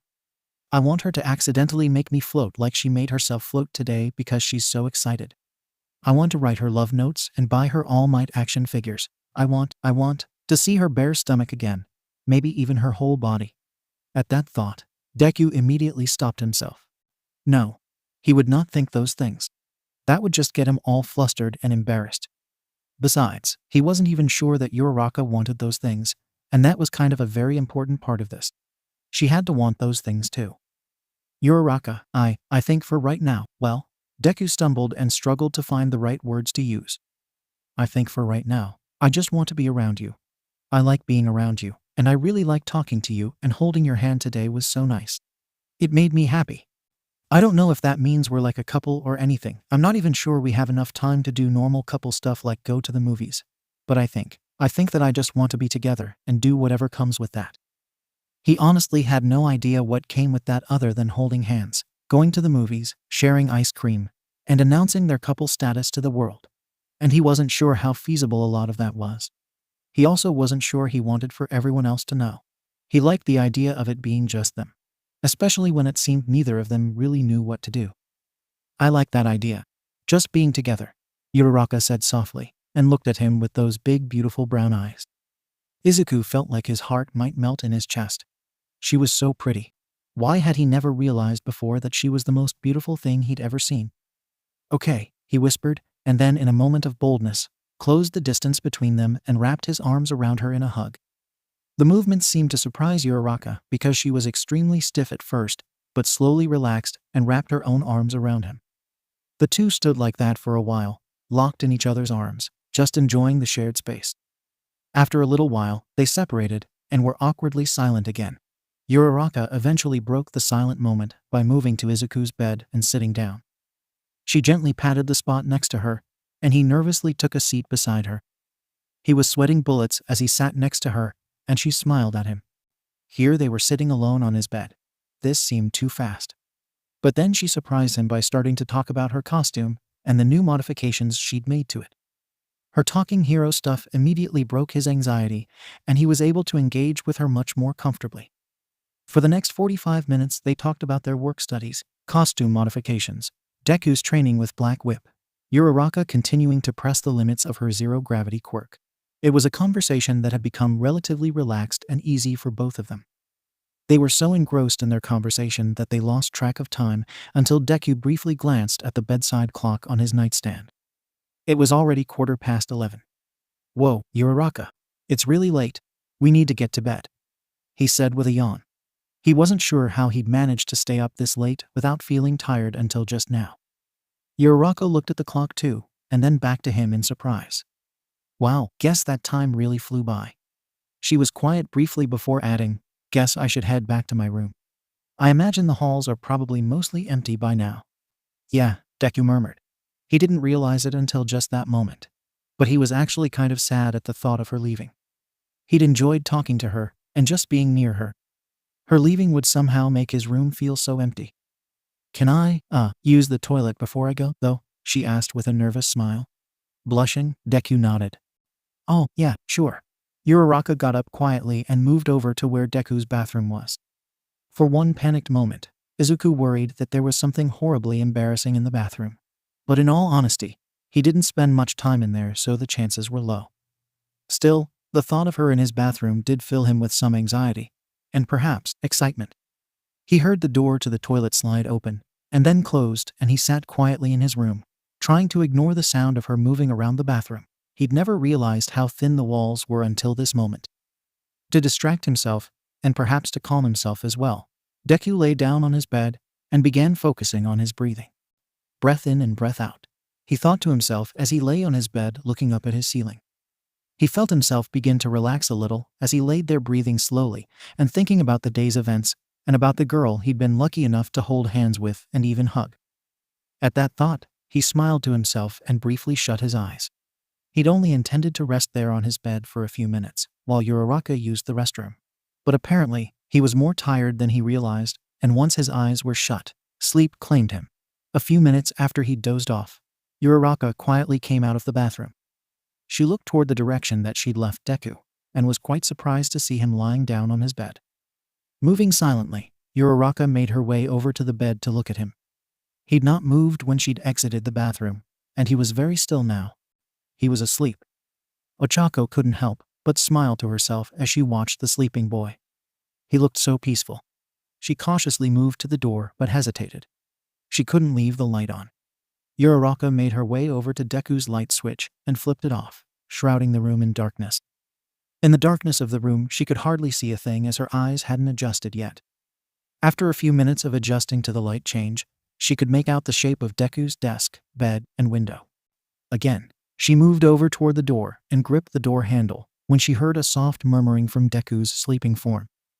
Uraraka turned round and stared in the darkness at the shape of Deku on the bed. He was murmuring softly enough that she'd not been quite able to make out the words, but she thought he'd muttered something familiar sounding. She moved away from the door again and closer to the bed. Once she was within a foot of the bed, she crouched down and leaned her head toward where Deku lay. It was quiet at first, and she wondered if she'd missed whatever whispering in his sleep he was going to do. "One for all," he quietly murmured, surprising Ochako. She strained in the darkness to try and see him, but could only make out his form and nothing else. One for all? What was that? Weird, she thought to herself when he began to mutter again. Uraraka. Ochako felt herself flush red at hearing her name. Was he dreaming of her? She wondered what kind of dream he was having if he was in fact dreaming about her. "I hope it's a good one," she whispered very quietly. She was suddenly struck by an overwhelming compulsion to climb in the bed with him, snuggle up to his side, rest her head on his chest, and quietly listen to the beating of his heart. Ochako felt herself move forward but stopped herself. "What are you thinking? That is awfully forward. He didn't invite you into his bed, and he is tired enough that he fell asleep knowing I was still here. If I climbed in bed with him, that would be not okay for a lot of reasons. First of all, it'd give him the wrong idea, and I don't want to do that. Secondly, he didn't invite me to stay the night, and thirdly, it would probably make him sleep poorly if I woke him up now by invading his personal space," Ochako thought to herself as she continued to stare at the sleeping Deku. But the compulsion and desire remained within her. Talking with him, hugging him, holding hands, using her quirk to get to him tonight, it had all been so nice. If she carefully placed herself next to him, that wouldn't be so bad, would it? She just wanted to listen to his heart for a few minutes. That was harmless, wasn't it? If he woke up, she'd just explain, and that should make it okay, right? She thought of his words earlier in the evening about how he just wanted to be near her, and a fond smile bloomed on her face. "I want to be close to you too," she thought to herself. Against her better judgment, Ochako very carefully climbed into the bed next to him. At first, she made sure to not touch him and lay on the very edge of the bed, almost ready to fall out of it. When he didn't budge or wake, she silently scooted closer to him so that she was on her side and his shoulder just barely made contact with her chest. She had her left arm tucked under her head, but her right arm remained free, and she cautiously moved her hand over Deku and placed it onto his chest. He continued to sleep without being disturbed. As she settled into her side-lying position, she began to feel the soft thump of his beating heart and couldn't help but smile. She wasn't entirely sure why feeling his heart was such a nice thing, but for whatever reason it made her feel warm and fuzzy. "I want to listen to it," she thought to herself nervously, but made no effort to move forward. She laid like that for some unknown amount of time until her own eyes began to grow heavy. In the darkness of Deku's room and lying next to him, things were too cozy to not get sleepy. Besides, it was a rare day that Ochako would be awake past 10 p.m. Have to get up. Not proper to fall asleep with him. "He didn't invite me," she thought to herself sleepily, but made no move to get up. All she could focus on was how nice the soft beating of his heart felt under her palm, and how pleasant it was to be next to another person who was warm, especially since there was no blanket on either of them. She briefly thought that she should have grabbed some of her mitts that she would wear whenever she'd go to a slumber party with friends. Inadvertently activating her quirk in her sleep was a real problem. However, the tug of sleep was too great, and even though she knew that this decision would have ramifications, she fell asleep next to Izuku Midoriya. Deku's mind was foggy when he woke, and he felt odd upon waking. His vision was somewhat blurry when he opened his eyes, and it took several moments to adjust to the light that was starting to creep in from his closed curtain. However, as his eyes adjusted, he realized that he was not in fact in his bed, but instead floating up near his ceiling. Surprise and alarm washed over him, and he briefly wondered if sometime during the night he'd accidentally unlocked and activated the 7th user's quirk, float.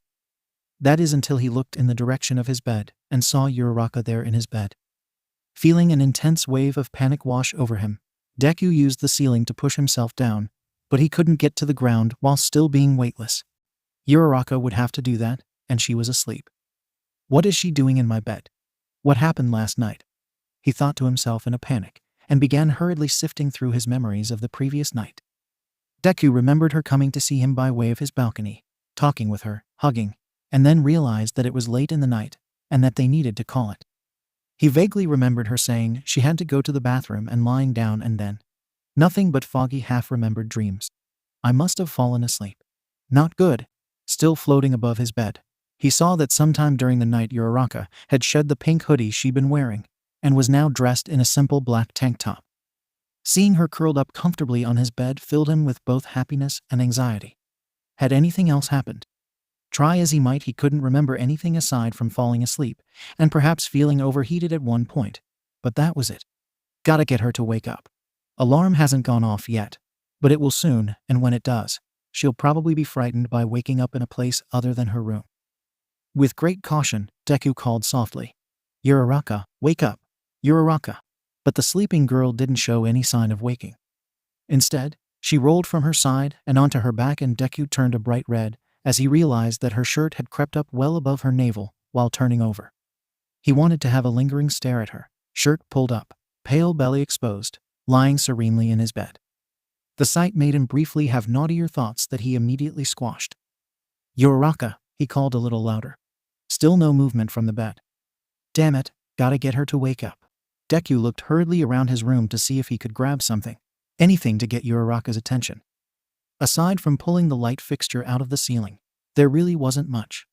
Black Whip, a small internal voice whispered to him. Yes, Black Whip could do. I wouldn't need to maintain it for very long, just long enough to grab something in the room and bring to me, or maybe even to just brush her to wake her. Black Whip it was, while he knew that this was probably his only option. Another voice was very skeptical of his ability to use it with such precision. He could capture things with it sometimes, but honestly bigger objects were easier to capture and ensnare. To use it with such finesse that he was able to grasp something small like one of his action figures, or even a crumpled up piece of paper, required a bit more control than he thought he was capable of. Reaching out with a tendril of Black Whip to brush her cheek or shake her, though, that was something he thought he could do a bit more easily. Focusing within himself, Deku directed his right hand in Uraraka's direction and felt that familiar tingle of power just beneath his skin. Okay, not too strong, but strong enough to make her feel the touch, he thought to himself as the first tendrils of power woke and the dark energy began slowly spilling forward from his outstretched hand. Black Whip suddenly shot out with more force than Deku had intended, straight at Uraraka. Thankfully, the power in it diminished slightly just before it reached Uraraka. Deku attempted to direct the dark energy up toward her face, as if to brush her cheek with enough impact that she'd be likely to wake at the touch. However, Black Whip seemed to have a mind of its own, and before Deku could call it back, the tendril of dark power whipped up across Uraraka's abdomen, catching the hem of her shirt and hiking it up to her chin, fully exposing her torso to him. All of Uraraka was visible to him now. Well, all of her, except what was covered up in her bra, which he couldn't help but gaze longingly at. It was relatively straightforward, nothing too fancy, but it was the first real bra he'd ever seen, and on a real girl. A girl he liked. He took in the little baby pink bows at the base of the pink straps, the curve of an underwire, the bulge of cleavage as she lay on her back. She looked so good in pink. Deku let out a small squeak of alarm excitement. Fear? He wasn't sure just as Black Whip moved to bump against Uraraka's cheek. Black Whip turned out to be unnecessary though, as the little squeak of alarm Deku had released was all it took to make Uraraka's eyes pop open. Uraraka stared at him sleepily, but confusion swiftly blooming in her eyes. Her gaze drifted down to the Black Whip tentacle that still rested on her cheek, and her eyes widened in alarm. She took in the scene, fully awake now, immediately placed the pads of her fingers together and whispered, "Release." The tendril of Black Whip immediately recoiled from Uraraka as Deku began to fall, and instead redirected to the curtain rod to slow his descent. Even with Black Whip successfully latching onto the curtain rod, however, he still crashed down face first over the head of the bed. his lower half somehow managing to land literally right on Uraraka's face. To make matters worse, the power with which Black Whip locked onto the curtain rod and the speed at which Deku fell made the rod unstable, and it clattered to the floor loudly. Uraraka was caught under him and desperately clawing at him to get off and out of her face. Deku was dazed after having fallen headfirst over his bed and took a moment to get oriented. He felt Uraraka's hands on his hips, suddenly, which immediately sobered him from his daze. His mind now filled with a strange mixture of excitement and panic. Before he could do anything or process the strange sensation of foreign hands on his hips, however, he was floating again. Uraraka shoved him off her and away as he became weightless. He floated about foot away before Uraraka haphazardly released him, and he landed with an oof and loud thud on the floor. Well, if the loud noises in here were overlooked before, they certainly won't be now. Now everyone is going to come round to see what is going on in here, Deku thought to himself in a panic, his eyes moving to the door to stare wildly at it. His alarm clock went off then, and he practically flew out of his skin, emitting an alarmed yip in response. He looked toward Uraraka, who looked flustered, red-faced, and embarrassed. Somehow her shirt had managed to stay pushed up well above her breasts this entire time. Deku felt his face flush hot and looked away from her. If he spent even a moment longer looking at her, he felt certain that the excitement he'd felt rousing at the unexpected touch of her hands on his hips would potentially put him at full mast in a second. Why was it so damn hard to be a teenager? Pun not intended. Uraraka started quietly but stopped dead when there was a loud knocking on his door. They both stared at each other in pure terror as another knock sounded on the door. Mon Dieu, are you all right, Midoriya? I've heard quite the ruckus, came Ayama's sing-song voice. Yup, all is well, Deku squeaked. The tone and pitch alone were enough to be entirely unconvincing. Mon ami, do you need help? What is going on? Ayama asked on the other side of the door, and Deku saw the handle twist. Pure horror shot through Deku, and on impulse he raised his right hand, and a black whip tendril shot out with shocking speed as it latched itself onto the door handle, preventing the handle from turning. What was it going to take for him to realize that a locked door was an absolute must in the future? Closet, Deku whispered with a panicky gaze at Uraraka. She immediately nodded, turned off the alarm clock, and stumbled out of the bed and toward the closet. Deku watched with panicked eyes as she slid it open, and then slipped into it in one frenzied but quick motion. Throughout her hurried trot to his closet, her shirt had remained hiked up, and the image of her breasts, more exposed than he'd ever seen before, slightly bouncing in response to her frantic movements, seemed to burn into his brain. He felt a most unwanted teenage boy response in the form of tightening shorts. Not now. Get it together, Deku. Midoriya, the door. Is there something against your door? What's going on in there? Deku heard other voices from outside his door that sounded like Tokoyami and Minta. What's all the noise about? I had another 10 minutes of sleep before my alarm was going to go off. What gives? Minta asked from the other side of the door. I too would like to know what's going on. Is everything all right? Tokoyami asked. As would I, Midoriya. The door, Ayama called out in annoyance. Izuku gulped in a panicky breath of air, shifted his position so the embarrassing bulge in his pants was more obscured, and then retracted Black Whip and released the door. As Black Whip sprung back to him, the door suddenly flew open, only to have Ayama suddenly spill forward into his room. Tokoyami and Minta stood behind him, confused expressions on their face. Oof, what happened to your door? The handle wouldn't even turn, Ayama grumbled as he got up. He looked around the room, and then at Midoriya with a very puzzled expression. Mon Dieu, what happened in here? Indeed, it looks as if you got into a fight, Tokoyami added, also peering into the now incredibly messy room. Behind him, Minta looked silently around the room as well. He looked less confused and more so suspicious. Deku began, stumbling over his words as he struggled to come up with something that could explain the state of disarray. His eyes briefly darted down toward his palms, and the tingling sensation of Black Whip just beneath his skin. Black Whip, of course. It seems that just as I woke up and a Black Whip randomly activated, and yeah, I kind of made a mess. He hoped against hope that they would believe him. Ayama, Tokoyami, and Minta looked at him doubtfully. They knew that he was new to using Black Whip, and that it was far from under control, but his quirk randomly activating, that seemed somewhat sketchy. Then again, he had broken his window on accident from apparently having his quirk randomly activate, so it might be a plausible excuse. Perhaps you should train more often with Bakugo, Tokoyami suggested. Or wear mittens to bed, Ayama added. Deku absently doubted that mittens would stop the dark energy of Black Whip. Minato strode forward then, past Tokoyami and Ayama and into Deku's room. He stood just inside, more closely surveying the damage in the room. He looked back at Midoriya and narrowed his eyes suspiciously. I asked you this last night, but I'm gonna ask you again. Were you like hammering it home with props? It's the only reasonable explanation that I can think of that would explain the noise and the mess, Minato asked seriously. No, I just accidentally activated Black Whip, and it got a little out of hand, Deku asserted, knowing full well that he was blushing again at Minato having asked about masturbation. How crass, Minato, Ayama exclaimed with a wrinkled nose.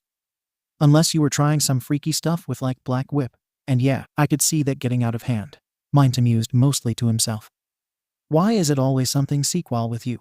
Tokoyami asked seriously. Better question is, when isn't it a sequel situation? Minato rebuffed.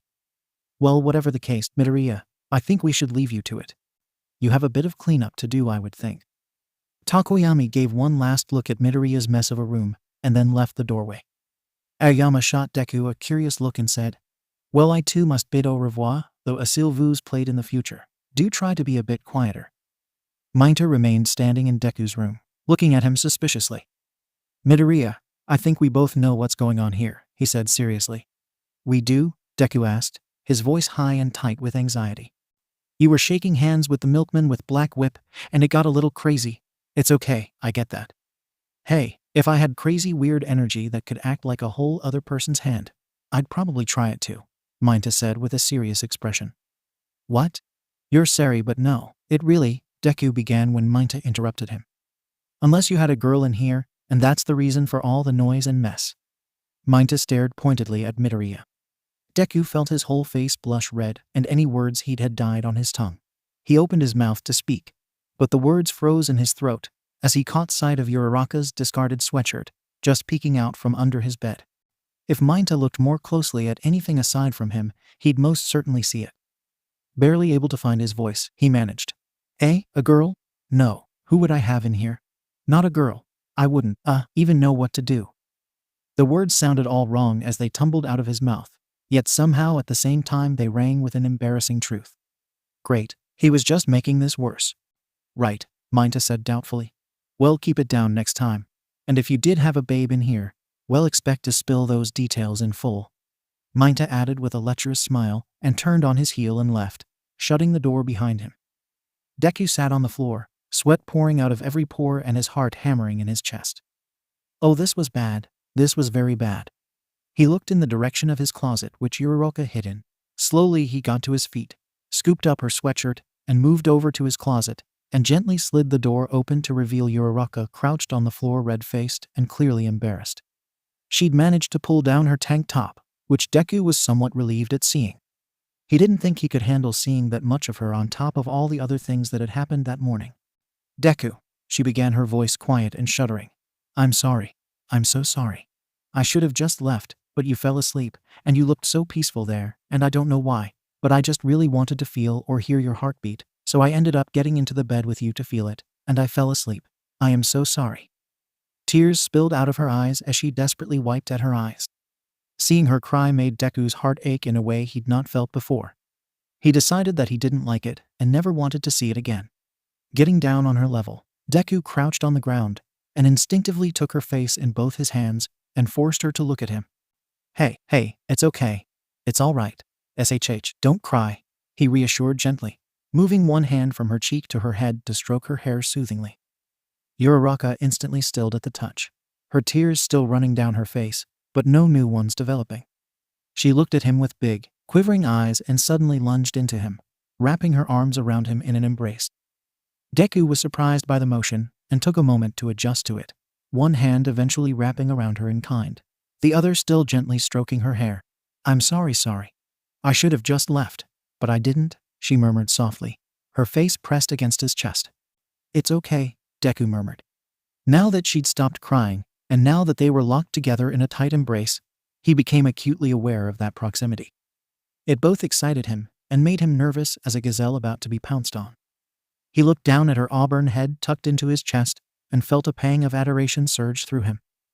Uraraka moved a bit away from Deku to look at him, her eyes still moist and red from crying, but not making new tears.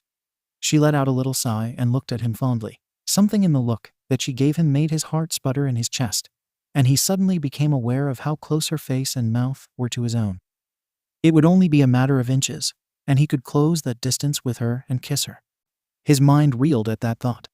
Kiss her.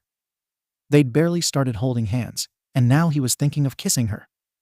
It's the natural thing to do, whispered another voice in his head. Based on the direction of her eyes, Uraraka was having similar thoughts. Deku followed her gaze and easily surmised that she was eyeing his mouth intently, also keenly aware of the small space between them and how easy it would be to lean forward to close it. There was something in her eyes that made butterflies dance in his stomach and a tingling start to grow in his groin. Her head moved forward a fraction. His head followed suit. One more subtle movement forward, and they'd be nose to nose, and after that, locking lips. Bail. Get out of there. You can't kiss her. This is not the time, an inner voice chided urgently. His mind cleared a fraction to see Uraraka lean a smidge closer, and felt his stomach leap into his throat. We'd better get moving, he abruptly said, a little louder than he'd intended. The statement seemed to pull Uraraka back to reality as well as she moved several inches backwards, her face turning a rosy pink. Right, she said softly and rose to her feet. Deku paused, then asked, let me peek outside and see if anyone is out there. And if it looks like it's clear, you can make a run for it. Unless you want to float yourself back to your room. Uraraka shook her head. I don't know that would be the best idea since it's daytime, and if anyone is looking out their window, they'll see me just kind of floating around and start to ask questions. Good point, okay? I'll go with you until we get to the stairs, Deku agreed, and then moved toward the door. He pressed his ear up against the door and listened for what felt like several minutes. He then cracked the door open a fraction and looked outside.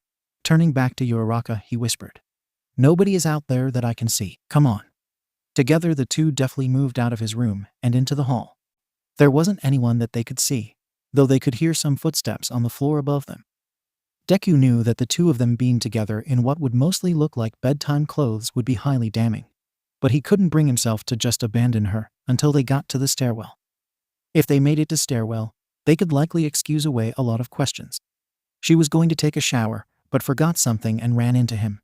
She was getting up to get a snack before getting dressed, and they crossed paths. The possibilities were endless. They made it to the stairwell where Uraraka paused. She looked at Deku, her cheeks slightly rosier than they normally were. I guess I'll see you a little later, she murmured softly, and much to his surprise, she briefly took his hand and squeezed it reassuringly. Yeah, was all he managed to squeak out, feeling hot and flustered with her holding his hand, when at any moment someone could come by see them. Is that such a bad thing? A tiny voice inside him asked. Before he could answer that voice or do anything really, Uraraka surprised him by suddenly leaning forward, standing on her tiptoes, and closing the distance between them to plant a swift and entirely unexpected kiss on his lips.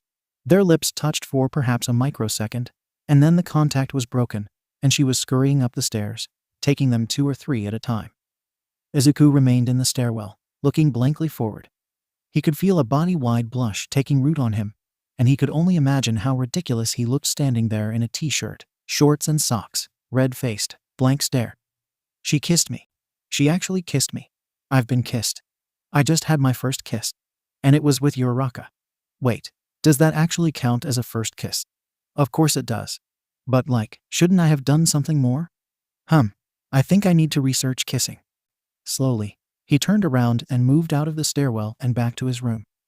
He might have passed by Minta, Ayama, Takoyami, anyone or no one he didn't really know, and he didn't really care. For in that moment, all that was on his mind was standing in the stairwell with Uraraka, and her leaning forward to kiss him. It had been so fast he had no time to feel or taste, or really anything in that shared kiss. What would a full kiss feel like? What would it taste like? What would it feel like? What would she feel and taste like? Something unfamiliar and primal seemed to wake in the pit of his belly at such thoughts. What would her lips taste like? What would she feel like against his fingertips or against his lips? The mere thoughts of such things made his mouth water, a phenomenon that both excited and confused him. He needed to stop thinking these things. Whatever this strange feeling was, Well, it wasn't helpful or wanted. After some light breathing exercises and focusing his mind by running through some complicated math equations, Izuku finally managed to dispel the disturbing amount of desire that had filled his mind. He was not Minta. He was not going to be a slave to his teenage hormones. Even as he went through his morning routine in mechanical fashion, his mind wandered away from the mundane activities of his morning ablutions. Keeping the memory of Uraraka boldly closing the space between was proving pointless. It kept running on repeat in his head. All he could think about was that kiss and how he really wanted to try it again, except this time he wanted to kiss her. It was dark in the room. The curtains that were pulled shut added to the gloom. Spread casually in his bed, Hawks lay in a reclining position, occasionally puffing on a vape. It wasn't a habit he was super fond of, but both of his parents had smoked, so a need for nicotine was just part of him. Besides, he rarely did it, only when he was under a lot of pressure. He was stark naked in bed, with only a gray sheet casually draped over his lower half. There were a few loose floating red feathers that were scattered about on the sheet that he paid little attention to. He could summon them back if he needed to. Hawks's phone chimed, prompting him to reach over to his nightstand and look at it. Glancing at the glowing screen and seeing who the message was from, he frowned. Great, he thought to himself with an eye roll. It was 𝗳𝗲𝗍 who'd sent him a message, or as he was listed in his phone, Patches. Need you to deliver some intel. Tomorrow at the villa at noon, was all the message said. He hated getting messages from 𝗳𝗲𝗍 or from anyone in that infernal paranormal liberation front. In fact, he just hated that he had to be undercover doing dirty things all at the behest of the Hero Safety Commission. What a joke. Sure, was the message he quickly composed and sent away. He knew that that was all 𝗳𝗲𝗍 would need for a response. He'd never been one who seemed to require or want detailed messages. Brevity and cruelty seemed to be his preferred language. Hawks took another huff on his vape and blew out a big breath. He sighed and watched with narrowed, cat-like eyes as the number 5 hero came trotting into his room, wearing a far too large white t-shirt, his t-shirt. Seeing her in his t-shirt did make him smile for some reason, probably because it was rare that she'd ever borrow his clothing. Mirko seemed to prefer to only wear her own clothes or forego them altogether. Not that he minded seeing her wander about naked, but there was something endearing about seeing the shapely woman wearing something of his. Especially when this little situation they had going on that was supposed to be a strict friend with benefits sort of relationship. That being said, they'd been having this little mutually beneficial relationship for over a year now, and while he felt fairly certain that early on she'd had other beds that she'd shared, he was quite convinced that his was the only bed she shared now. Of course, he'd been in and out of various beds and lovers during that time as well. But as things had progressed rapidly with the paranormal liberation front and his undercover work, the ability to roam had become limited. He certainly wasn't interested in twisting the sheets with any of the treacherous two-timing heroes or villains that he'd discovered within the front. Besides, things were easy with Mirko because she rarely asked questions and seemed perfectly content to let him keep his secrets. Not that Mirko herself didn't have her own secrets. He knew part of the reason that they'd worked well all this time was simply because she didn't care about whatever personal matters he had going on. Or if she did, it wasn't something that she expressed to him. For all intents and purposes, she seemed perfectly content to continue with their occasional romantic trysts. At least for the time being, that worked for him too. He watched as she bent over, the shirt riding up so that he got an oh-so-sexy view of her rump. She was bent over the dresser that was in front of his bed, apparently looking for something. "Something I can help you with, number 5? He asked silkily, enjoying the sight before him. It may have been gloomy in his room, but not so gloomy that he couldn't make out her exquisite shape. Judging by that expression, I'd say you have no interest in helping me find what I'm looking for," she shot back, looking over her shoulder. Hawks took another puff on the vape and gave a languid stretch. "Well, that depends on what you're looking for." Mirko turned around to fully face him and eyed him with a gaze that would have made lesser men gulp. It made him recall their first encounter and how she'd looked at him with those same intense and predatory eyes before she'd pounced on him. He'd found it to be unnerving at first, but that hungry wild look she was prone to giving had soon become a pleasant thing to him. She was by far the rowdiest and wildest creature he'd ever bedded. She was also possibly the most physically fit and physically powerful woman he'd had the pleasure of knowing carnally. Mirko was all muscle everywhere, except for maybe her world-class breasts, which he also very much enjoyed. "That's a nasty habit," she said with a wrinkled nose as she looked at the vape in his hand. In all the times they'd been together, she'd never once take a hit of his vape or had any interest in it. Hawks shrugged casually and gave her a carefree smile. Yeah, it is, but what can I say? I'm a slave to my addictions. Mirko smiled and hopped onto the bed.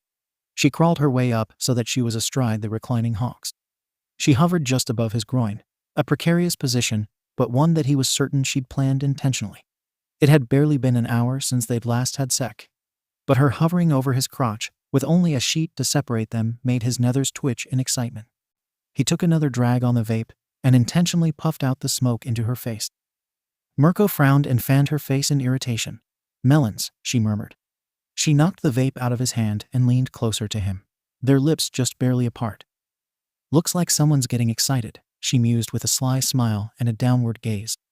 Hawks abruptly grabbed the back of her head to pull her into him with one hand. The other latched onto her hip to direct her pelvis down into his lap. Mirko allowed this, but just as their lips began to touch and her pelvis rolled into his, her legs suddenly came around and up, disrupting his grip on both her head and hip. A half a second later, and both her legs were all that he could see until she deftly rolled backwards, flashing him a full moon as she nimbly rolled off the bed. Come on. If you want me, you gotta put some effort into it, Mirko teased with a smirk and moved around the bed. She stood somewhat proudly at the edge of the bed, still wearing his shirt, her hair messy. Effort, Hawks mused softly, and then faster than the eye could see, a dozen of those red fierce feathers shot forward and pinned Mirko to the wall by impaling the corners of her oversized shirt. Mirko looked down at the feathers pinning her to the wall and gave a mischievous smile. That's more like it. Hawks rose from the bed, the sheet falling away from him, leaving him completely nude as he approached the rabbit hero. Pinned to the wall with his feathers and wearing his shirt. Well, that just made him all the more excited. He strode over to her position on the wall, grabbed both her hands and raised them above her head. His face was mere inches from hers, golden eyes locked onto crimson. He dropped one hand from her pinned wrists and deftly slid it up under her shirt.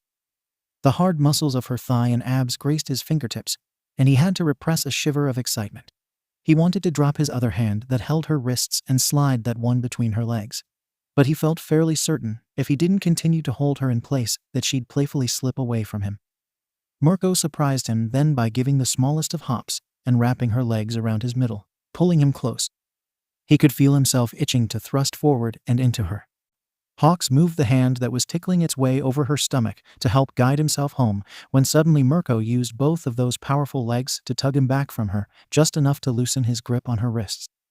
The second the grip loosened, her legs dropped from around his pelvis, and she nimbly ducked out of the shirt, leaving nothing but empty air and his pinned shirt before him. Hawks began to turn away, trying to catch sight of the sly little rabbit, but he wasn't fast enough, and soon he felt her calloused hands snatch hold of both his arms and pin them aggressively behind his back. She managed to pull his wings back into that pin as well. Of course, had they actually been fighting, he could have easily gotten loose. But this was just play fighting, and he'd just lost. Got ya, Mirko whispered, leaning forward to whisper in his ear. Hawks couldn't help but chuckle. He supposed that he enjoyed this as well, her playful yet violent bedroom play. It was difficult to ever get bored of her. Oh no, what am I to do? I'm your captive now, Hawks said in mock defeat. Whatever will you do to me? Mirko released him and let him turn around to face her. She was completely naked, just as he was. Even though he'd seen her naked a multitude of times, the sight never failed to excite him, as if he was a teenager and seeing a naked girl for the first time. Overtaken with that sight, and with his quickly mounting desire, he closed the distance between them, pressed his lips to hers, as he wrapped his arms around her middle. Without even realizing it, his wings also wrapped protectively around her. Even though she'd never been one for mushy moments, for now Mirko allowed this. That first kiss turned into shorter, more fevered kisses, with Mirko nipping and biting at his neck and collarbone. That was something he had always felt annoyed about after being with her. The amount of hickeys, scratches, and bruises she left him with was excessive. It always made him grateful for the high collar of his shirt and jacket when in his hero garb. He'd never been a biter himself, but whenever he was with her, well, he often found himself mimicking her behavior and had learned to give as good as he got. Their kisses rapidly evolved into touching, and the two had found themselves once again on his bed, rolling around. As Hawks managed to find himself atop her, working his way downward, leaving little kisses and occasional bites along her belly and thighs, He briefly hoped that she wouldn't get too excited and destroy the bed. That had happened last time, and he'd had to replace the mattress and bed frame, which had been annoying to say the least. The time before that, it had been his kitchen table that had gotten broken, before that the TV stand and the TV itself, and before that, well, he'd forgotten. But he knew that he'd replaced every piece of furniture in his apartment at least once since he'd started sleeping with Mirko. It was all worth it, though. Looking up from betwixt her legs and seeing her flushed face, eyes squeezed shut in sheer bliss, hearing her moans of satisfaction, it made the broken furniture worth it. In truth, he liked all of Mirko, even her haughty and brash bits. He loved having sex with her, the feel of her body, the taste of her, the wild unpredictability of it. But he also liked just spending time with her. Of course, he'd never tell her that he was that fond of her. Hawks wasn't sure how well she'd take that. Casual was the name of this game, and Hawks didn't really have the desire, or honestly, the boldness to try to change the agreed-upon status. A while later, the two of them lay side by side, stark naked, and with a light gleam of sweat on them. Hawks was tired. Between doing double duty for the Hero Safety Commission by playing spy for the Paranormal Liberation Front, and some light hero work on the side, well, he didn't have the stamina to match Mirko the way he used to. He was ready for a nap. Well, that was fun, but I got a jet, Mirko announced nonchalantly and sat up. Hawks watched her rise from the bed and begin looking around for what he assumed was her clothes. He couldn't honestly remember where they'd first disrobed. Mirko began sorting through a laundry pile that was outside of the bathroom attached to the bedroom. Hawks vaguely took note of that growing pile of clothes and made a mental note to get it washed before she came by again, whenever that would be. "What are you looking for? I know you've left some clothes here before." "Check the drawer," Hawks said with a shrug and pointed toward the dresser. Mirko's ears twitched in response, and she wordlessly moved toward the dresser and began rifling through it. If she had been anyone else, he'd worry that she'd searched through all the nooks and crannies in his apartment. But thankfully, Mirko seemed mostly uninterested in digging up his secrets. It was a good thing too, since the second bedroom of his apartment was solely dedicated to his notes and findings on the Paranormal Liberation Front. That room was always locked, but a locked door wasn't really all that much of an obstacle for a super-powered person. In all the time that they'd been together, though, she'd never pried into any of his personal space aside from the rooms they occupied. Even though she was brash and at times frighteningly aggressive and forward, she seemed to have great respect for his privacy. "Some underwear," she replied as she shut the drawer and turned to look at him in frustration. "Well, there aren't any in there, just a bunch of useless shit. I'm gonna wear some of yours," she decided, and pulled open one of the other drawers to take out a pair of his more form-fitting boxer briefs. She slid them on, looked down at herself and laughed. "Ha ha, these barely fit. You've got no ass, Hawks." Mirko laughed again and looked at her backsides with a smirk. The boxer briefs sort of fit her, though she'd been right. In comparison to her, he had no ass. Her rear was practically busting out of the undergarments. "My quirk is fierce wings not having a bootylicious backside," Hawks quipped with a smirk. She laughed at that and again resumed searching for her clothes. A short time later, Mirko had managed to find the white long-sleeved blouse she'd worn and her jeans. Hawks watched as she'd shimmied into her skinny jeans, and he quietly marveled at how well-fitted they were to her. It was like they were painted on. Had she even worn the boxer briefs? He honestly couldn't tell.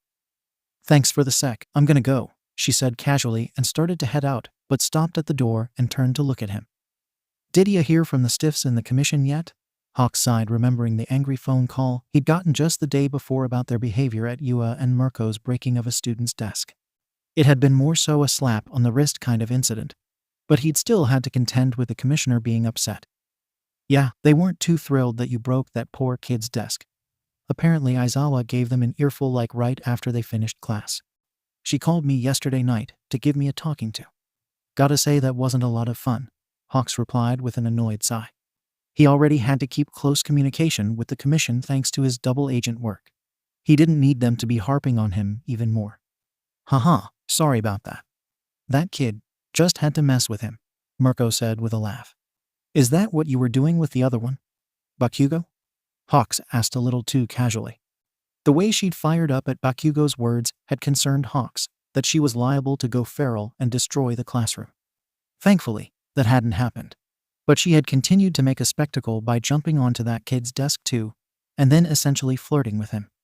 Hawks knew very little of the spiky-haired explosion-based quirk-wielding kid.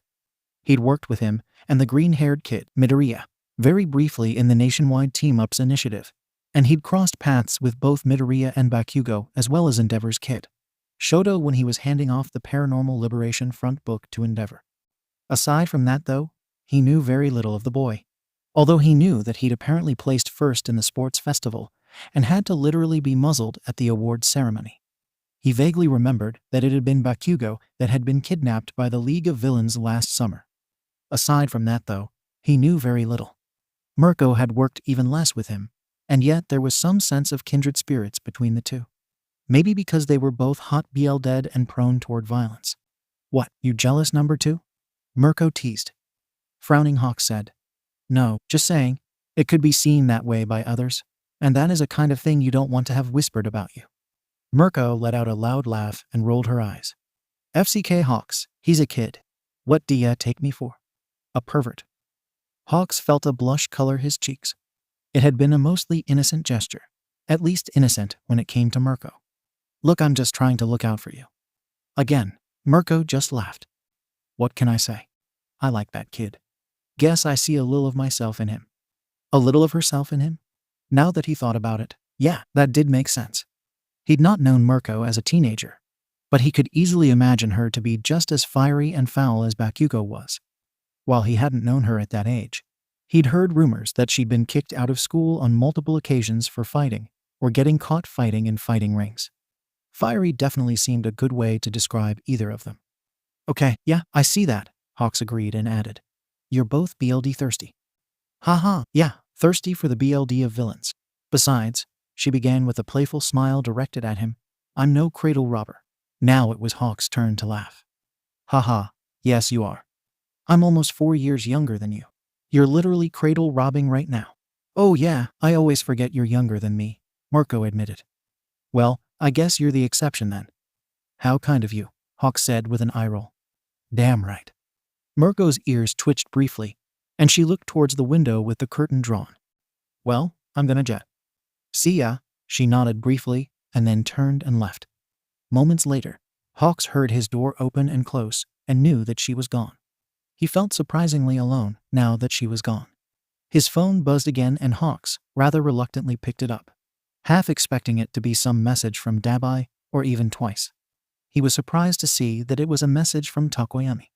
"I hope to work with you for the work studies this weekend," the message read. Hawks sighed sadly and put his phone back down on the nightstand. "Wish I could spend it with you, kid, but duty calls," he murmured to himself and slowly rose out of bed. As much as he'd enjoyed his early morning distraction with Mirko, she was gone now, and he had much to do before the day was done. So much to do and so little time to do it.